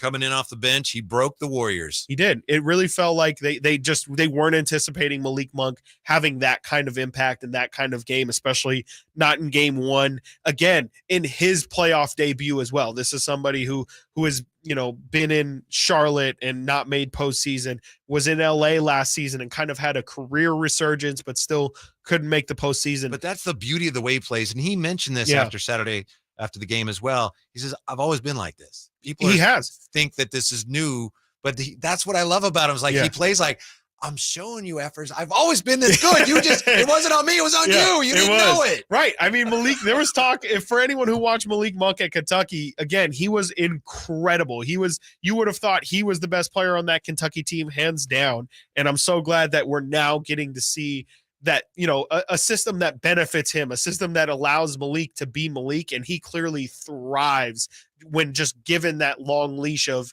hey, we know that there's a lot of bad that comes with your game. I did hear De'Aaron Fox talk about that as well, that Malik has just cleaned up his game a lot in the years that just De'Aaron has known him, which is a good amount of time. But he's just so much better with his shot selection. It makes him so dangerous when he can get hot like he did on Saturday. The Kings had success with, it wasn't quite the Fox and One, but we're working on that. There's an element of it. They had success with the Box and One. What Mike Brown says is the key to their success. It's actually kind of hard to believe, but we've got that for you up next on Chris and Company, Whitey and Watkins, Sactown Sports.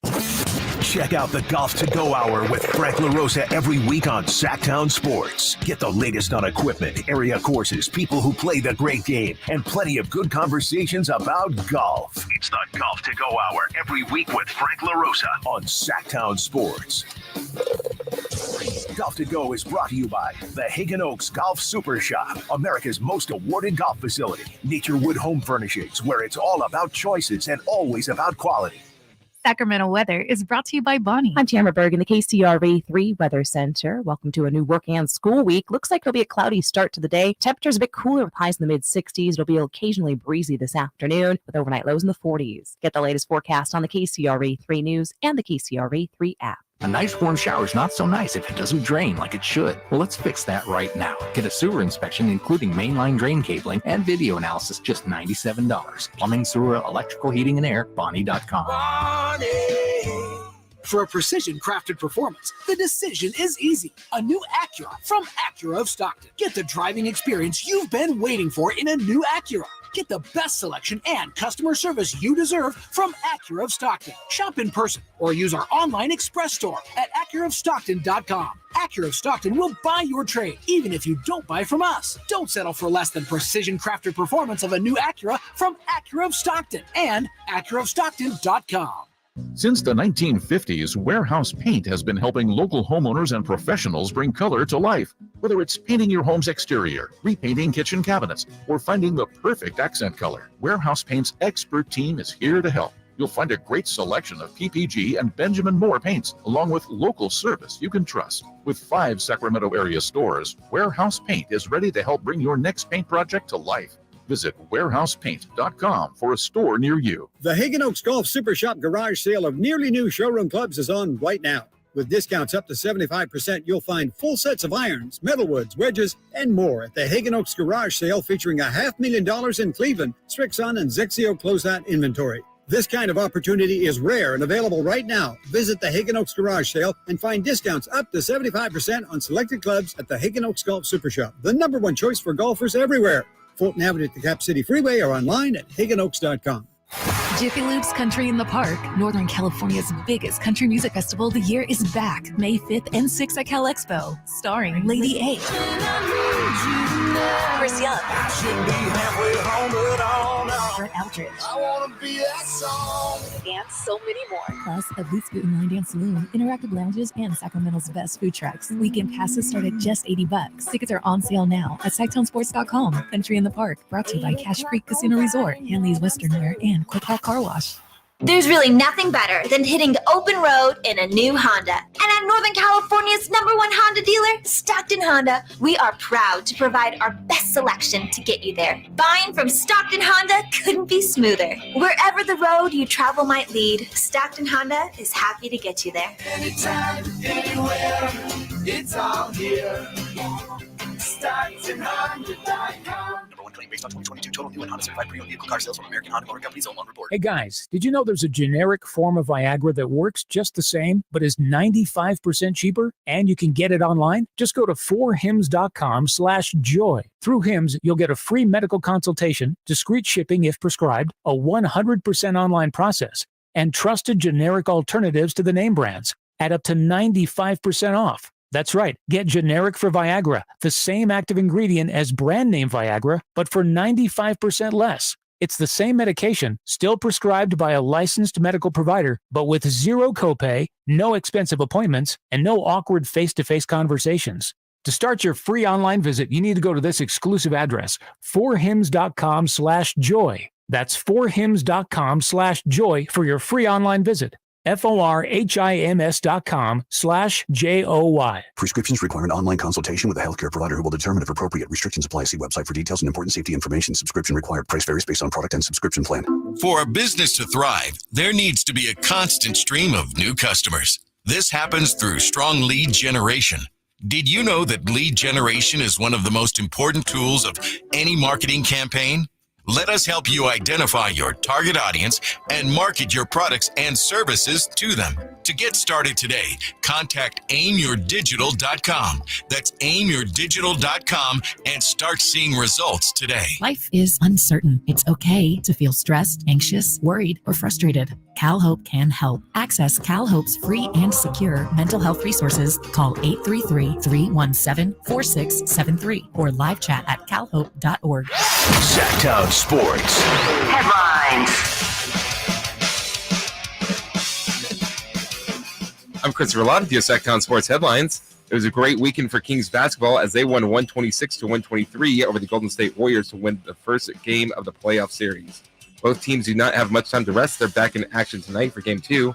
Make sure to check out Sacramento Kings insider Frankie Cardoselli's Game 2 preview on SactownSports.com. Today on the air, we have you completely covered for today's game with Kettles and Rami live from Doco starting at 2. That will be followed by Game Night with Scott Marsh and the High Flyer Henry Turner at 5:30 and tip-off scheduled for 7. The Philadelphia Eagles have announced that they have signed quarterback Jalen Hurts to a contract extension. According to ESPN's Adam Schefter, the agreement is for 5 years. It includes a little over $179 million guaranteed. It also contains a no-trade clause, which is the first in Eagles franchise history. For more on Jalen Hurts' extension, check out Emil Fragoso's report on SactownSports.com. Those are your headlines. Now let's get back to Chris and company with Whitey and Watkins. These things drive me crazy, Chris. ESPN is on it here, and they got a feature on what adjustments can be made for Game 2. And one of the adjustments they have for the Warriors is slow down Fox. Well, that's not an adjustment. Well, the Kings should try and slow down Steph Curry. That's a wish. Yeah. I mean, make more shots is not an adjustment. Yeah. It's what you hope to do, but, they're going to slow down Fox. Well, good luck doing that. I think my two big keys for tonight, Kings make more shots, also play better defense. Huh. Okay. If I had to give any... Well, you should be a coach. Those are my keys to the game right there. Chris's keys to the game brought to you by Tesla or something. I don't know. Wow, going high, huh? I don't know. Hey, brought man, to you by Navage. Trying to get him the Navage endorsement because he's got some allergies.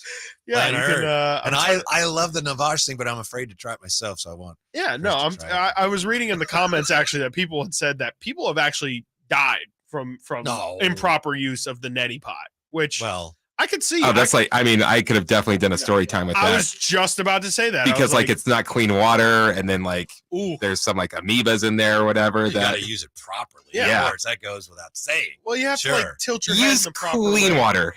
Yeah. Also, please be sure to not reuse the same water. First round playoff coverage on Sactown Sports brought to you by National Garage Door. National Garage Door, quality doors, quality people.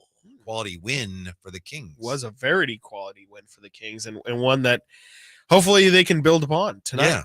Hopefully they can go into Golden One Center, take care of business, and I expect Golden State to obviously, like I said, I think that they're going to come out tonight and they're going to try and Golden State's going to try and win today. I'm going to write that down. I'm going to write that down. That's definitely add that to my keys as well. Warriors are going to try and win the game. Kings should try and prevent them from doing that. Yeah. Golden State's going to come out hot today. I mean, again, they know the recipe for how to win these series, especially when you don't have home court advantage. They've stolen a game on the road, and I believe every series that they've played in the postseason under Steve Kerr. They know that how important it is to win one on the road. And again, if they can win one on the road now, that loss on Saturday stings a little bit less, because then it does. It's just a little bit of a business trip. They took it at the end of the day. They can look back at the road trip. They don't play again until Thursday. If Golden State can take care of business today, they're going to look at this and say, you know what, that was successful. We competed. We had a shot to go up and win Game 1. You live with the result, but at least we took care of business in Game 2. If they don't win tonight, again, maybe some of those nerves, some of those anxieties start to seep in a little.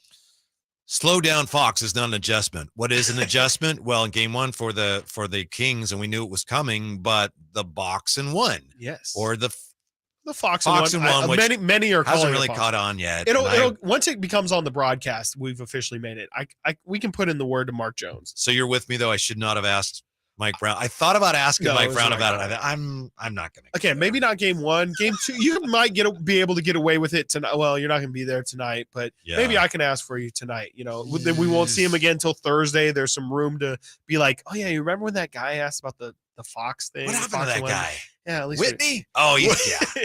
He's gone. He's gone. Whitney Gleason? Yeah, I think the Kings had success with that. Even though the Warriors scored 123, I think the Kings had success because Steph was not, for a while there, he wasn't getting many shots.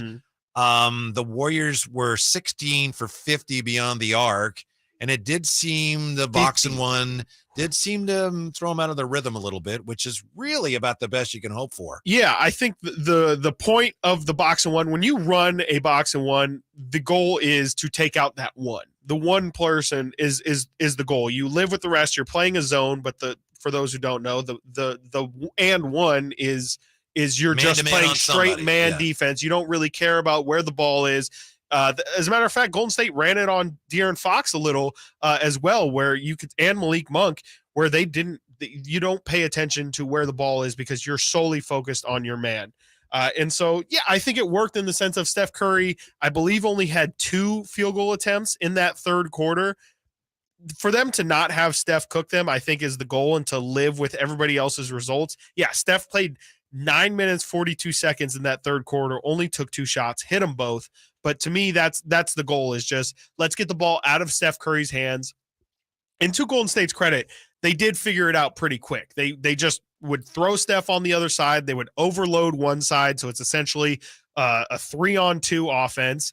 And then they just make somebody make a decision. You spread them out on the wing and on the corner and at the top of the key, and you just kind of make those 2 guys try and defend 3 guys, and you look for the easy shot. If you haven't heard it yet, you may find this hard to believe. Mike Brown after the game on what is the key to the Kings box and one. They did a great job, and we don't work on it a ton, you know, and it was part of our game plan as coaches going into this series. And I won't forget, we were in the coaches meeting, and somebody said, hey, let's work on the box and one, let's work on this, let's work on that. And I said, no, we're not going to, because the beauty of us going to a box and one is we don't really know what we're doing, which that may confuse the other team. So let's just let them play. And to back that up, you know, when we were slapping the guys' hands going around, Alex Len, first thing he said to me, he said, Coach, hey, can we go over the box and one? Because I don't know what I'm doing. I said, that's a good thing. Don't worry about it. And I kept it moving. So we have some principles, but the biggest thing is we just got to talk or communicate with one another, cover space, and if somebody gets cracked, then you go ahead and switch it. That's a great story. Really? It's almost unbelievable until he tells the Alex Len portion of it, because then it's like, know. Yeah. I don't know what I'm doing. That's just Alex out there like, Coach, please coach me. You're going to yell at me. I've seen you yell at so many people for not defending. I want to know what I'm doing. And Mike's like, nah, you're fine. Yeah, like, don't worry about it. That's the point. You're not supposed to know, Alex. Obviously, I can't believe it, especially Mike Brown, somebody who's apparently you hear so much about how detail-oriented he is, almost OCD in his preparation of things and his needing things to be. I want to believe that story, though. I want to believe it, but I have a tough time believing that they just don't practice it at all, and they're just like, you guys know box and one, right? Just go out there. We're calling it just so you know we may do that. We might. We might. What's could next? Be anything. Yeah. I have a tough time believing that. Maybe they didn't go over all of their core principles and everything that they really want to get out of the box and one, but there's no way that they just went out there cold for sure. Maybe they practice it during training camp or something like that. I have a tough time believing Mike Brown at all. This entire week of preparation didn't seem to mention, oh yeah, we might run this defense for an entire half. Like maybe we should go over some pointers. I have a tough time believing that, but you know, it is interesting. Do you think that that's sound logic? Hey, maybe it'll confuse them because we're so confused running it that it's going to confuse them because they're like, well, they're supposed to be doing that, but they're just not. Against the Warriors, that makes no sense to me. But what do I know? It was really cool seeing him. I thought he was making like a diamond. Yeah, but he's doing a box. He's forming a box with his hand. Yeah. Kind of looked like an Oregon O a little. Yeah, box. And then I think he was going like 5 fingers up when they played man. Here's what Steph Curry thinks of the old Kings. Fox and 1. Oh, we don't have it. We'll get to that. We'll get to Steph Curry on that. He expects to see more of it, and he did think that some of his shots were a little bit limited. Especially, I mean, you would have to guess that they would definitely run more of it, and maybe even just more Davion Mitchell out there in general. If Davion's going to provide the offense that he would, that's a huge matchup that I would love to see, is just Davion Mitchell. The same way that the Warriors sick Gary Payton out on people, I would love to see the Kings do that with Davion Mitchell, even if it's not in a box and 1. I just want to see him get up in Steph Curry and see how difficult he can make life for Steph, because I think Steph, if he struggles with anything, it is physicality and guys who can really get up into him and make him feel a little bit uncomfortable. And I would love to see Davion do that, especially if they do it in a box and 1 setting. You know who's focusing on physicality and pace tonight? Both teams. Again, trying to beat each other with the same things. Yep. Which It makes is a the little bit chess of that match too. even more fascinating. Coming up next, if the Kings continue to dominate in this area, they win this thing. Tell you what area that is next on Chris and Company, Whitey and Watkins, Sactown Sport. The Sacramento Kings stunned the Golden State Warriors Saturday night in Game 1. And let me tell you, if you can't sense it, if you can't feel it through the radio, this place is absolutely nuts. The Kings look to go up 2-0 tonight on the defending champion Warriors. Get the most extensive Kings coverage with Cattles and Rami live from the Golden One Center at 2 p.m. and tip off at 7 on your home of the Kings, Sactown Sports. Sactown Sports first round coverage is brought to you by National Garage Door. Doors fit for a king. Great team. Where's the defense? Defense! Okay, everyone take a break. Greetings, Sacramento. Doug Christie here for the Good Feet store, asking, when is something too good to be true? When it probably is. And had I not experienced it for myself, this spectacular season would definitely qualify as too good to be true. So everyone out there in Radio Land, continue to enjoy. Something else that could seem too good to be true is Good Feet Arch Supports. But trust me, I've experienced firsthand the comfort, balance, and support possible with Good Feet Arch Supports. And so have countless others who have pretty much given up hope. It's time you felt good again. Take your feet to the Good Feet store for a free personalized arch support fitting and test walk. Experience for yourself the comfort, balance, and support missing in your life. The Good Feet store in Sacramento, Roseville, Stockton, Modesto, and now Vacaville, online at goodfeet.com. When you take the time to shop at Folsom Lake Honda, there's one thing you'll always find: happy people ready to serve you. As a family-owned and operated dealership since 2009, customer service is our #1 priority. Our customers love doing business with us, and you will too. Looking to own or lease? During the spring sales event, drive a brand new Accord or Civic. Visit us today at FolsomLakeHonda.com, your one-stop Honda shop. Folsom Lake Honda, your one-stop Honda shop. Selling your home can be stressful. Scott Marsh here to tell you about Bridgehaven Homes. They are a local home buying company that offers homeowners an easier way to sell their home. Let Shane and his team at bridgehavenhomes.com take all that stress away. Bridgehaven Homes gives you an all-cash offer for your home, no matter what the condition, within 24 hours. You pick the date you wish to close and sell on your terms. No repairs, no showings, no realtor commissions. Go to bridgehavenhomes.com. That's bridgehavenhomes.com. Power Business Technology is proud to be 100% independent, locally owned, and managed Toshiba copier dealer. Local ownership cuts out the red tape, allowing ourselves to never be too busy to personally answer the call when our clients need us. Recognized for excellence in service execution, training, and customer service, we're proud to be named a 2022 Toshiba ProMasters Elite Dealer. Contact us today for all of your business printing needs at 844-POWER-BZ. That's 844-769-3729, or visit us at powercopiers.com. When I want to stretch out after a long day, my sofa needs to be comfortable, but it also needs to look attractive and inviting when guests come to visit. Hi, I'm Frank LaRosa with a word about Naturewood Home Furnishings. We spend so much time on our living room sofas that we forget they're a focal point and a hint to our decorating tastes. Right now, during Naturewood Home Furnishings sofa sale, you can save on every sofa, including gallery-exclusive custom-ordered FlexSteel furniture. Whether you're interested in a new sofa, sectional, or recliner, you can choose from hundreds of colors and fabrics. Nobody than Naturewood Home Furnishings. And when it comes right down to it, it's all about choices and always about quality. Shop Naturewood for the look you love at a price you'll love even more. Visit Naturewood Home Furnishings right now for this remarkable sofa sale. Off Highway 50 at Hazel, look for the water wheel. Thunder, feel the thunder. It ignites something inside of you. Lightning and the thunder. Sets alight an elevated state of being. Days are pure exhilaration. And the nights, they're simply electric. See it, hear it, feel it. Thunder, feel the thunder. Lightning and the thunder. Thunder Valley Casino Resort. Feel the thunder. I'm Craig Ashton of the injury law firm of Ashton and Price. Whether you've been injured on a bicycle, as a pedestrian in a slip and fall, auto, Uber, Lyft, or big rig accident, you need Ashton and Price in your corner. When you call Ashton and Price, there's no chatbot telling you to hit 3 for accounting. You're greeted by a real live person who will immediately transfer you to an experienced attorney. The consultation's free, and there's never a fee until you win.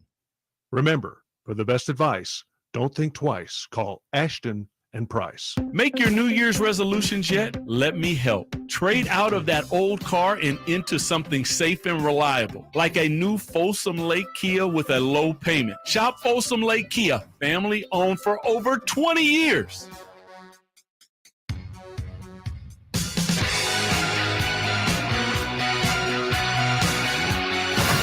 Live and local, it's Chris and Company with Chris Watkins on Sactown Sports. Yeah, it's go big or go home time. That's why I appreciate Chris for Law today actually wearing to work the same outfit that Russell Westbrook wore to the game. Huh? How about that? Takes a lot of courage for Chris to do that, but showing a lot of chest today. And he pulled it off. He looks great. He looks fantastic. Looks a lot better than Russ. Bet you weren't thinking I had an 8-pack. No. I hadn't spent much time thinking about it one way or the other, but yeah, I guess not. So well played on your part.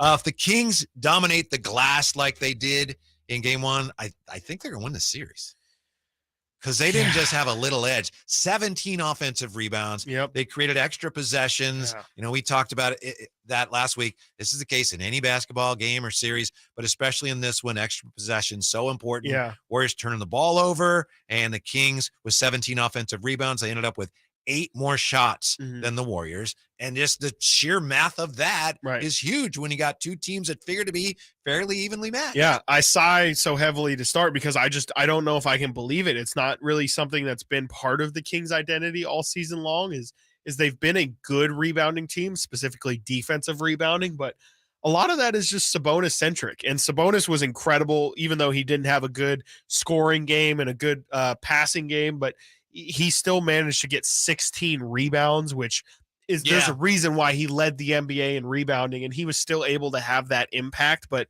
it makes me, if that's one of the ways Sacramento has to stay in these games is by getting those extra possessions. I don't know if they can do that, especially considering how will the Warriors adjust to the Alex Len minutes? I thought Alex was, again, just really big for his size. Harrison Barnes, I think, also had 4 offensive rebounds as well. But I'm curious how well Sacramento can continue to do that, as it's just not been something that's been in their DNA. But you're completely right. It was the big difference in game one, and the extra possessions, like we talked about last week, is going to be a huge factor for Sacramento in just terms of keeping up with this Warriors offense that is so good. Yeah, Alex Len only played 13 minutes. Yeah, I still feel like we minutes. probably should be talking about him more somehow. I do too. But yeah, 339-1140, 1-800-920-1140. What was the single most impressive aspect of that win for the Kings in your mind? Let's talk to Mark on Sactown Sports at SactownSports.com. What's up, Mark? How are you? Good afternoon, gentlemen. Hey, Mark. Hey, Mark. Yeah, good to talk with you. Hey, Whitey, it's good to have you back where you belong, buddy. I appreciate that. Beautiful. What's on your mind, sir? It's only been 20 years. Since Rick Adelman, we've gone through 12 coaches. We finally have a coach that knows what he's doing, and Ron Adive has backed off and quit getting into basketball operations. So I'll be honest with you, Whitey, back in the day, we were 2003, 2004 making the SI cover, and it was all about Kings, and then Malus, let Adelman go, and everything went downhill, and it was hard to stay a Kings fan. And in the meantime, I'll be honest with you, I jumped on the Golden State bandwagon. Whoa. Who wouldn't? Whoa. Who wouldn't? I mean, look at those. Okay. Oh, give me a minute here. You're right. Okay, but now that the Kings are back in it, everybody's coming out of the woodwork saying, well, who are you rooting for? I'm rooting for the Kings. I'm absolutely rooting for the Kings because we're back.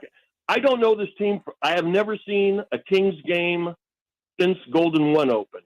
I had no idea who our roster was. I knew the name of Fox, but I hadn't seen any games. So the first time I really saw them was in Game 1, and I was so overwhelmingly impressed with how the Kings looked. And it's night and day from what we experienced 20 years ago.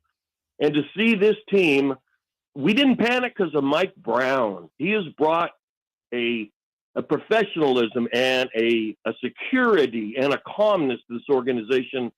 I believe we are going to be the next Golden State Warriors. Thank you, Mark. Appreciate that. Good to hear from you.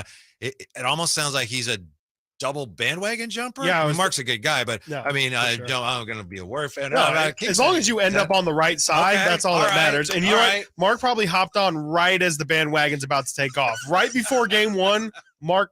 Game Mark's one, a when visionary. Mark showed up at Doco with his Warriors jersey on, he's like, "Oh, better go to the team store." real Hold on. quick." Yeah, better go to that new locker room. By the store. way, Chris, I stopped by the team store. Buddy Hield shirts are you can get them at a pretty good price.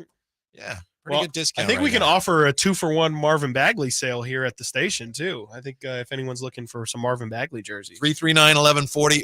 I don't even think Marvin Bagley is. 1-800-920-1140. JR joins us on Sactown Sports. Chris and Company. What's up, JR? Hey boys, what's going on? JR. Hey. Good to hear from I have a Marvin Bagley a second jersey. It's not worth quite as much. Right. But No. yeah, he was a little more of a talker there. Hey, so let's talk a little history. That last guy was cracking me up. Well, I showed up at Game 1. Well, so comparison real quick though of that first playoff game versus the old Arco versus Doco. How awesome was it to walk out and just be in a sea of freaking crazy Kings fans? That was the big difference over the old. Now, I'm not going to discard any Arco days because those are glorious. And you could, the fans all had to drive up to wherever that was, what South Shasta, wherever North Highlands is. But the reality is to walk out after the game and be downtown, and even pre-game, and people that couldn't get in. Yep.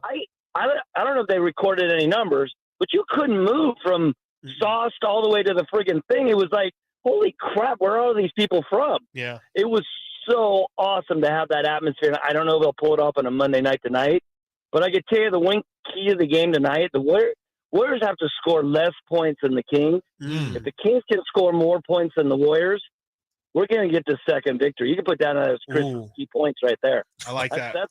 That's knowledge. Right. Thanks, JR. Appreciate that. That's a great point. I forgot about that. Yeah. Olden golden days. You're out in Arco. And this is great. Yeah. You could drive down. There's a Wendy's not far away, and I love Wendy's. But I think the waffle place is closed. But now it's just all right there. You It's can a go to great center place court, be in. right? Yeah, Isn't that what Chris Webber Oh, yeah. That's center right. court. Great pull. Yeah, that's kind of like the only place that you can go into Thomas, and I think now that's a Buffalo Wild Wing. So there's that. But yeah, I mean, JR brings up a great point. That's probably the best that I've heard. For once. Yeah, Yeah. right. I know. And it was completely packed from he's right, from Sauced all the way down to Yard House, up on the upper deck of that little concourse that they have outside where the cantina is, Polanco, just full of Kings fans. I know they filled up section 916, which was supposed to be the viewing party. They just had people all the way down that section of stairs down Golden One Center. The crowd was absolutely insane. And you're right, JR, just to have the flow of traffic just kind of naturally go all the way down K Street too. I've never seen that big of a collection of people in Sacramento Kings attire in a group setting at once. That's the type of night, and it actually happened Saturday when they drew up the plans for the whole area, and I know it's still evolving. Yeah. And the arena is like, well, this is what it would be like. Literally, this is our ideal. This is what this could be like. Exactly. And Saturday night, that's what it It was. felt like the only thing that I could think of is similar is just like a college atmosphere. It was definitely like a really big college sporting event, not to downgrade it all. I mean, college environments are as good as it comes, but especially with, the element of it's a 5:30 tip, people start getting loose at around noon. Who knows? Probably earlier. But then you show up. Everybody's ready. It was just a big old frat party and a big old tailgate in front of the. A lot of people when Golden One Center was built was super upset because Arco was perfect for tailgating. They had the huge parking lot around it. It's easy to get into and out of, but this one's not bad either. It's not bad, but you don't have the option of tailgating, so it was cool to see, like you said, just like everybody getting together and finding a common communal place for everyone to gather. It was incredible. It was an incredible scene, and I hope there's something similar like it tonight for Game 2. Up next, Game 1 losses are not supposed to hurt that much. It's coming up. Chris and company, Whitey and Watkins, Sactown Sports. It's Kettles and Rami. Yeah, we got big bottles of hand sanitizer. Straight at the Costco. Rami, just rolling it into the house. We spare no expense for hand sanitizer and Lysol wipes, baby. Now, at home, everything you touch, you have to hand sanitize, or you trust your home is clean enough? Those are yours and Kelly's germs, so it doesn't matter. At home, I do the same thing. It's not fun. I mean, what we're doing is we're really laughing at a chemical imbalance in my head. We do know that, right? Yeah, I'm not. I'm perfectly quiet back here. Kettles and Rami, weekday afternoons from 2 to 6 on Sactown Sports. And brake fluids to improve your stopping power. Right now, save 15% when you get any 2 Duralast rotors with the set of Duralast brake pads. Missing a tool? Ask about our free Loan-A-Tool program and borrow the tools you need to get the job done. Get in the zone, AutoZone. Claim based on data from the MPD Group 2021. Deposit required for Loan-A-Tool. My brother-in-law died suddenly, and now my sister and her kids have to sell their home. That's why I told my husband we could not put off getting life insurance any longer. An agent offered us a 10-year, $500,000 policy for nearly $50 a month. Then we called SelectQuote. SelectQuote found us identical coverage for only $19 a month, a savings of $369 a year. Whether you need a $500,000 policy or a $5 million policy, SelectQuote could save you more than 50% on term life insurance. For your free quote, call SelectQuote at 1-800-330-1991. That's 1-800-330-1991. Or go to SelectQuote.com. That's 1-800-330-1991. SelectQuote. We shop, you save. Full details on example policies at selectquote.com/commercials. There's really nothing better than hitting the open road in a new Honda. And at Northern California's #1 Honda dealer, Stockton Honda, we are proud to provide our best selection to get you there. Buying from Stockton Honda couldn't be smoother. Wherever the road you travel might lead, Stockton Honda is happy to get you there. Anytime, anywhere, it's all here. StocktonHonda.com. Based on 2022 total new and Honda certified premium vehicle car sales from American Honda Motor Company's own report. Guys, did you know your testosterone affects everything in your system, including how you feel and perform every day? Right now, Revive Men's Health Sacramento will check your testosterone for free. Knowing your T levels is the first step in understanding if you have low T. Your testosterone level impacts your energy, libido, sleep, weight, hair loss, mood, and even ED.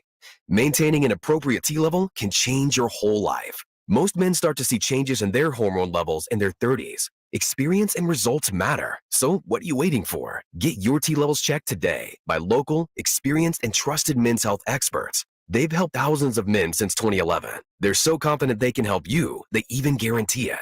Call Revive today and schedule your free testosterone test, free exam, and free consultation. Call Revive Men's Health at 916-277-8599. That's 916-277-8599. Or visit ReviveMen'sHealth.com. For a precision-crafted performance, the decision is easy. A new Acura from Acura of Stockton. Get the driving experience you've been waiting for in a new Acura.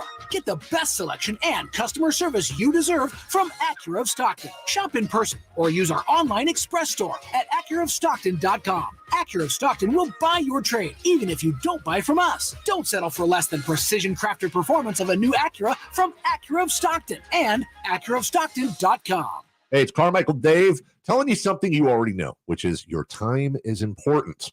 That's why at American Energy Heat and Air, they make shopping for a new furnace or air conditioner easier with their new online quoting tool. All you got to do is go to AmericanEnergyAir.com and get an instant quote now, today. Do it right now. It'll help you determine what system you'll need to get and provide the best pricing options, all from the comforts of your home. You don't have to have somebody come out and walk around your house and blah, blah, blah.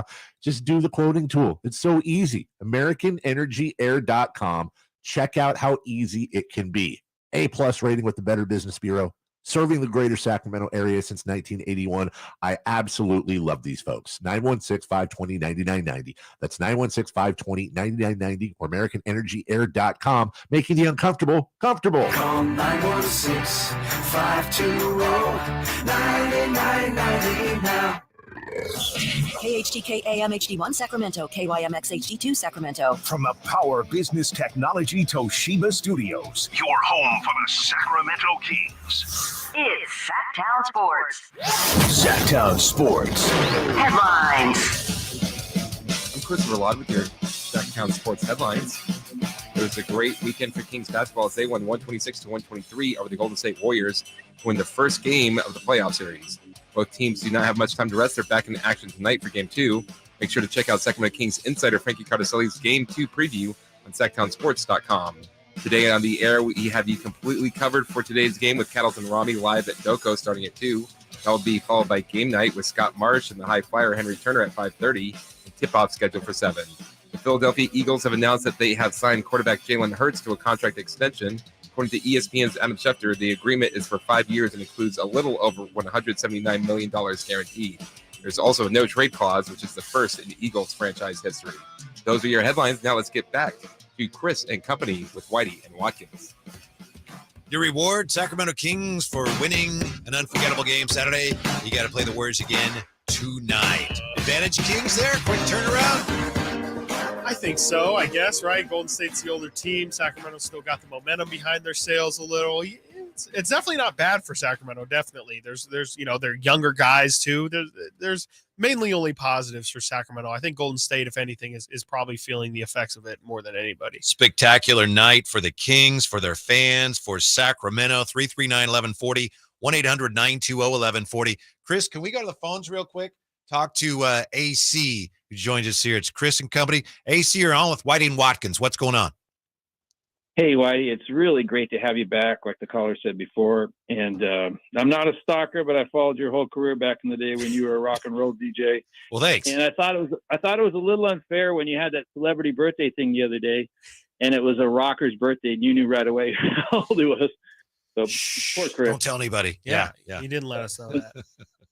Yeah, Chris, I got to say just some more kudos. You do a great job. I haven't followed you much, but since the YouTube thing has come on, you got great insight and analysis, and appreciate your work. So appreciate it, AC. Thank you. Yeah.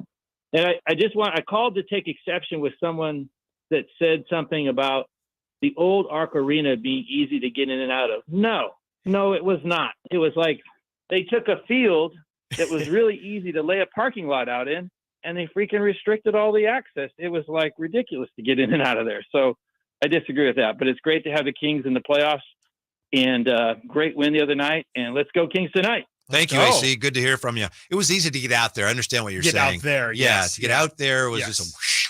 Yeah. Yeah, you're there. To there, not get out of there. Yes. Yeah. But that was, frankly, when they announced plans for this arena, I thought, it's going to be tough to get out there. And it's just not. I thought it would also be tough to get out of there because I was like, downtown's already one-way traffic. It's, it's streets, but the freeway's right there. I've been going to Golden One Center games for since they opened 6 or 7 years ago.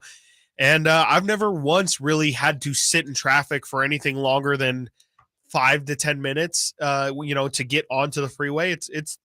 It's just perfectly done. Everything about that arena is they knocked out of the park, and now they got the team to match. It's just perfect. Exactly. And now we're seeing the full vision come together. And, I know that they're still opening stuff in Doco, and that should add to the experience as well. But so far, especially considering what was there before with Downtown Plaza, it had its time, it had its run, but it was much overdue and needed a facelift at some point. And Doco and Golden One Center are the perfect home for that downtown area. And again, like just the flow that leads right into K Street, leads right into the downtown nightlife. It's so perfect and could not be any more different than what AC was talking about there with, in Natomas, you would have to go out and it would take 30, 45 minutes of sitting in the car. And, we here as a radio station love that because you would always tune in to Kings post-game coverage right here on Sactown Sports 1140.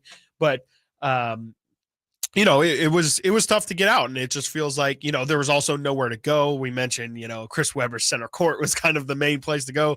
That's just not the case now. You can head home if you want. You can go plenty of places downtown.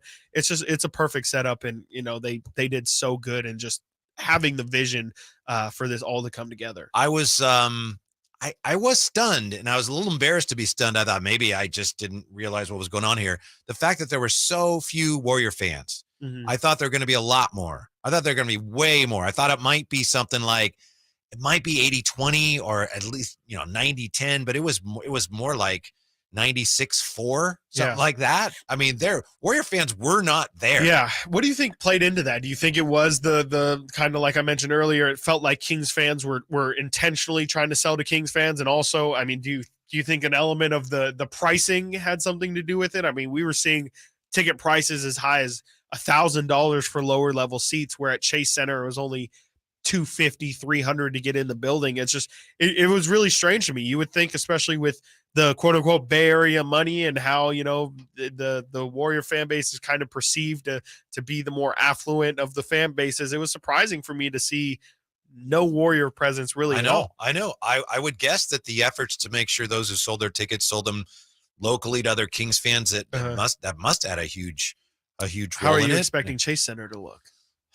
I think there's got to be Kings fans there. There has to be. I know I think they're going to have a bigger I do too. presence. Yeah, I think that much bigger. I think they're going to be surprised. I really do think that it's going to be at least 30% Kings fans in there. I think what we normally would see for a Warriors game out over here in Sacramento, that's what I anticipate to see. And that's just not me wishing or wish casting, if you will. That's like, I feel like I have seen a good amount of people. I've also talked to a good amount of people in my personal life who have said, no, I'm just going to go to Chase. It makes a lot more sense. I can't afford game 2. I can't afford game 5. Game 5 also still might not happen. So, it's like, let's go to game 4. Let's go to game 3, especially game 4 being on a Sunday, that you can spend the weekend in the Bay Area, have a good time, show up for a nice morning game on Sunday. Maybe it's simple economics. Maybe it's no more complicated than that. But my guess would be that for Kings fans, this series is so huge. The magnitude of this series is enormous. And for Warrior fans, it's a big series, but it's first round. Exactly. And I was just about to point that out because you actually brought that to my attention last week where, you're completely right. Like, Warrior fans are also used to paying those $1,000 prices, sure, but for finals games, for third round games, like you're saying, they're like, you're not going to catch me dead paying $250 for a first round game. Are you kidding me? Especially one where we're not favored, or they are favored, but they're the lower seed. I could definitely see that being an element too, where again, Kings fans have been waiting 16 seasons, 17 years for this exact moment. And, even if you got priced out of Golden One Center again, you're going to have Kings fans are just like, I don't care if it's Golden One Center. I don't care if it's Chase Center. I have to go see the Kings in a playoff game. And let's not also forget there's just the same way that there's a lot of people from the Bay Area who live here in Sacramento. There's a lot of people from Sacramento who also live in the Bay Area as well. Just, with how many, they just kind of get drowned out in the mass populace of it all. I expect Kings fans to show out this week. I remember, Chris, going to a game in Oakland. It was the Warriors against the Kansas City Kings. Ooh. And don't age yourself now, Whitey. Well, I'm almost 78 years old now. And they had busloads of fans who bussed to Oakland from Sacramento because they knew the team was going to move the next year. Wow. So they were coming down. Oh, see, I thought you misspoke for a second. No. Wow, that is so they incredible. came down to watch the Kansas City Kings because they knew that this is going to be our team next year. That's incredible. I mean, again, and that's just like I mentioned at the top of the show, but that just again speaks. You shouldn't be surprised by anything that Sacramento Kings fans do, because there's so many stories like that. Like you just gave the Rattle Seattle crowd, the infamous Larry Bird 2 missed free throws. There's so many different stories of just moments when Sacramento Kings fans were above and beyond incredible and above and beyond what anyone thought the limits were. And you can even take Dave driving the RV down to New York. Who? I'm sorry, the Jason, the guy Jason who sits Ross, here, the guy who does the morning show. The dude who just talks just the entire, like the white noise that happened. Wiggling. Not Jay Mars, not Jay Mars. The other one. Okay, I should know that. It's that guy. He I don't know. He had a bunch of free time and he just drove up to RV and drove up to New York. But just things Good for like that him. where it's great for him. Some of us had better things to do, but I guess that worked out. So I should. It worked give him out credit, a little bit, I guess. But and it's Kings fans just continue to be amazing and continue to do amazing things. So we shouldn't be surprised when they show up 97% Kings fans at home for their first home playoff game. We shouldn't be surprised when the Kings fans make a real impression at Chase Center on Thursday and probably on Sunday as well. Now, you probably know this. Forgive me for asking. The significance of Larry Bird missing those 2 free throws. Do you remember the significance of that? Because what he said afterwards? No. This is freaking Larry Bird. Yeah, Larry Legend. This And is this also, was I think, the 80. I was just about to say, and the the Kings season had just arrived, right. for the 80. Yeah, he said, I think that's these also are, maybe, sorry to cut you off, that's also okay. maybe like the best Celtics team ever, right? Was the I think you're 85, right. 86 or. And Larry missed those 2 free throws, and he said, I think these are the best fans in the NBA. That's incredible. Yeah. 1 year in. Yeah, and that's where that all really it's like, well, Larry Bird said it, so I think it's Guy's real. been through a lot. Guy's been through quite a bit. And, we're coming right back with a look at the Game 1 losers, including the Warriors, and which of them is in the most real trouble. It's Chris and company, Whitey and Watkins, Sactown Sports. We're right back.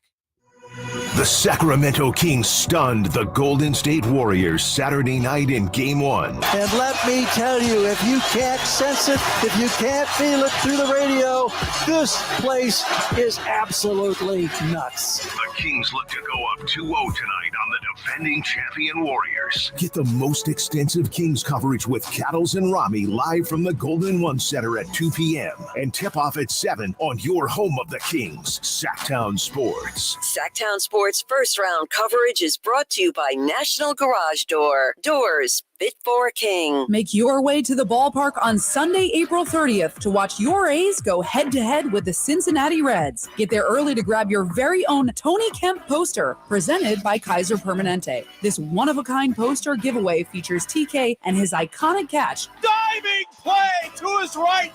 Unbelievable catch by Tony Kemp. Spectacular. Tickets start at just $10 and are available at athletics.com/tickets. That's athletics.com/tickets. Power Business Technology is proud to be 100% independent, locally owned, and managed Toshiba copier dealer. Local ownership cuts out the red tape, allowing ourselves to never be too busy to personally answer the call when our clients need us. Recognized for excellence in service execution, training, and customer service, we're proud to be named a 2022 Toshiba ProMasters Elite Dealer. Contact us today for all of your business printing needs at 844-POWER-BZ. That's 844-769-3729, or visit us at powercopiers.com.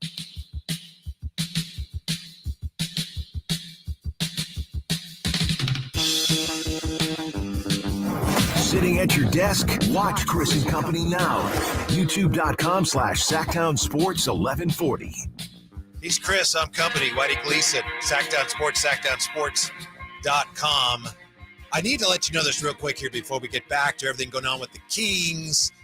And this is important. Head to SactownSports.com right now, where you can buy your tickets for KNCI's Jiffy Lube Country in the Park on May 5th and 6th at the Cal Expo Grandstands. Performances by Chris Young, Lady A, Justin Moore, Brett Eldridge, Joe Nichols, Maddie, and Tay. Tickets start at just $45. Weekend passes, just $80, are available on the SactownSports.com event page. On the YouTube chat, Dean asks, you guys think Game 2 will have a bunch of Warrior fans because it's cheaper than Game 1, like by half price? Yeah, I would probably suspect that there'll be more than what we saw in Game 1. I mean, again, like we cannot overstate how few Warrior fans seem to be at Game 1. I would definitely anticipate a couple more Warrior fans being there. Again, maybe some who live locally and just couldn't afford Game 1 and, still want to represent their team and go to Game 2. But because you know how it is typically at a Warriors game in Sacramento. Yeah, we're talking like it's 50-50, 60-40. We're hoping for a 70-30. So for it to be the 97-3 or whatever percentage we want to give it, the blowout win that it was in Game 1, yeah, you have to expect some regression back to the mean, right? There would have to be maybe some 20%. I don't know what to expect. I really don't know what to expect. Flabbergasted. Yeah, complete. Like there is not a single universe where I would have guessed that the result that we saw fan base turnout wise on Saturday ended up happening. Speaking of surprising results, the round one or the first games in the NBA playoffs, round one, pardon me, were so surprising. Yeah. Even my wife watches Today's Show, and, they don't spend a lot of time talking sports, but today they were talking about all the upsets in the first games of the NBA playoffs. So you had the Kings. I know, depending on how you look at it, it's easy to argue, well, the Kings should be favored, but a lot of people look at that as an upset, a surprise. And then we had, Denver took down Minnesota last night, but the Clippers beat Phoenix and the Lakers. We were talking Friday about, those Lakers. Forget about those Lakers. They're cooked. I know. And they beat Memphis yesterday. But you told me, Whitey, right when we said that, you said, I'm not trying – you should never overreact to one game. That's absolutely what I did. I overreacted to the Lakers' poor performance over Minnesota. Turns out it was just kind of a little bit of a matchup thing, and they looked great. I mean, they looked fantastic against Memphis. For that, I know Ja went out late in that game, but even before then, the Lakers were in it the whole game. They felt like they belonged. And then at the end of the game, honestly, as crazy as it is to say, too much Austin Reeves. Memphis could not they could not handle Austin Reeves, and Austin Reeves was massive. AR-15 was massive down the stretch. He was letting that thing spray. And it was crazy to see how Austin Reeves performs at the end of that game. And, the Lakers pulled it out 1-0. Can't believe that they're sitting there. But again, they already took care of business now. They now hold home court advantage. And if they can win a second one at Memphis, look out. As I was saying, game one losses aren't supposed to hurt that much. And I was talking about the fact that we had some injuries. Jaw with a nasty fall in that game. Weird. And I think x-rays were negative, but he left.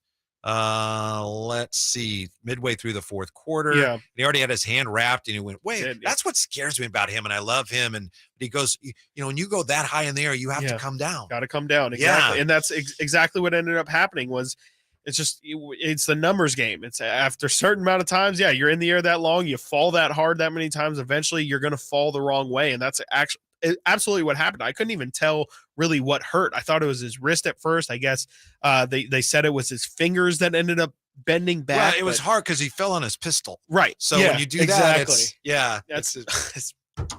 I see what you did there. I thought you were saying something about his hand. And you thought like the pistols part of it. I was like, I've never heard anyone describe their hand as a pistol, but sure. Yeah. I'll walk with you for a second. And then it hit me. Yeah. He says he's in a good bit of pain. Well, you're on allergy medication. I am. I know. I'm a little loopy. And it really wasn't that good.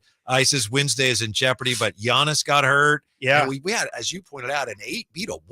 Can't believe it. And, Tyler Hero also went out with it. I think they said he fractured his hand. So he's probably going to be out for the remainder of that series. But I cannot believe Miami pulled that out. Even with Giannis missing time, I would have thought that Milwaukee would have had the veterans and would have had also the experience. I mean, Milwaukee's quite an experienced team as well. We talk about Golden State. Milwaukee's been through quite a bit as well as a group as well. And for Middleton had a good game, but not quite enough from Drew Holiday, not quite enough from Brook Lopez as well.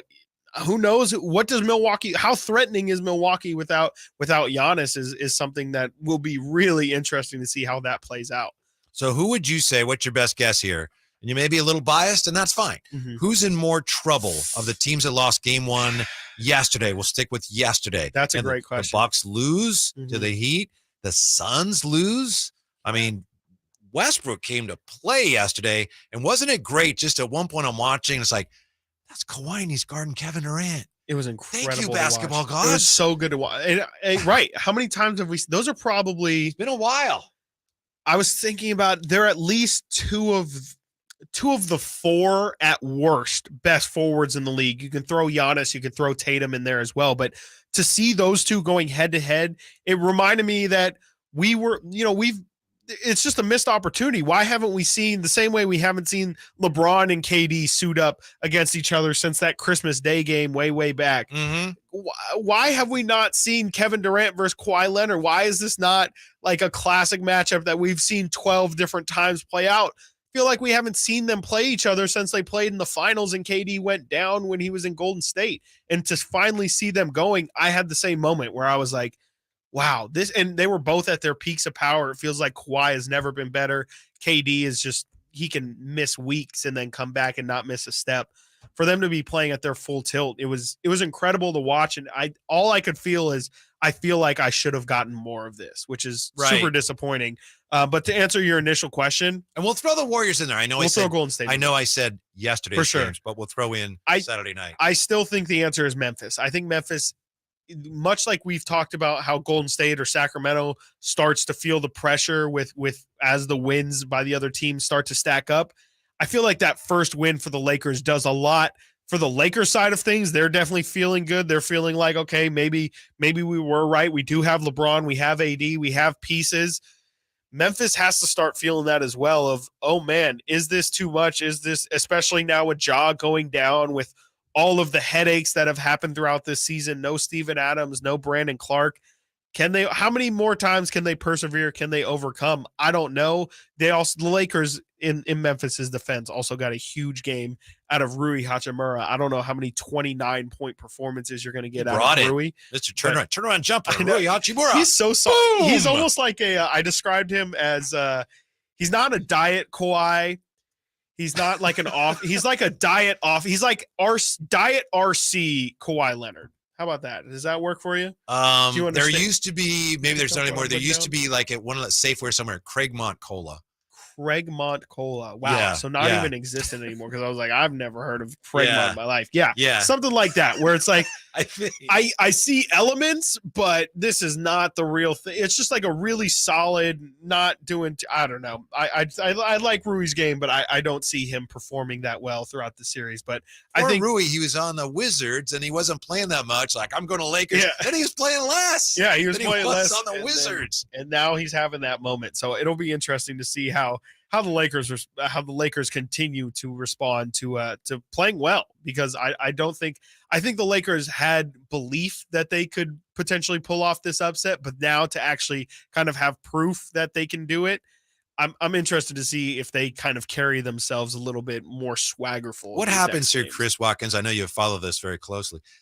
Help me out. Okay, if the Kings are able to prevail over the Warriors, and then the Lakers beat Memphis, what would that look like in the next round for these two clubs? What would a Lakers? Who's playing who? Who plays who the next round? Hold on, one more time. Ask me that one more time. Well, don't the Kings and the Lakers, if they win, they play each other, yes, right? They play each other. Yeah. Can you imagine that? Yes. We could have a Lakers playoff series. I don't think we've ever seen that before, have we? Yeah, that would be incredible. 2002 Western Conference. Oh my God. Yeah. He just pulled that one out. Yeah. Out of nowhere. Wow. Western Conference. Wow.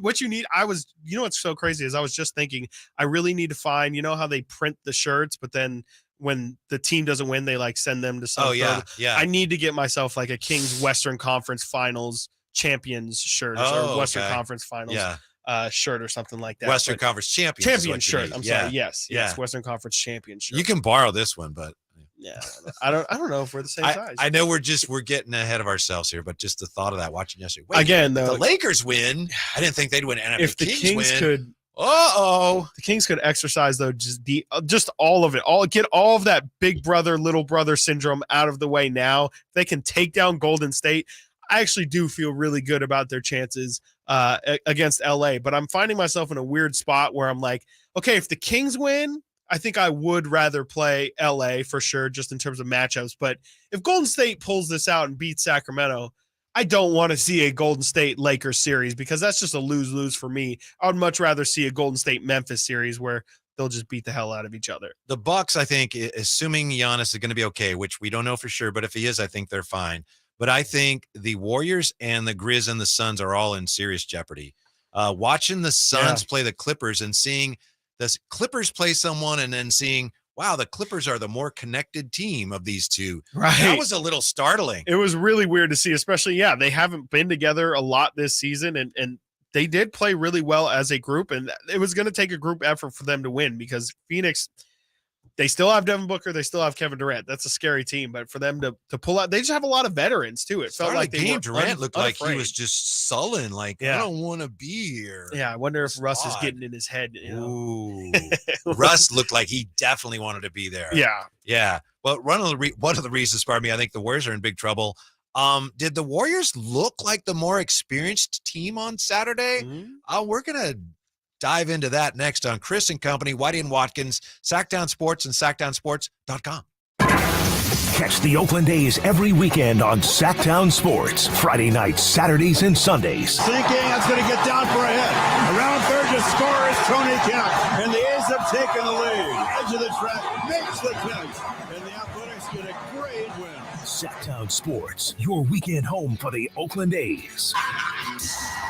Sactown Sports coverage of the Oakland A's is brought to you by Xfinity 10G, the next generation network. When I want to stretch out after a long day, my sofa needs to be comfortable, but it also needs to look attractive and inviting when guests come to visit. I am Frank LaRosa with a word about Naturewood Home Furnishings. We spend so much time on our living room sofas that we forget they're a focal point and a hint to our decorating tastes. Right now, during Naturewood Home Furnishings sofa sale, you can save on every sofa, including gallery-exclusive custom-ordered flex steel furniture. Whether you're interested in a new sofa, sectional, or recliner, you can choose from hundreds of colors and fabrics. Nobody has more styles and choices than Naturewood Home Furnishings. And when it comes right down to it, it's all about choices and always about quality. Shop Naturewood for the look you love at a price you'll love even more. Visit Naturewood Home Furnishings right now for this remarkable sofa sale. Off Highway 50 at Hazel, look for the water wheel. My friend and I are taking a trip to Mexico this year, but neither of us speak Spanish. So we downloaded Babbel and started learning Spanish fast. Want to start getting conversational in another language? In as little as 3 weeks, Babbel's quick 10-minute lessons were designed by language experts to be the most efficient and effective way to learn a new language. ¿Cómo te llamas? ¿Cómo te llamas?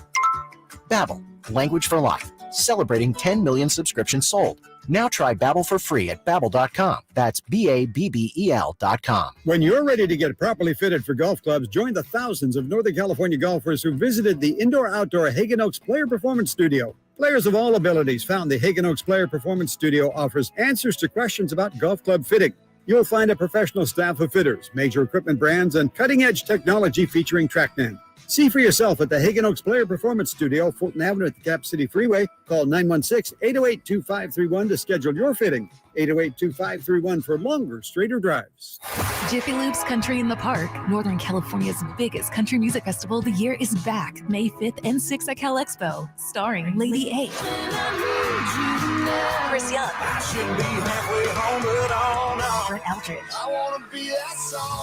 and so many more. Plus, a Boots Boot and Line Dance Saloon, interactive lounges, and Sacramento's best food trucks. Weekend passes start at just $80. Tickets are on sale now at SactownSports.com. Country in the Park, brought to you by Cache Creek Casino Resort, Hanley's Western Wear, and Quick Pack Car Wash. When you're ready to get properly fitted for golf clubs, join the thousands of Northern California golfers who visited the indoor-outdoor Hagen Oaks Player Performance Studio. Players of all abilities found the Hagen Oaks Player Performance Studio offers answers to questions about golf club fitting. You'll find a professional staff of fitters, major equipment brands, and cutting-edge technology featuring TrackMan. See for yourself at the Hagen Oaks Player Performance Studio, Fulton Avenue at the Cap City Freeway. Call 916-808-2531 to schedule your fitting. 808-2531 for longer, straighter drives. At aimyourdigital.com, we'll help you find the right customers. Spread awareness of your product or services. We can help build trust in your brand and services with a digital marketing campaign. Increase leads and get more customers. We create tailored digital marketing campaigns that deliver results. Don't wait. Get started today. Contact aimyourdigital.com. That's aimyourdigital.com and start seeing results. There's really nothing better than hitting the open road in a new Honda. And at Northern California's #1 Honda dealer, Stockton Honda, we are proud to provide our best selection to get you there. Buying from Stockton Honda couldn't be smoother. Wherever the road you travel might lead, Stockton Honda is happy to get you there. Anytime, anywhere, it's all here. StocktonHonda.com. #1 claim based on 2022 total new and Honda certified pre-owned vehicle car sales from American Honda Motor Company's own report. Life is uncertain. It's okay to feel stressed, anxious, worried, or frustrated. It's normal. With CalHope's free and secure mental health resources, it's easy to get the help you and your loved ones need when you need it the most. Call our warm line at 833-317-4673 or live chat at calhope.org today. Sactown Sports Headlines.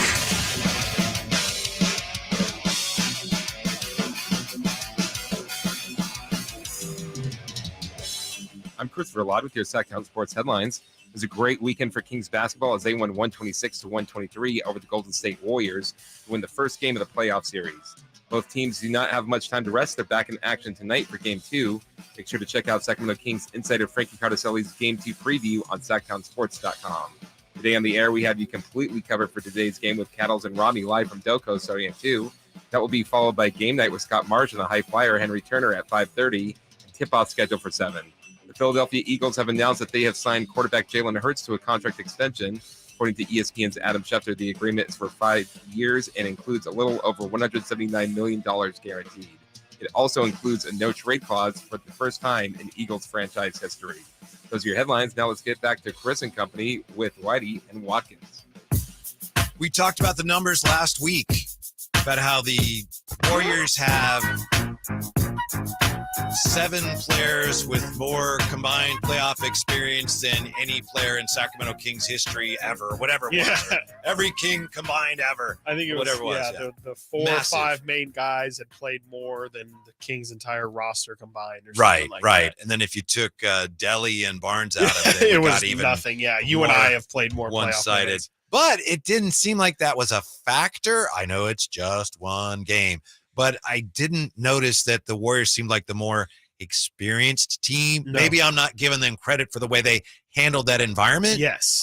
But I didn't see, there were a few players on both sides that seemed maybe like the moment was a little big for them, which is understandable. But the Kings didn't crumble on the brightest stage for the first time. Not at all. No, and I agree with you. I think if anything showed from the Warriors experience, it was the fact that, like Steph Curry pointed out, that he did feel like his team just kind of rose to the occasion. Didn't feel like for most of those guys, I think you pointed at Kuminga specifically, who might have looked like moment might have been a little bit too big for him. But for that kind of energy, that kind of environment, I think it was big for Golden State to still show up. And, I know they like to kind of silence crowds. And so they kind of live for those high intensity environments that they were in. But I thought you're right. I didn't really feel like there was a moment where it was like, especially you could specifically point to when the Warriors go up 10. That's an exact moment where you would hope that your experience kind of takes over, right? That's where, okay, we have these guys on the ropes. These guys have never been here before. Let's put our foot on the neck. And it never happened. It never really felt like Golden State was that bigger brother, that more experienced person who had just been through it all and was more comfortable in situations. It felt like they were right on the same level as Sacramento, honestly, which is I don't know if that says more about who Sacramento is, or if that's more of Golden State, maybe not rising to the moment quite like how Steph felt. Given everything that the Warriors have been through and winning multiple titles, I can't imagine that they were rattled by game 1. Maybe they were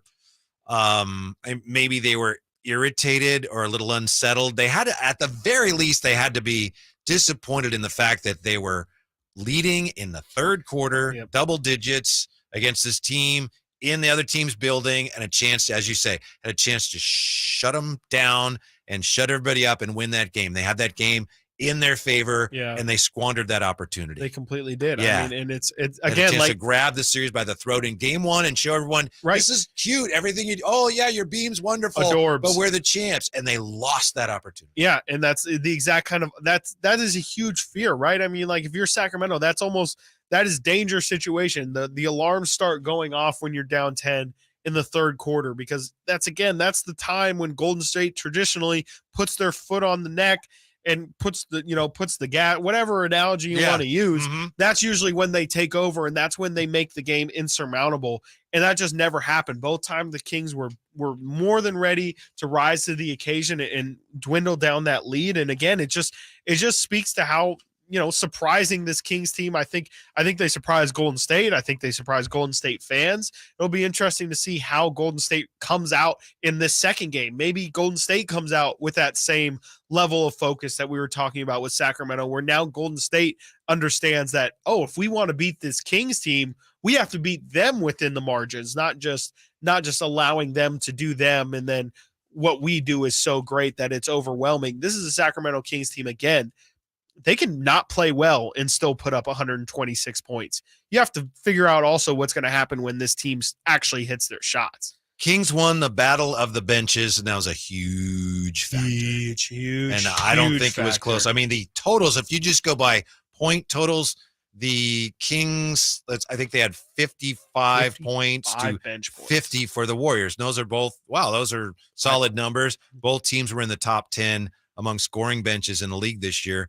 But the Kings, not going to get lost in all the numbers here, but they were much more efficient, shot a way higher percentage from the floor, certainly from the 3-point line. Mm-hmm. And even though the margin of points was only 5, they way outplayed the Warrior bench, especially when you look at Trey Lyles and Monk and what an impact they had on the game. Right. And then you kind of consider Wiggins and came Len, off the bench. What was that? Yeah, Alex Len came in off the bench. Nobody saw that coming, but I saw it coming. You saw it coming. Kinda. Whitey did see it coming. if this is why you have to listen to this program, not the other guys before. The guys after are fine, but Whitey knew that I was Alex embarrassed Len was to even gonna, ask about it. You were so knowledgeable that you were like, I don't want to intimidate. It's incredible, Whitey. Just appreciate incredible insight by you. And, remember when we had Deuce on and I said, what's the matchup you're interested in? And I said, I'm kind of interested in Alex Len. And he goes, no, you're not. Yeah. That guy doesn't know anything. There's a reason why we let him go. Well, that's what I got from believe everybody. any It's of like, the what hype. are you talking about? Alex Len, what's wrong with you? And the Warriors are like, huge. They're playing Alex Len against us? You had luck. Yeah. How desperate are they? Steph and Draymond both nudged each other when Alex Len went to the scores table. Be like, Yep. They're actually going to do this. Okay, they're going to send out the big guy. Yeah. All right, and then again, Alex, you're so right. Where it's like he had 4 points, he had 7 minutes, he played 13 minutes.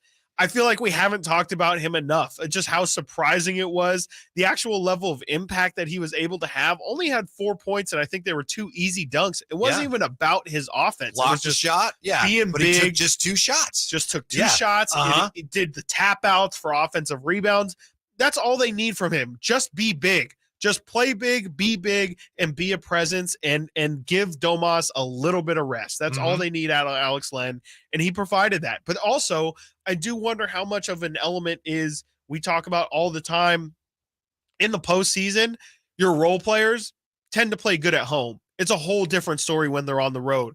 How will the Kings role players, how will their bench adjust to these road games? That's something that we have the rest of this week to talk You're right. about. Shaq has pointed that out, and he certainly knows how that goes. Right. Yeah. Shaq. And that'll be one of the adjustments tonight. Again, an adjustment is not, they got to slow down Fox. An adjustment is how you slow down Fox. And they're the Warriors are probably going to have, what do we say, Wiggins on Fox more and Peyton on Monk more. Yeah.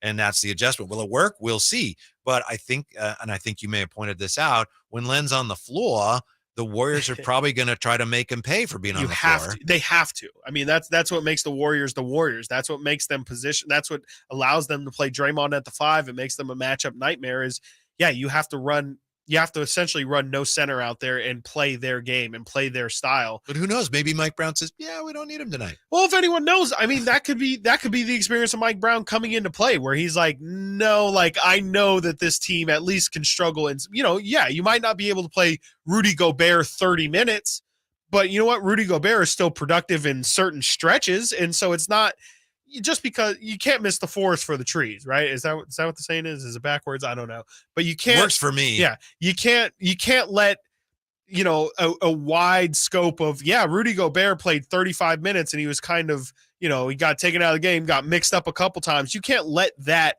affect your decision of, okay, well, that means that we can't play Alex Len at all. It just means you have to be more selective in where you play him. And that's where I think Mike Brown did a good job of kind of finding those pockets of time when, Steph Curry isn't on the floor. You don't really have someone who takes isolation and can really make Alex look foolish. And so as long as they keep those minutes controlled and in an environment that is conducive for him to play well, I'm okay with it. But if Alex Len starts to get 20, 25 minutes a game, we might need to have some different conversations. Yeah, exactly. Len Sanity 2.0. Greg Brown mentioned that on Twitter. How about this on Sabonis? I think that's probably the Kings' biggest adjustment is how you deal with the defense he saw with them sagging off in the passing lanes, and it kind of shut him off as a facilitator.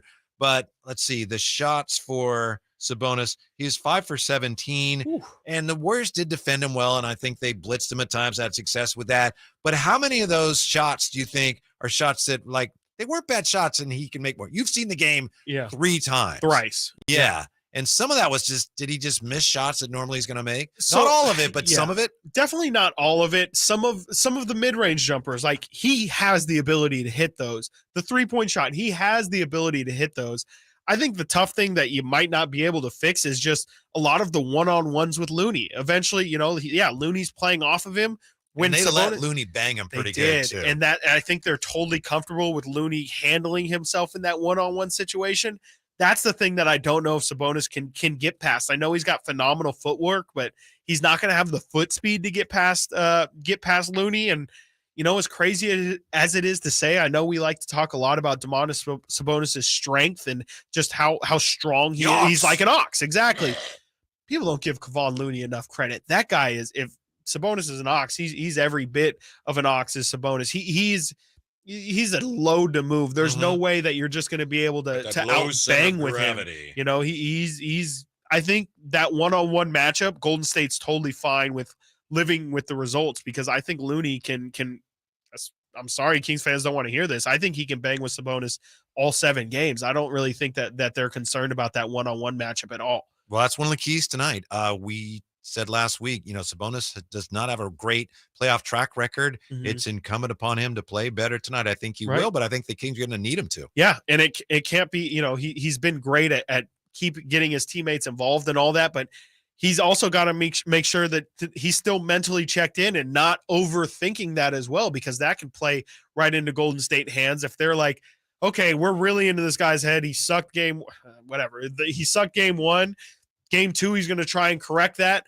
Maybe he comes out too over-aggressive, too much looking for a shot, not getting other guys involved. We haven't seen that much from Sabonis, but that's also where the playoffs and the pressure of the postseason comes in, where sometimes the adrenaline, you're just not thinking the same, and you can act a lot different. And so the Kings are going to need Sabonis to be the guy that he was this regular season. I don't agree with the notion that if the Warriors are off him, that he should let that 3 fly. If it's a 15-footer, maybe, but if he's beyond the arc, I think you're playing right into their hands. Right. And I think Mike Brown said, sorry to cut you off but I'm pretty sure Mike Brown post game also said, or I think it was actually during the game in a sideline interview, said, it's okay that Sabonis isn't struggling. We've got other guys too. That's also an element to it, is the Kings don't, it would be nice again if the Kings can play how they did during the regular season, but they don't need to. They have a ton of other guys who are more than capable of carrying that offensive load. They just need Sabonis to have his role play an impact in some form or fashion. Gather round, kiddies. Story time with Chris Verlotta is next on Do it. Chris and Company, Whitey and Watkins, Sactown Sports.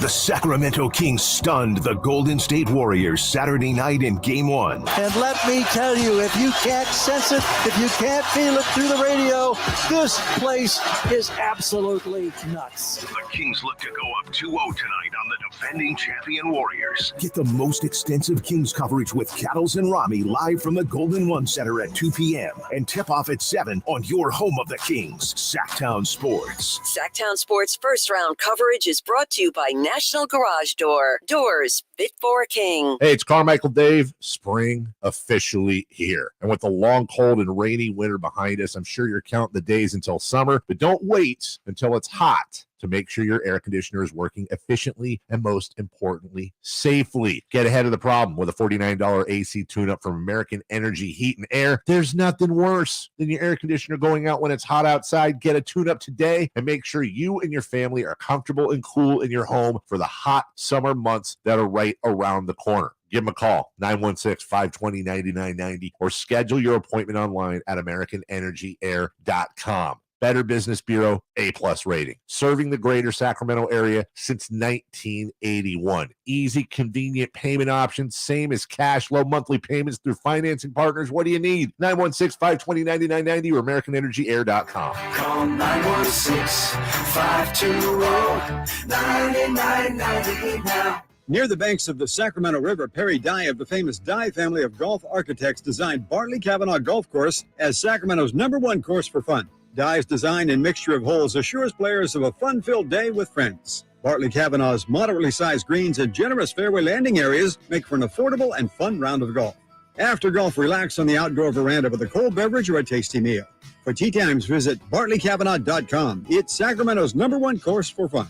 Folsom Lake Ford has trucks. The F-150s are here. Explorers, Expeditions, and a huge selection of Broncos and Bronco Sports. They're in stock now at Folsom Lake Ford. Shop Folsom Lake Ford, your truck headquarters, right here in Sacramento for your favorite Ford models at good, fair prices. Short on cash? Buy any new Ford with 0 down. Save big with low interest finance rates. Plus, Folsom Lake Ford is paying top dollar for all trades. We want your vehicle regardless of mileage or condition. This could be the best time to buy a new Ford. Check out the huge inventory online at FolsomLakeFord.com or stop by the dealership and see the most recent arrivals. Looking for something special? Give them a call and tell them Doug Christie sent you. Folsom Lake Ford in the Folsom Auto Mall, your trusted dealer, my trusted dealer for over 30 years. FolsomLakeFord.com. 0 down with approved credit. Selling your home can be stressful. Scott Marsh here to tell you about Bridgehaven Homes. They are a local home buying company that offers homeowners an easier way to sell their home.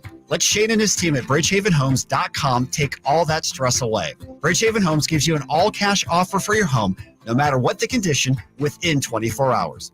You pick the date you wish to close and sell on your terms. No repairs, no showings, no realtor commissions.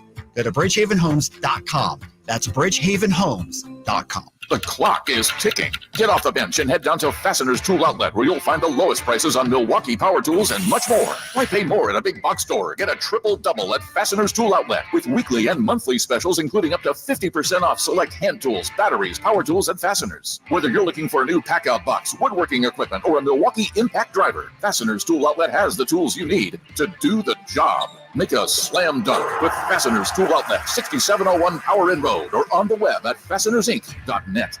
Hey guys, did you know there's a generic form of Viagra that works just the same, but is 95% cheaper, and you can get it online? Just go to 4hims.com/joy. Through Hims, you'll get a free medical consultation, discreet shipping if prescribed, a 100% online process, and trusted generic alternatives to the name brands at up to 95% off. That's right. Get generic for Viagra, the same active ingredient as brand name Viagra, but for 95% less. It's the same medication, still prescribed by a licensed medical provider, but with zero copay, no expensive appointments, and no awkward face-to-face conversations. To start your free online visit, you need to go to this exclusive address, 4hims.com/joy. That's 4hims.com/joy for your free online visit.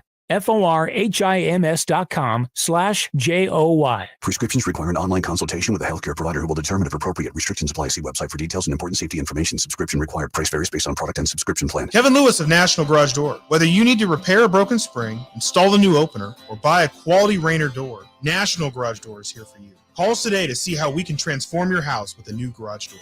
638-4554 National Garage Door.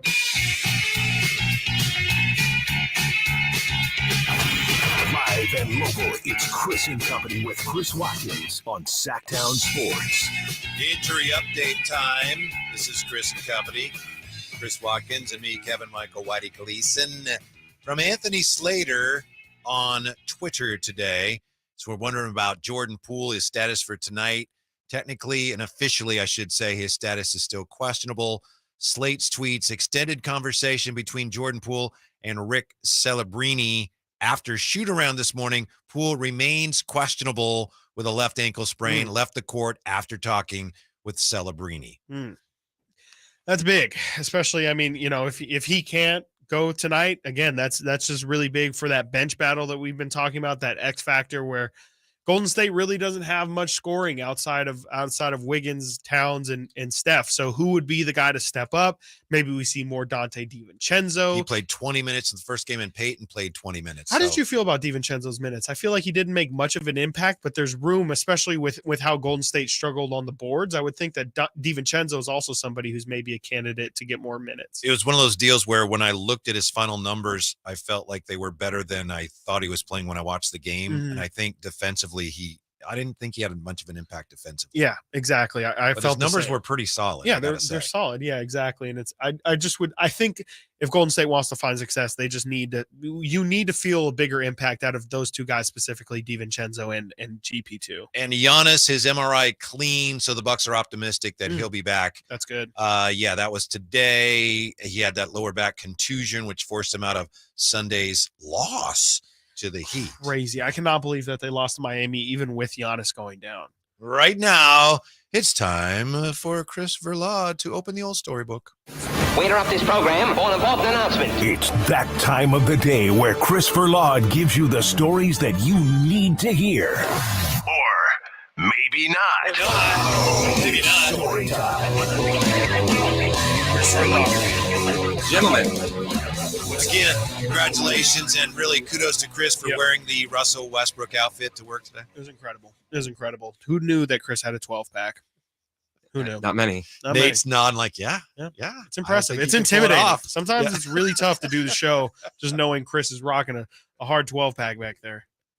All right, guys. How about we go Chris is to like, okay, on to the story. how about we go to Shanghai, China? Sure. I Let's mean, do it. do we have time? Yeah, I'm up for it. This is courtesy of Yahoo Do they have a Sports. Panda Express there? Maybe. Because I was at the Panda Express at Doco on Saturday. Oh, yeah? Tremendous. One of the best Panda Expresses in the world is at Doco. Yeah, the honey walnut shrimp. Excellent. Prawns, I guess. Yeah. All right. This comes courtesy of Yahoo Sports. The Shanghai Sharks, heard of them? Yes. Yeah. Yeah. Is that Jimmer Jimmer Fredette. used to play for them? Yes, correct. still does. They were playing the Jiangsu Dragons. This is in the China Basketball Association playoffs.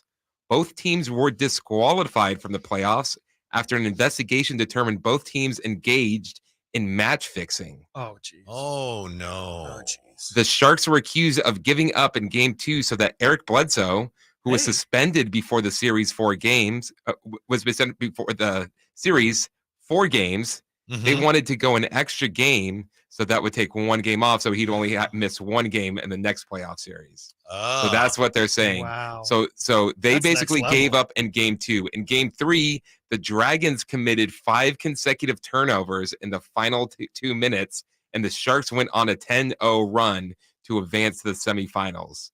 So basically what it looks like what was happening, like, hey, we're going to lose this game so that we could get Eric Bledsoe back quicker. Why don't you just give us that game that we lost on purpose to you guys, type of thing. Wow. So Whoa. they're both? That goes deep. Yeah, so they Dismissed? both of them have been disqualified from the playoffs. Each team was fined 5 million Chinese yuan, about $727,000. Not enough. The Sharks and Dragons coaches and GMs were given multiple year bans for match fixing charges. That's This really is unfortunate. massive. Why is this the first time I'm hearing about this? I know, cool. To it's- get both teams in on it too is almost impressive. Like, how do you get that kind of collusion going where it's like, hey, yeah, remember that game that you owe us? We'd like to cash in on that now. All right. that's Yeah, I incredible. guess we owe you. Yeah. Yeah. Wow. Why is Eric Bledsoe suspended for 4 games in China too? Yeah, I What couldn't did he find out do? what he did to get suspended. That's a significant amount of time. That totally screws up my Chinese basketball your league parlay. playoff bracket. My Yeah, your- brackets. your bracket. Yeah, those are huge. Terrible now. I had the Sharks advancing at least 2 more rounds. Yeah, I should have listened to Jay Billis on that one. Yeah. But it's I cannot believe that this is the first I'm hearing about this. And then for the coaches and GMs to get suspended, this is like a mixture of like the Astros cheating scandal with No, if they were like working together. yeah. How does that work? How does that even work? Like when I first saw match fixing, I'm like, oh, okay, this is some sort of gambling aspect of Right. it. Nope, they just wanted Eric Bledsoe to play more games in the semifinals. and then it doesn't sound like they made it very discreet Oh, either. so if you go and check out the video, it's very, very obviously. How that they're bad are trying to these lose. turnovers? Like, like one dude like bounced it off the back of his leg. And then like the other player wasn't even going for it and kind of just like waiting for it. Like, come on. Oh, here we go. I wonder. Now I want to almost like watch this film just to see. Yeah, like how's the crowd reacting? Is the crowd booing? Or does everyone know what's going on? That's also kind of next level strategy to even think. Let's blow a game just so that we can get our guy back. Like I actually kind of appreciate the foresight and the games, not gamesmanship, but that's kind of next level strategy. Chinese basketball league. The Never same way again. I think ever. you know what? Ever. I'm with you, Whitey. Let's make a stand right now. We're not ever going to watch or talk about Chinese basketball on this program ever again. Oh, we'll see until the next team gets. We'll see. We'll see. Maybe that's DeMarcus's next team. Who knows? All right. No, he's in Puerto Rico. I know. Maybe it's his next The Mets, team. right? Yeah. Yes, the Mets. Is Jimmer still there? Do we still know if he's in Shanghai? I don't believe so. I don't believe that Jimmer Fredette would be a part of that. I don't either. Jimmer seems like a very morally right and just man. I don't believe that Jimmer. How dare you even bring up his name in connection? Maybe when they were trying to match fix when Jimmer was there, they were just go play your hardest. Yeah. Jimmer owned the Chinese basketball association. He did. He had some good games. I think he averaged like 50 points a game. Him and Stephon Marbury are like the official Yeah, they built a ambassadors. statue of Marbury there. Incredible. Right. Quincy Doobie had like a play. 70-point game down in Really? the Chinese league. Yeah.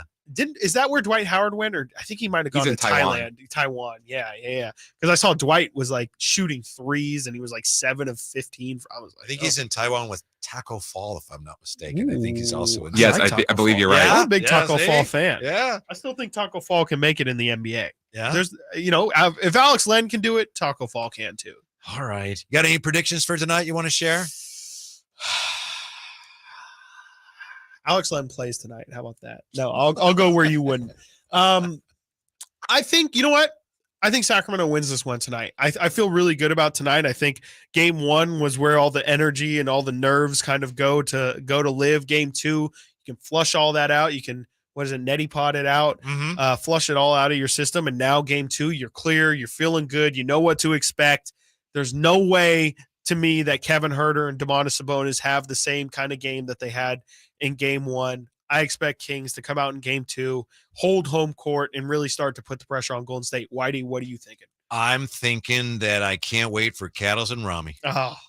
Cattles and Rami, whatever you do to get ready for the game, make sure you don't miss them. They're up next in Doko outside the Golden One. Cattles and Rami next, right here on Sactown Sports, SactownSports.com. It's the Carmichael Dave Show with Jason Ross. We were at the game, my wife and I. She is pregnant. When the Kings came out of the tunnel, that was the first